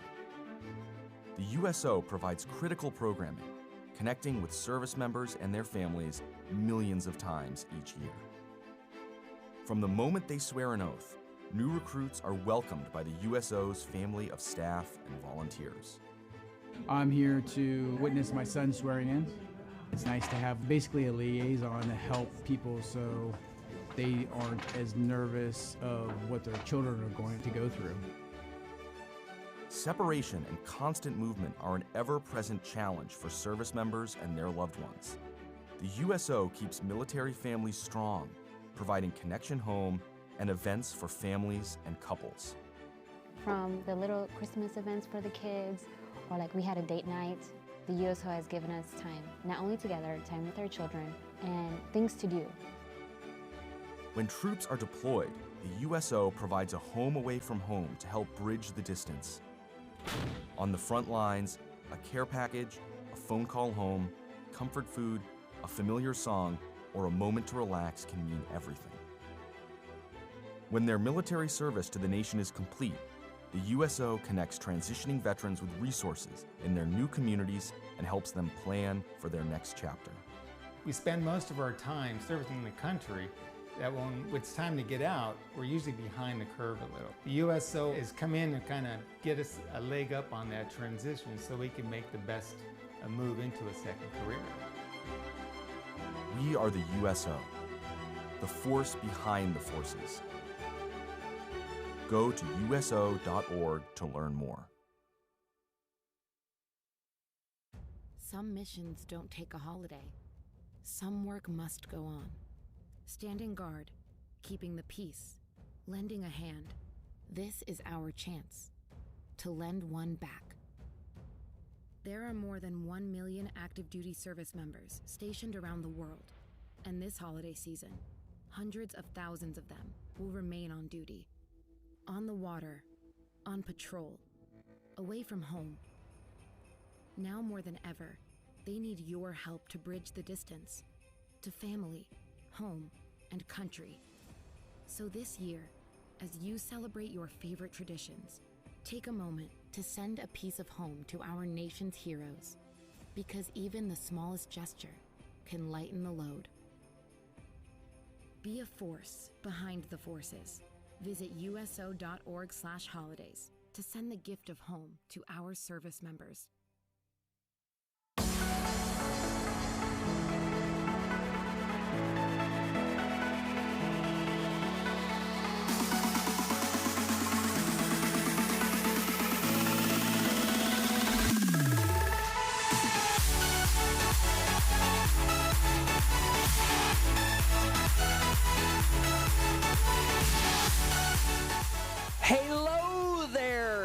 joke. Welcome into the arena. We're presenting to you the USO Europe Cup, the Halo Infinite 2v2 powered by the USAA. Since 1941, the USO has been the nation's leading organization to serve the men and women of the U.S. military and their families throughout their time in uniform. From the moment they join, through their assignments and deployments, and as they transition back to their communities, the USO is always by their side. You have joined us just now, or you've been watching since the beginning. We have an exciting culminating event coming up, and I'm going to introduce you to our talented casters in just a moment, but I'm Doc Haskell, and let me just set the stage of where things have come from. This tournament, starting with the European military members, are competing in 2v2 Slayer. This is best of 3. 15 teams competing, 16 if you count the team called Bye, who didn't do very well. Spoiler alert if you want to go back and watch this. Bye didn't advance. Playing specifically 3 maps, Streets and Aquarius, and we've only seen those 2 on stream so far. Will we see Recharge at all? All of us, including our production, are sure hoping so, but it has not happened yet. We've got some teams that have climbed to the top. First, we'll take a look at our winners bracket if we can. No, we're going to start with the second chance bracket, but we do want to see this winners bracket because it'll tell you quite a lot about what's going on. We just saw Elm and Pathfinders play. They did good. Here we go. Now, this is the way it shook out earlier today. Space and Time running the table, advancing to the grand finals. Daddy dropping down. Elm, defeated by Space and Time, advances and becomes our superstar in the second chance bracket. We'll take a look at that second chance bracket again. Production doing a great job. But this is going to advance. We've got Daddy. So there we go. Daddy and Elm are going to play next to decide who is going to take on the winner. Well, sorry, who's going to take on Space and Time in that grand final. So we have been aided, guided, sherped by this duo all day. Adam Cheese McGuire, Paulie Hype Santoro, both talented in their own right. I'm not necessarily keeping score, or maybe I am. There may be a winner between the two of you. I don't want to pit you against each other. But let me start you off with this, and we'll lead in with Paulie here. As we get closer to the finish of this, now you've been in lots of big competitions. Is there a mental or emotional lull that happens at a certain hour mark in a big tournament like this? And when would that be? You know, it really depends on each player's grit and determination, which plays like a really big part in that. But if I had to put a number, right. Yeah. If I had to put a number on it, I'd probably say around 6 hours. I mean, just like work or anything you do, like 6 to 8 hours, you're like, all right. Like, come on, let's go do something else, you know. But, you know, and also who really wants this more is a big part of that, too, because maybe Adam's, you know, end is 8 hours. And if I'm just sitting there thinking, like, I want those Super Bowl tickets or I want those Anaheim tickets, like, this means so much more to me. Maybe my threshold's 12. So that plays into. And just to be clear, I do not have any indication that they're going to have Super Bowl tickets. But Yaki is the person to ask about that. All right. Sure, now, yeah, and Yaki, while you're under the bus, I dropped my keys. They're under there if you could grab those keys for me. So G&T value established. Adam, how do you refresh mid-tournament like this to be ready for the big matches when they count? This is a big one I've actually personally been working on throughout the years as far as, you know, you talk about these marathon runs and things of that nature. You have to find a center. You have to find a spot in yourself that you're like, okay, cool, we did it, we're here. Just keep doing what we did, maybe a little bit better. You've already fought through 5 hours of tournament. You make it through another one, you're golden. So the top 3 teams are teams that we've had eyes on from the beginning. I don't foresee this being a mental fortitude, like complete kaboom situation. But again, it's just find that spot where you feel comfortable and then play with that confidence. Okay, next matchup coming up, but you'll notice that we've remixed a little bit the keys. Right? In Halo 2v2, control that high ground. Rotate to power items, team target, and sweaty comms. Can you tell us a little bit about that high ground? Paulie, you seem to like the high ground. I do. That high ground is high for a reason. You want to stay at elevation. You want to stay at advantage. It's always going to be easier to aim down tend to aim up. It's as simple as that. Okay, we're about to jump into game. We've got just a little bit of time here. So, the G&T value established. Adams, find a spot. You just got to find a spot. That's the secret. That's the key. Find a spot. As we get into this match, the winner of this is in it for the big prizes. The loser just played a bunch of games today and doesn't have anything to show for it. How do you get your duo, Polly, hyped for this match? You got to get them confident. Well, a thing that can easily happen, especially when you're in the losers bracket, or if one player is not performing that well, they start getting down on themselves. They start kind of like taking themselves out of the equation. My goal on the team, especially if I'm the captain or if I'm the hype man, hey, everybody up, everybody head up, chest up, just like that military way. You know, stand tall. Let's go out the right way if we're going to lose and put it all in, and give ourselves the best chance to win. Let's not take ourselves out of the game. Okay, I'm going to leave you guys, jump you into game. Have a great game. I'll see you on the other side. Adam, who do you think is going to come out on top? Oh, it better be I got money on this, but thanks so much, Doc. Again, the USO Europe Cup powered by USAA. We got Chizu, we got Polly, and we got ourselves a very high-stakes match here, Polly. Again, one of these crews going on to face the big winners of Space and Time, and it's already got a couple of bodies on the board. That's right, and one of them is Mark Timon, who on the day has had a spectacular performance, winds up finding his second kill already, and we didn't talk about it much, but Mark Timon, Team Daddy, going against Valley for Elm. This is going to be a big-time matchup, especially in that MVP race. And Space and Time, you know, I forgot who's on their team exactly, but we get to talk about them too because, you know, they're obviously in the winner's bracket for a reason. Mark Timon, though, already has 3. Yeah, and Elm was dropped by Space and Time earlier in the bracket, putting them in the loser side of things. So they are out for revenge, out for blood. They got to get there first, and Mark Timon is not going to just give it over so easy as it does look like. Another one for Mark coming through. They've got themselves a sizable lead right off the bat. 6-3. 3 was the number I was looking for. Fair enough. Hard to find that one. It's hard. 6-3 here, and it's going to be a pink spawn. Malsey, though, winds up picking up a big-time kill, and with the rotation by Daddy, Team Daddy, one of their strengths that I'm noticing about them is that they rotate around the map properly, and that's its own spawn planet itself, because if you're rotating in a circular motion, you have a good chance that the enemy team is going to spawn basically directly across from you. With rockets coming up in 3, that's a big kill for Valley. Valley tracked him all the way from the right-hand side. Nade to the face gonna come through as well, but Valley just had a read on him, is not able to get on out of there as Mark is gonna make him pay. Finds the rocket completely full, locked, ready, and good to go. So that should, in theory, be another couple for them. We'll see how that unfolds. Doesn't decide to just launch that thing off, switches back over to the battle rifle. Would have been a little weird to do that, but a teammate gonna fall in the process. Turns his back around, is going to trade that across as Mark gets revenge. Mark Diamond, 7 kills, but Valley does have 5. But the difference is that Team Daddy is up 5 kills with Mark Diamond having 7 of those. So Diamond right now is just looking spectacular. Valley's keeping his team in it, but Sure Shots has got to find some success here. He's 0 kills as we're about 5 or so minutes into the game, 3 minutes into the game, and that's not shaping up. That's not going to help his team win there at the moment. One right there.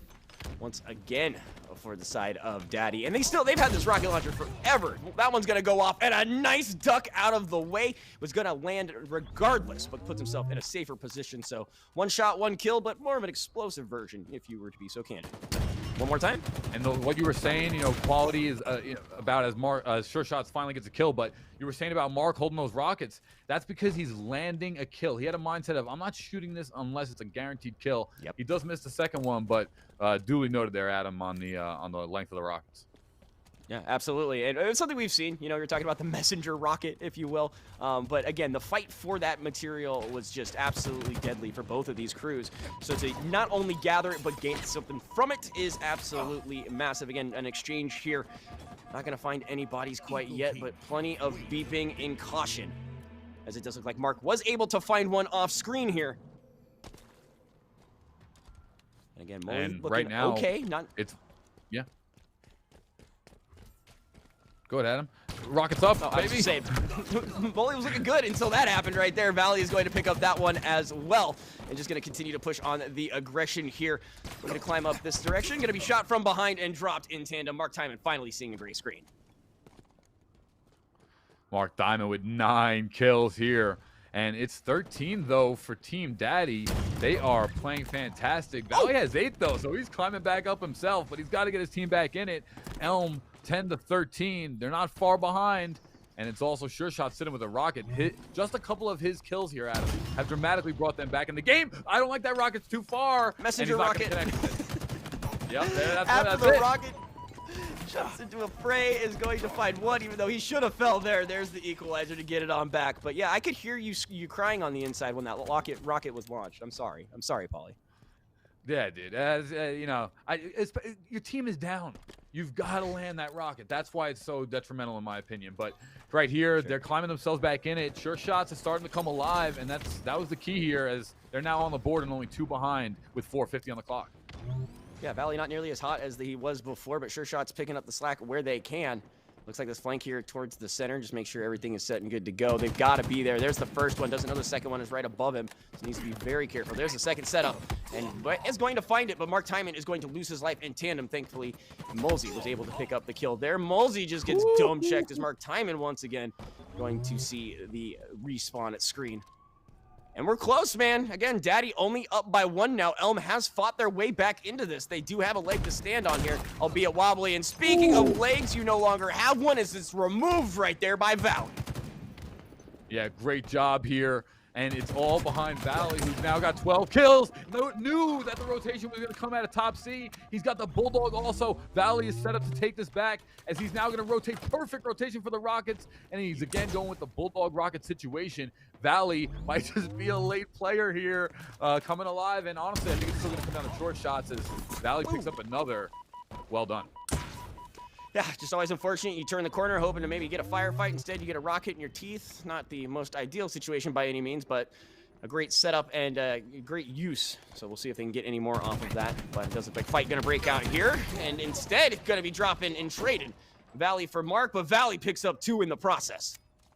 Valley's got 16, Adam on 19. This is ridiculous. Valley's turning up right now as he locates the spawn trap. That's going to be an easy kill. He saw him blink in, and 20 to 16 here, Adam. And like I said, Valley is just looking so good, Paulie. I mean, just the numbers alone spell it out. But as far as just an awareness, it's almost like he has a pinpoint, like a GPS tracker on these guys, and finds yet another one. Get him with the BR, give yourself a double off the flank. It feels so good. When I get done casting, I'm going to play Halo Infinite, because Valley has got me hyped right now. I can't lie. Like, he's playing perfectly. He's got the Bulldog, just such a strong weapon. He's controlling nades. He's spawn trapping. And look, he's going to locate another 2 from the side. Valley winds up connecting. And the biggest thing I like about Valley is that he's on a running riot. Big time plays here. I need the number for the local European police department. I am currently watching a massacre, a murder. This can't be legal because Elm is just absolutely going nutty right now. 21 in a 25 kill game. You have to assume they close this out and keep their tournament dreams alive after such a long, massive day. And there it is. Valley says, "Nice to meet you. Take my hand," and puts him in a body. I mean, wow. Fantastic stuff there. The MPs have been summoned. There'll be a tap at the door very, very soon. That was an incredible swing from being down a little bit to Valley's just saying, "Let's go," and finishing that on a running riot, if I'm correct there. It was quite a swing. What changed mid-match that allowed them to do that? Paulie. You know, I think they always hung in it. There was a point that they were down by 5, and Shots had 0 kills. So the teammates wound up getting 3 kills. I think he put on 5 assists. Valley just, I don't know what he had Pop Rocks or maybe an energy drink or something, but he just came alive. And I think Shots getting a couple kills gave his teammate a little bit of vigor as well. I have on good authority that his eyes basically just glazed over completely white. And he just interfaced with the game on a cerebral level and just finished it all off. For sure. Sounds like a very standard way to kind of go Super Saiyan as far as this tournament is concerned. You just kind of, turn on and let the rest of it's talking. Yep. Now, we're going to move on next to Aquarius. Fantastic map. Valley's done a really good job. We've seen Valley on this map before, and while he didn't come out with a 21-22 performance, he was still very, very effective, especially early. I wanted to ask you about this. Very interesting thing happening with the throwing of that deployable cover in front of the rocket spawn so that they could secure the rocket spawn. That's a play we have not seen before. Were there any other types of moments like that that stood out to either of you, where they were using clever techniques to make sure that that they maintained that tempo? Yeah, I mean, I think so. The problem is that Valley was just uncontrollable with his rotations. And what he was doing was that he got in such a rhythm, such a sync, that he was basically going around the map. And while he was going around the map, he was picking up the power weapons. And while he's picking up the power weapons, he's flanking the enemy team. And he kept a circular motion and just timed everything. And whether it was his teammate giving him call-outs or what, he got the job done. What he dropped, 17, 16, something like that? Yeah. I mean, incredible performance. It was impressive for sure. Now, this map changes things a little bit. What has to happen here, Adam, for us to be able to finally see this third map? As far as that's concerned, I don't know if that's going to happen. They're going to need to stop Valley, because if we're following the trends that we've been talking about all day, if historically speaking, map 1 was harder for this crew, and they just went absolutely psycho mode, and then come into this next map and absolutely blow the doors off the hinges in the previous round. In theory, keep doing what you're doing. It's only going to get better from here. You have to stop Valley. If you are not able to control him, or at least have the information as to where this guy is taken off to, it is going to be a rough map, and I have a feeling it could be even worse than what we saw previously. Paulie, the over-under, 20 eliminations by Valley. Are you betting the over or the under? I'm under. Under 20? Okay, under. Over, under. Listen, I think it's a cute nod of the hat. I'm going under, and immediately Valley's going to say, dude, shut up, I'm taking one, as we're going to jump into what could feasibly be the final match here of the USO Europe Cup as far as the loser side is concerned, powered by USAA. Paulie, one of these two crews, again, you think it's going to be Elm, or does Daddy have a leg to stand on as they find their first here? I think you guys are underestimating Mark Diamond, because they were up 10-5 in that game. Daddy was controlling that game at first. They just did not able to seal the deal. They lost their energy halfway through it. If they're able to continue, push all the way through, they can easily win this one and take it to the first game 3 of the day. But if, to play on what you said, Adam, was dead on accurate, you got to be calling out Valley every time. I don't care about shots. I don't care if he's open. I'm calling out Valley every time. Let's make sure we kill him, lock him up, and keep him in the desert. Weren't able to track him there. They're going to lose a life for it. Again, just the fancy feet on this guy. Fancy footwork via Chromio. And is not going to see the individual on the left. I thought he did, but instead decides to run through. And Molsey going to find one as well. You talked about Mark has yet to see the board, but Molsey picking up as much slack as he can. Again, Elm out with an early 2-kill lead. Beautiful stuff here. Valley does have 4 on the board, so kind of interesting as that's playing out. It's going to be a flank from Molsey, though, and Diamond's got him distracted. Molsey winds up picking up a double, or Mark gets 1, and Molsey actually has 3 here. And look at this, 4-5, just like the first game. They're staying in it early. They got to keep the pressure and stay consistent. Yeah, we didn't talk about if Molsey just, suddenly catches fire and just starts putting people in their place. Definitely a way to bring down Elm. We've got both teammates firing off and popping off. Molsey, as we sing his praises, is just going to GTFO. Right on top of that nade was a little sketch there for a quick second. But it does look like Valley was able to find his teammate in the meantime off screen. Yeah, and this game is very close. It's 6-5. That pistol gets picked up by Molsey. And Molsey saying, you guys are talking about Diamond and Valley, and what about me? And so he's 3-2 right now, +1, and is actually doing a good job. Mark Diamond's 2-4. He's got to hold back a little bit, play around Molsey. Yeah, and this game's super, super close. It does look a little bit different than what we saw just previously. Another trade right there. Never mind, Molsey gonna pick up that one. And again, just exchange. That's why the score is so close. It actually looks like that's going to even things up for the side of Daddy. I thought it was a trade. Instead, they're up 1, and Mark is going to find another one there. Shots ringing through down the middle, but Valley going to find Molsey there as the fight extends. Valley finds a second, And again, Mark having an uncharacteristically, rough game. However, Sure Shots and Valley looking real good, as we have seen throughout the course of this tournament. +1 here for Elm. Valley definitely warmed up, dropping 7 already. But the problem is that, they're in it. They can't give up double kills like they did. Like Valley killed them both last round, and he was the only one up. You can't drop stuff like that. Those are those plus-minus areas that really hurt your team. Yeah, that nade actually looked super sick there for a quick second. I thought that might actually get a little bit more than they were anticipating, but yeah, like you mentioned, Elm is just now starting to get that little piece that they're so used to having. The question is will they extend on it or just kind of let things go? Our last map did actually go to time, which is something we hadn't seen a whole lot. So it looks like a melee here. Nade out, gonna get one, not even on the screen. Mr. Sure Shots finds the other. Valley's going to pick up one there. And 5-point kill lead here for Elm, which is really my play that like points of the game rather.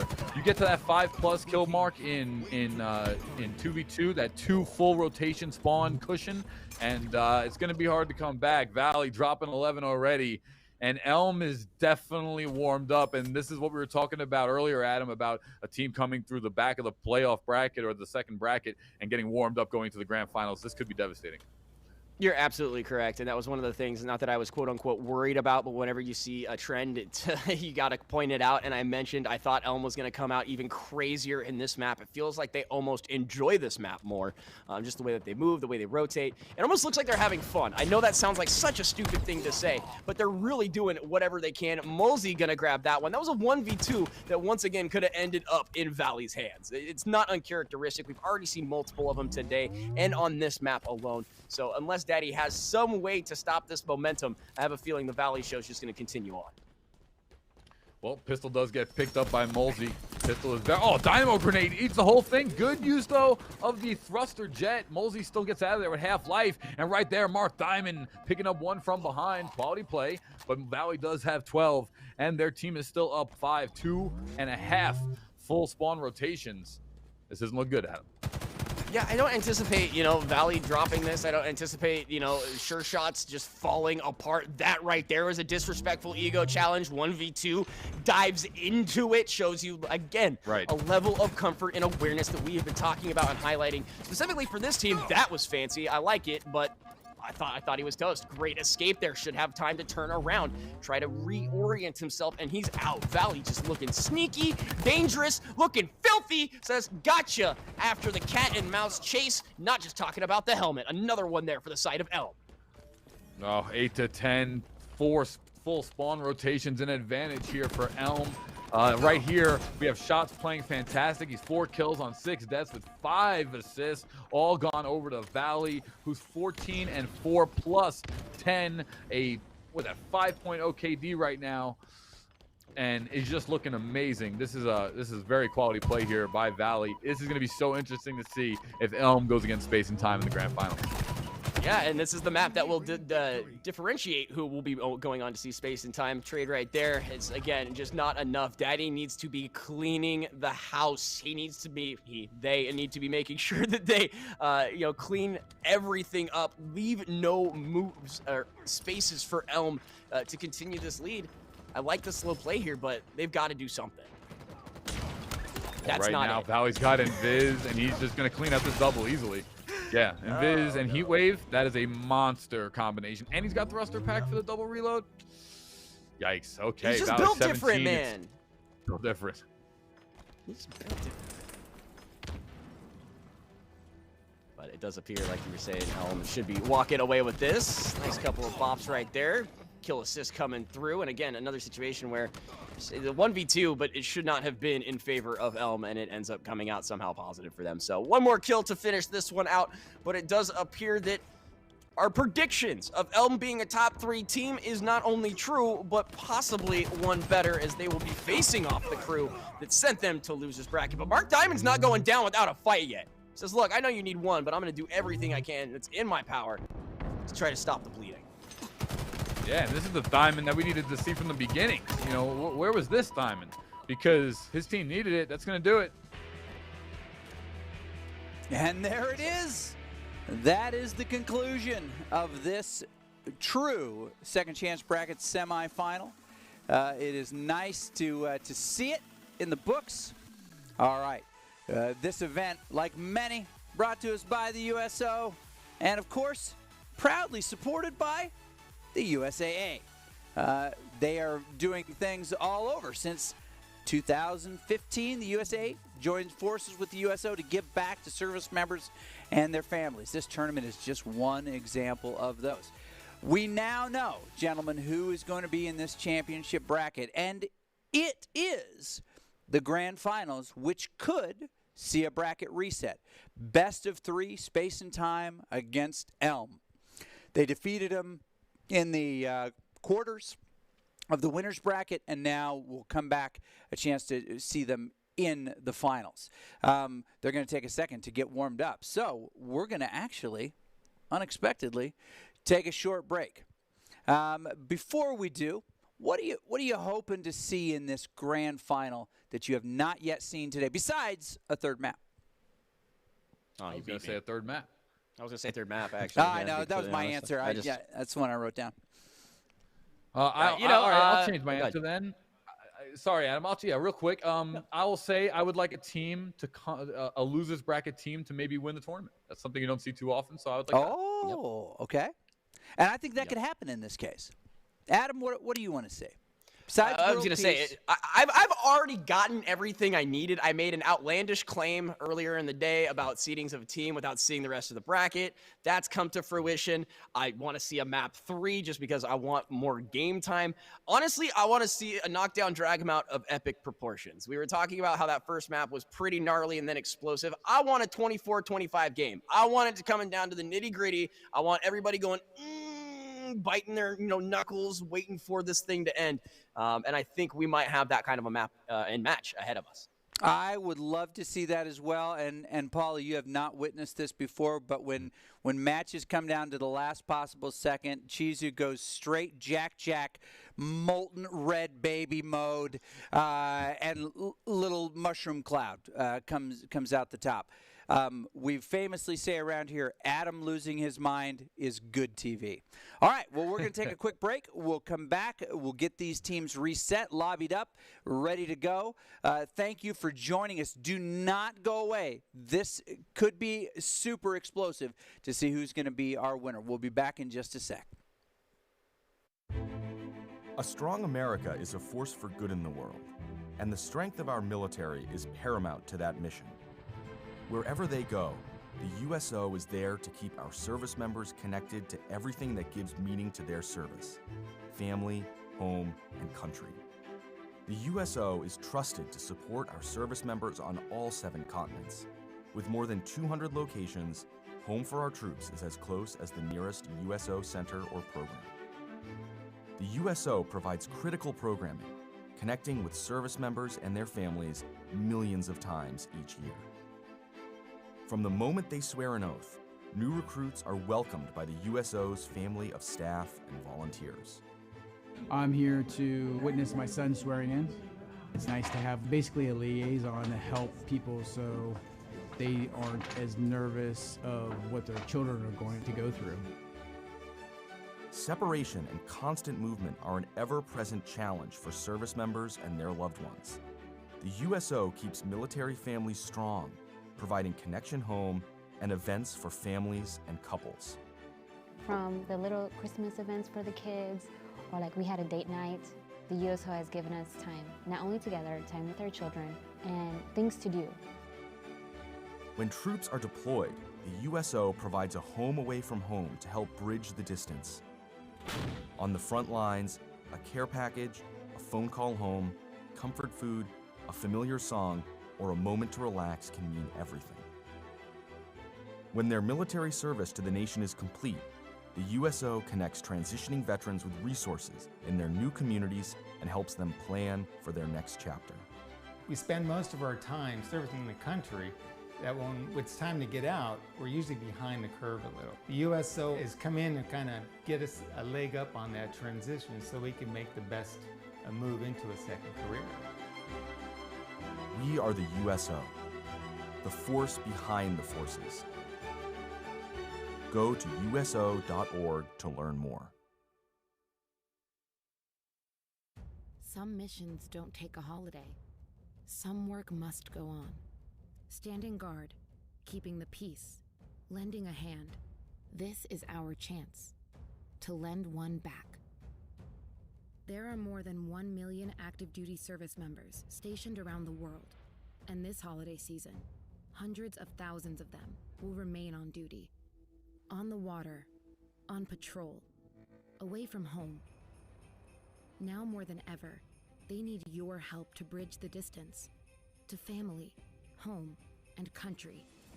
So this year, as you celebrate your favorite traditions, take a moment to send a piece of home to our nation's heroes, because even the smallest gesture can lighten the load. Be a force behind the forces. Visit uso.org/holidays to send the gift of home to our service members.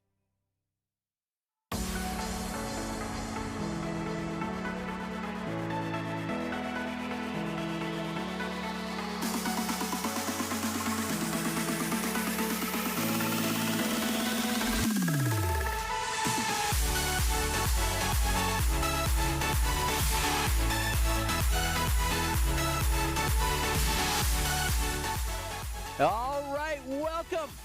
It's time for the conclusion of this big event. We're talking about the USO Europe Cup Halo Infinite 2v2, powered by the USAA. Since 1941, the USO has been the nation's leading organization to serve the men and women of the U.S. military and their families throughout their time in uniform.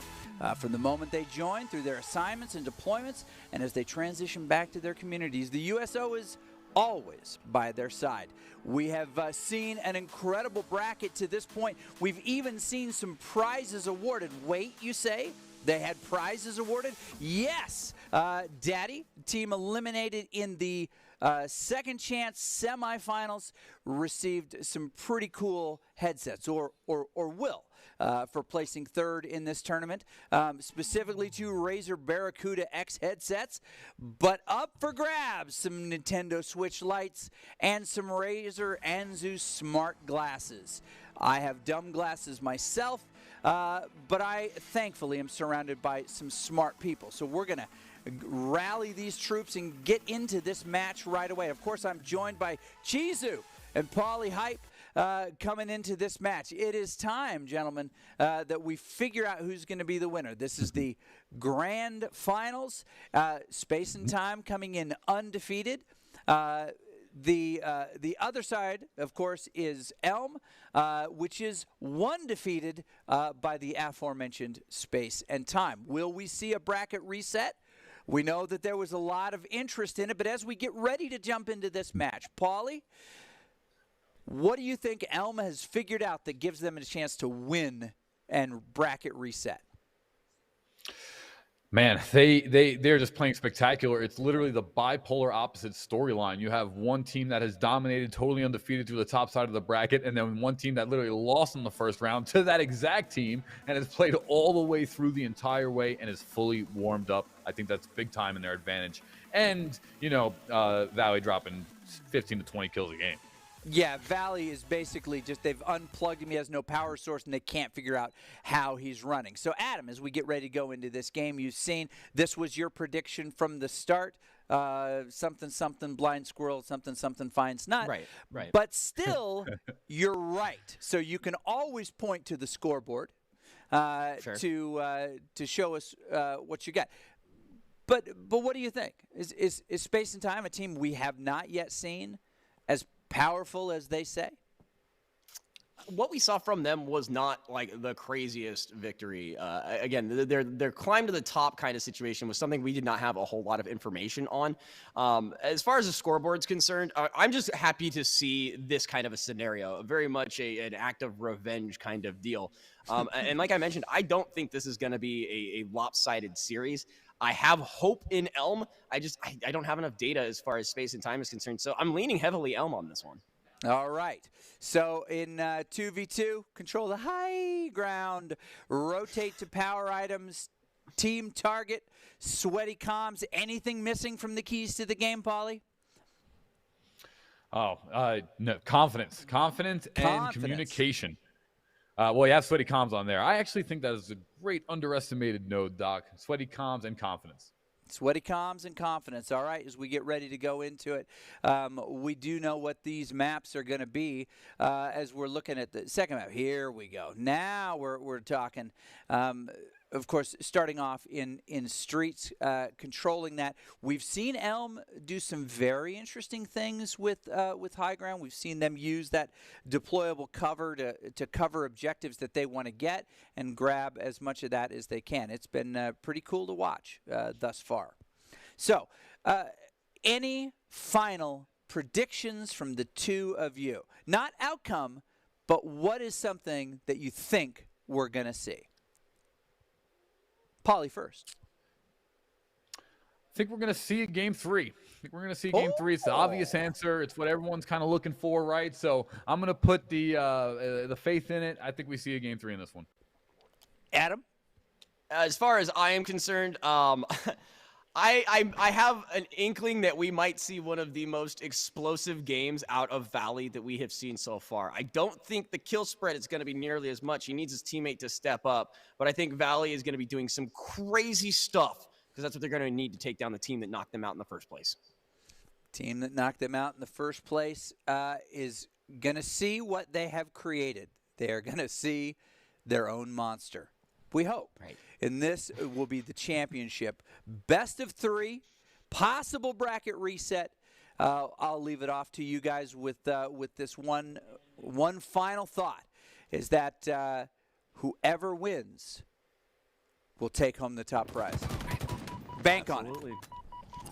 It all comes down to this, Paulie. The USO Europe Cup powered by USAA Grand Finals. Thank you all for joining us. And Paulie, it has been, again, the team to watch. Elm with Valley, sure shots in his wings. But we can't forget Galaxy Ping and Ninja 1UP. Ninja was one of those players that we saw very strong in the beginning. Galaxy, very anchored all throughout the map. So we have to keep our eyes on them. Like I said, space and time. The #1 seed coming into this match. Yeah, and we have forgot about them, Galaxy, Ping, and Ninja Up, and there's really not a standout player on this team because they play so well together, and they both drop big-time numbers. Ninja going right for the Stalker Rifle, which I just can't speak enough about it.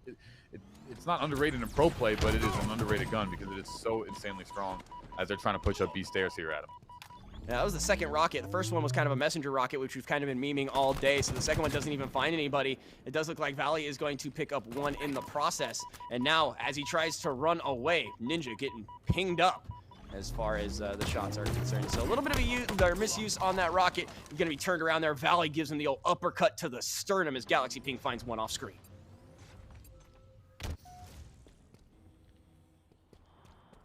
Again, as we continue through. This is amazing stuff here, and what we're seeing, sorry, Adam, sure shots up top. Let me take that from you.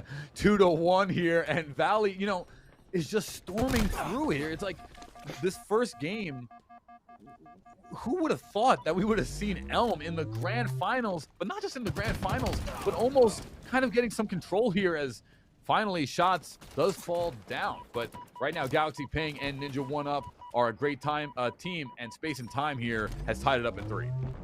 Yeah, and again, Galaxy Ping, as we were talking about, just strong all over, finds another one, hits the column dead on. Gotta love the splash damage and the result from it as well. So again, Elm finally falling by a single kill. And space and time now appears to have control of the map here, just looking for their next opportunity. They're going to find it here in a great position as well. Is going to lead to a serious amount of damage. Nice little boost here to the right-hand side will allow him to reposition himself. I like that jump. I like the spot. I want you to finish it. Got to make sure you connect on those as the second one finally hits him with the BR. Galaxy Ping picks up another in a 2v1 now here at this point. Is able to get out, does not fall in the fray. His teammate's not there to pick it up. So it looks like we'll just exchange. There it is as Valley is going to find that one.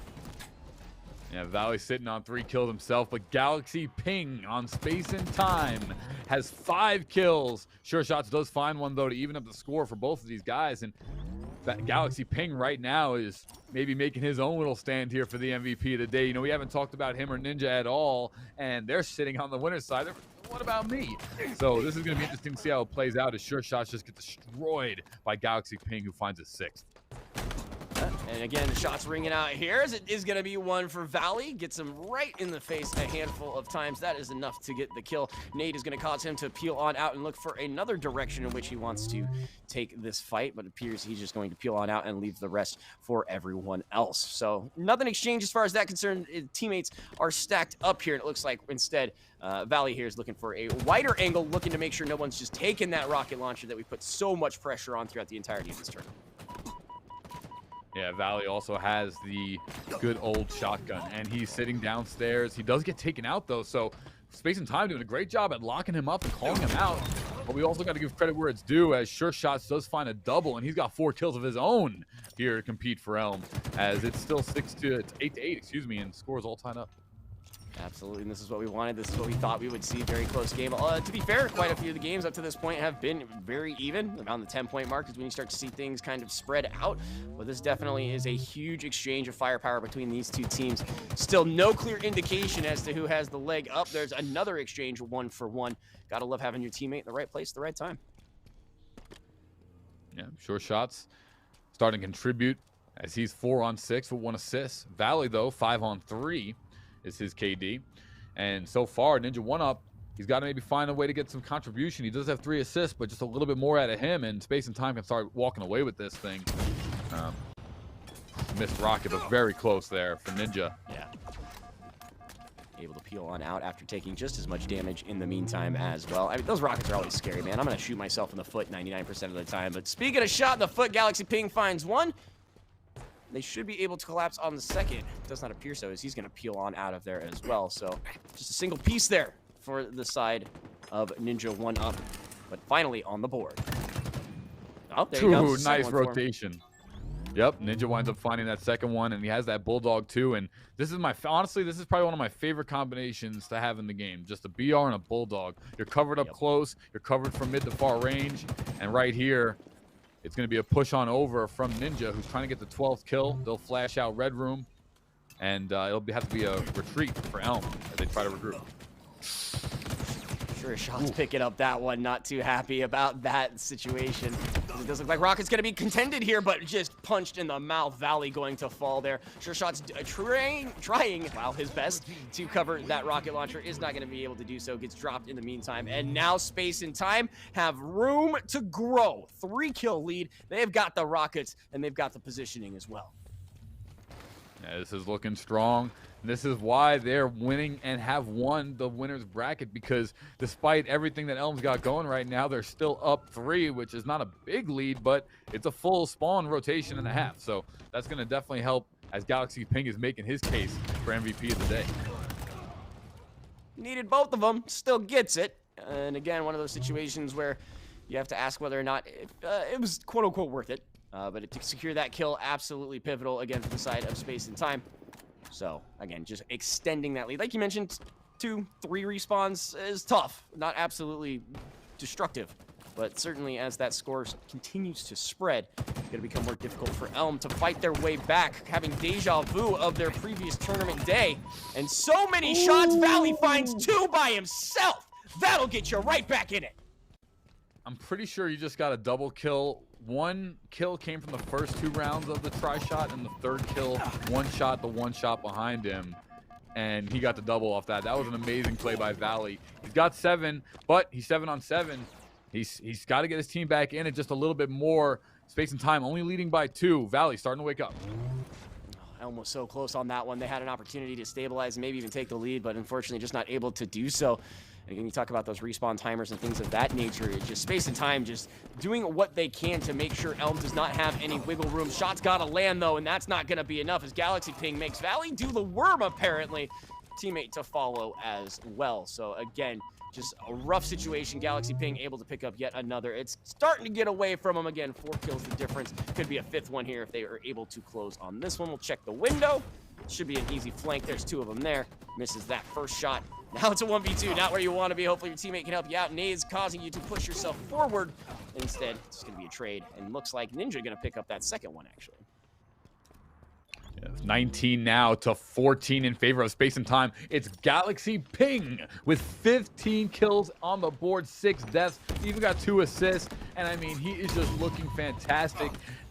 this is a pretty big beatdown here, and definitely a stifle, because Galaxy Ping is looking like he's going to take his team one up. Wow. And about to finish the series.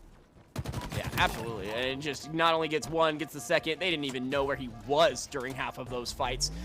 You get a weapon like this, you have to, I mean, you just follow the line, I guess. But at that point, it was too little, too late. And our boy here, Galaxy, already had a second, looking for a third, just hucking nades all over the place, hoping to get some kind of tick, some kind of information to finish this one out. But he's not able to, and we'll peel on out. But meanwhile, in the meantime, his teammate off screen going to pick up a couple as well. And this one's looking pretty much done. Yeah, it's really hard to come back here. It's 2 kills to win for Space and Time, obviously, and it's going to be 11 for Elm. This has not fared well here on Streets, the smallest map in our rotation. And Space and Time is just staying true, and they might just go undefeated through the entire event. That would be something. That would be absolutely amazing, and just a absolute flex on any and all tournaments going forward, any and all situations. And I mentioned, I thought, we'd see something crazy out of Elm.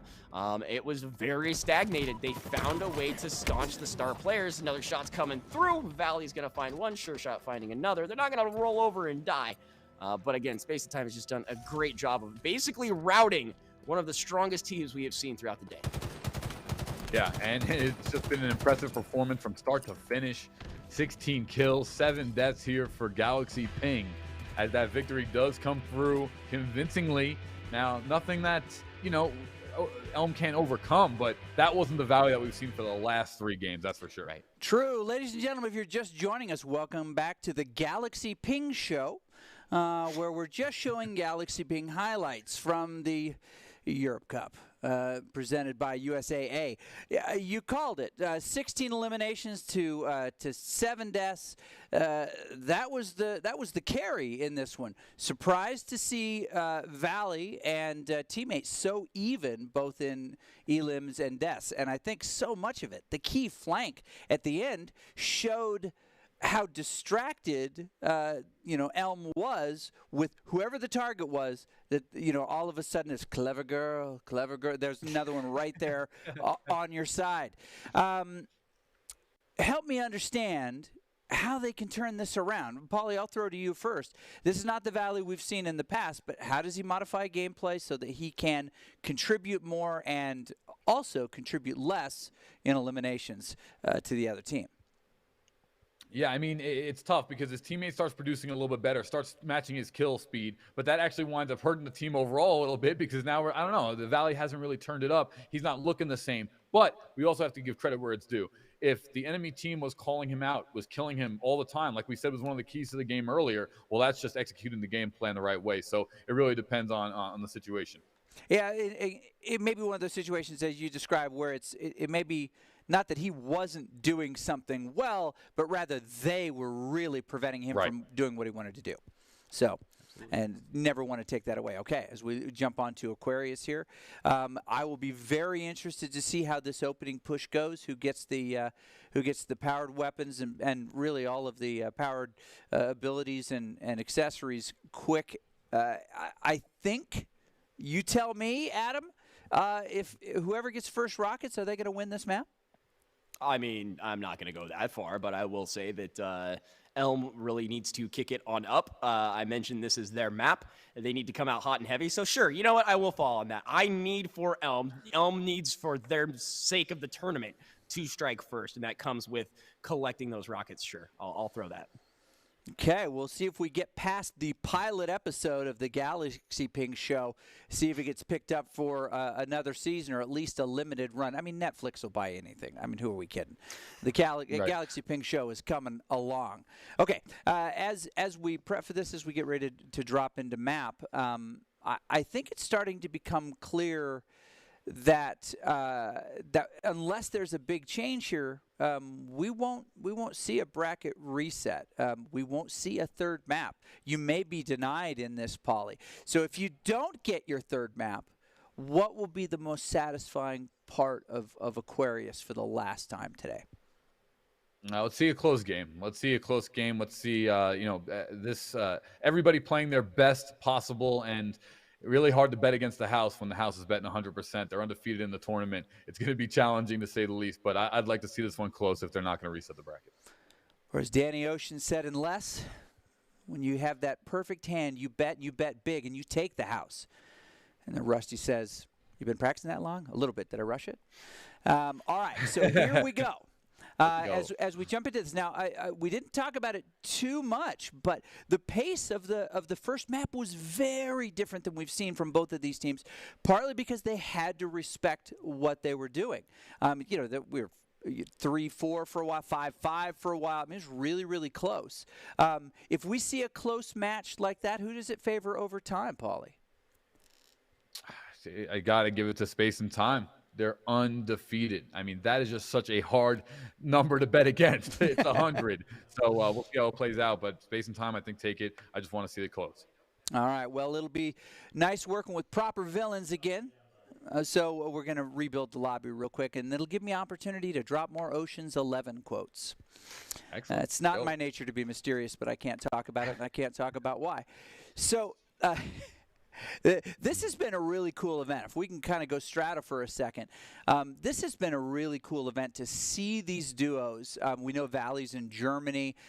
Some other things have been dropped in chat. I'd be interested to know kind of where some other folks are. Do not give coordinates, ladies and gentlemen. But it's interesting to know where they're playing from. All right, we're about to jump into the game here again. This will be it, and I think on the backside of this, we may have a champion. Take it away, boys. Absolutely. One more time with Feeling Ooga Chaka. It is the USO Europe Cup powered by USAA. Space and Time can close it down in this tournament, win themselves a couple of little switches if they can pick up the win here. Explosive fight means Sure Shot's gonna find one, Ninja up, finding the other. A quick trade. Active camo in play right now. Kind of bounce that grenade, hoping for something, but now has an opportunity, but is not going to be able to do much with it.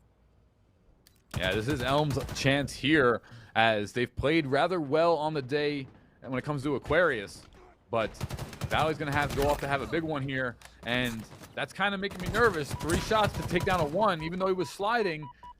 I'm not seeing that confident Valley as we did the past couple games, at least just in the gunplay. Sure, nerves alone, trying to just, what's on the line. You lose this, you go home. Sure, you got a second place. That feels pretty nice. But Space and Time, again, out for blood. There's a little bit of personal, vendetta based on the way the brackets have played out. You honestly can't ask for a better setup here. And so far, so good, and even all the way. But like I said, or like you said, Paulie, I don't know how this Valley confidence is going this time around. Quick little fight here is going to lead for 1 on each side. But that one right there, Galaxy Ping, add that one to the highlight channel. Yeah, fantastic. And now 4 kills here for Space and Time. Just like that, they come right on back and wind up taking the lead like it's nothing. I mean, we didn't talk about them at all because they're such a coordinated team. I mean, yeah, Galaxy Ping definitely dropped a monster game last time, but overall, we're seeing Ninja when they played the open bracket, Ninja was on top. So they're just such a quality team. Space and Time is making this look kind of easy, and right now they're going to pick up the Invis too.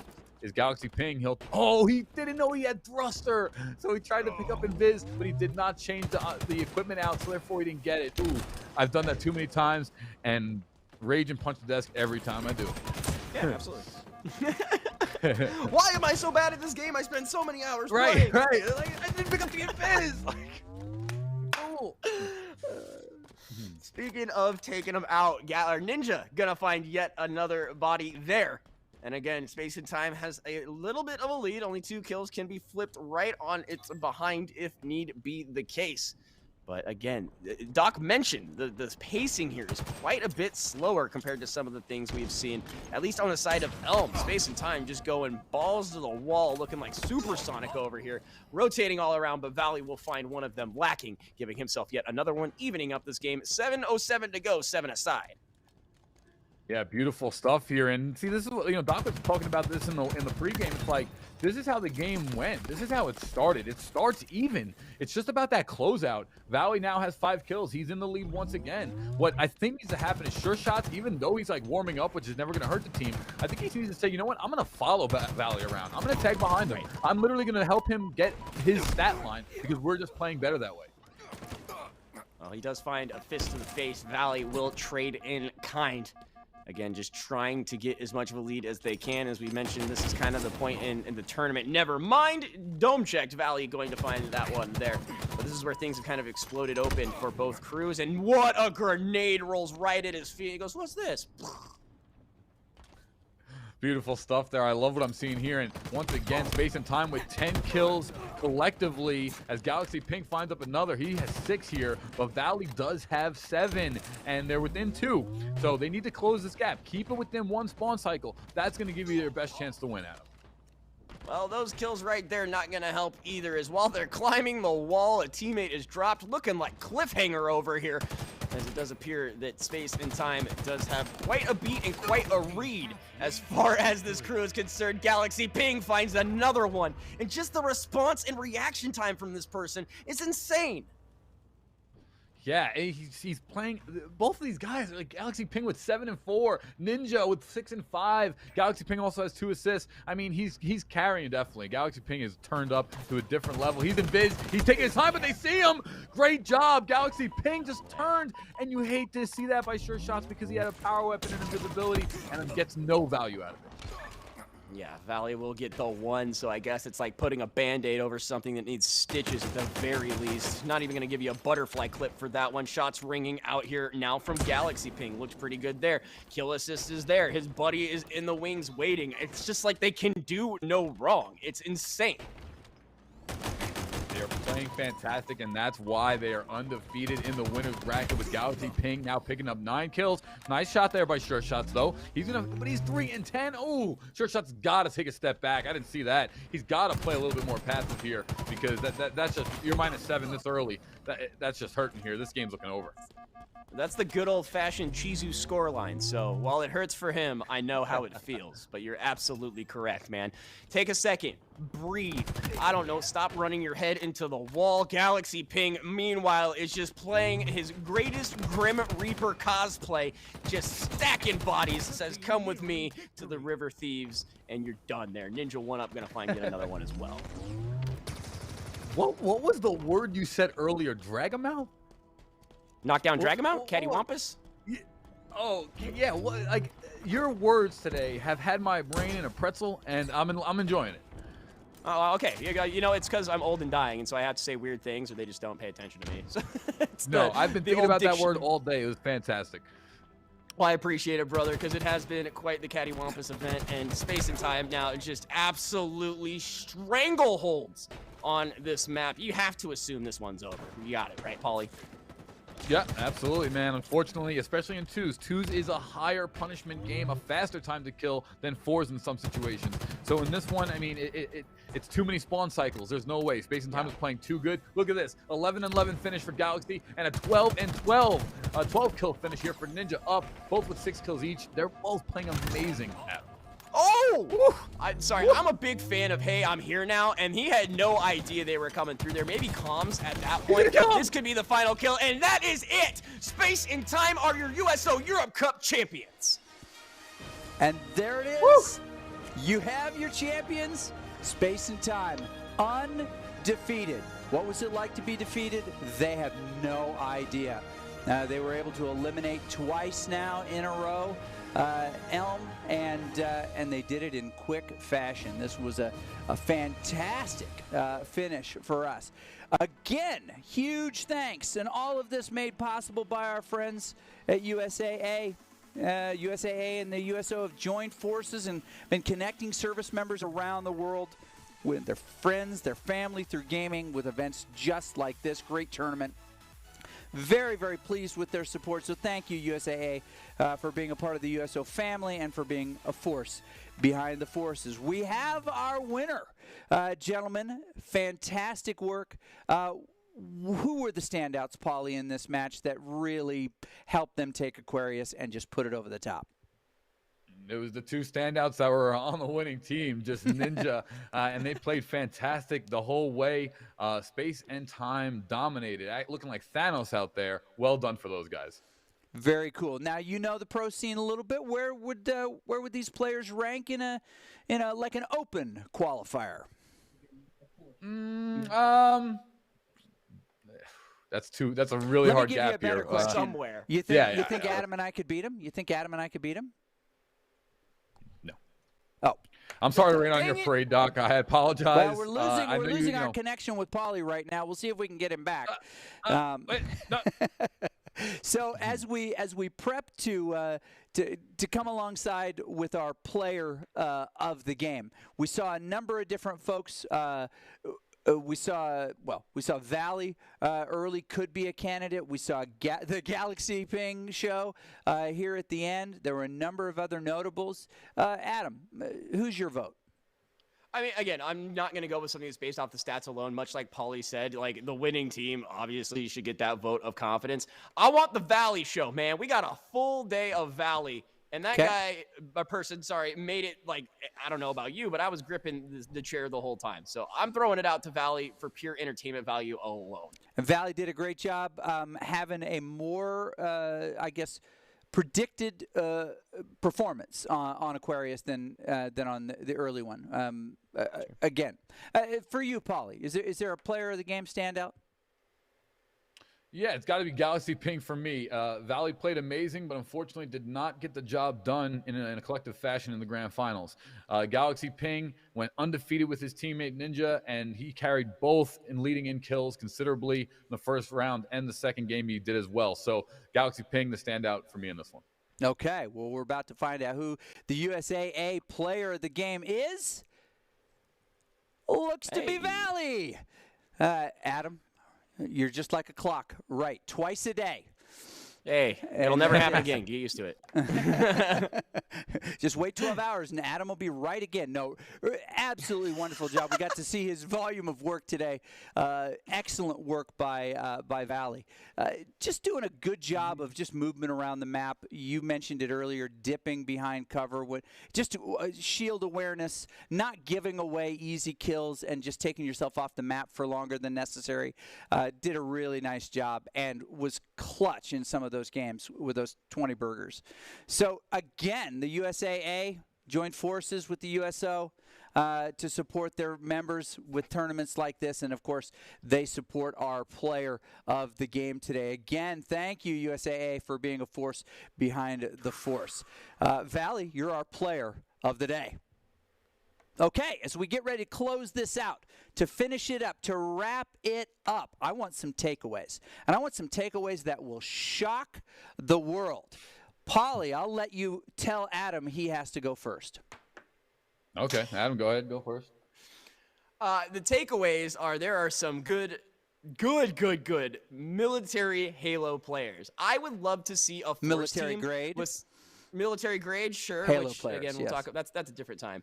But with the situation, I would love to see a force team with the top players from those top 3 teams, top 4 teams, because they were putting in work, man. And so I think if Elm has a different look at that, they maybe stand a chance. But as far as space and time is concerned, just so solid, just a perfect spherical orb of power. I love it. Well, I'll have to tell you, as I retire from the desk forever after this broadcast, I can't think of 2 better people to have shared it with. Paulie, for you, big takeaways? Not too much. Thank you so much for the invite, Doc. It's been a pleasure to be here. Adam, it was great to meet you. I had a blast. You're getting hanging many, you. I many appreciate more you. invites. Thank you so much. Yeah, I had a blast hanging out with you, Adam, also. And, I mean, this was a fantastic event. What I really want to see as a takeaway, though, is I want to see a 4s. I'm just about 4s. I would love to see, maybe one of these all the top players are the captains of their team. They have to find other military members, and maybe we up the prizing and get it a little crazier, a little sweatier, and that would be kind of interesting. Either way, I'm so happy to see Halo back, and I'm so happy to see that the military men and women are playing it, and I'm really excited for the future of Halo Infinite. Yeah, this was a great event. So thank you both for everything that you've done. Ladies and gentlemen, that'll do it for our show tonight. But before we conclude with our USO Europe Cup powered by USAA's Top 5, we want to give a huge thanks to all of the competitors, sweaty and otherwise, and to everyone who helped make this happen. USO Team Europe specifically, Joe Durant specifically, amazing work putting this together for an early event, a first event for you guys. It was fantastic. Of course, to Yaki and to Dana and to Fletch and to Dallin and Jem on Almost No Sleep. And, of course, to USAA, who makes all of this possible. Thank you for tuning in. Be sure to follow the USO on Twitter, _USO. And, of course, the USO Discord at discord.gg, the USO. That's going to be it for the USO Europe Cup powered by USAA. Make sure to give all the follows and such. Here is your USAA Top 5.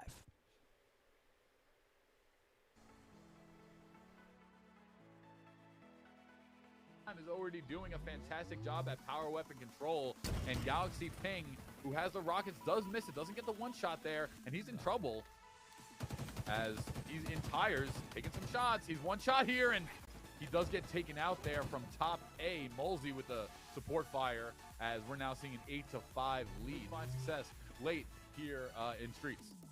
Well, like I said, it's not that they're out yet. They do have a pulse. That punch right there going to launch him up in a very cattywampus direction. He's able to find it there as Arctic Wolf apparently just doesn't need weapons. He's just going to punch you all game. Melee's only. Big Chungus picks up 2. Huge there. Pure domination. Yeah, and it's just unfortunate, especially after such a great first map. That we talk about confidence, we talk about heating up. This fight right here looks like could be an opportunity for Pathfinders. And by opportunity, I mean a complete waste. This Big Chunk is gonna pick up 2 there and extend the lead even further now. But he even got 2 assists, and I mean he is just looking fantastic. This is a pretty big beatdown here, and definitely a stifle, because Galaxy Ping is looking like he's going to take his team 1-up. Wow. And about to finish the series. Yeah, absolutely. And just not only gets 1, gets the second. They didn't even. So again, just extending that lead. Like you mentioned, 2, 3 respawns is tough. Not absolutely destructive, but certainly as that score continues to spread, it's going to become more difficult for Elm to fight their way back, having deja vu of their previous tournament day. And so many shots, Valley finds 2 by himself.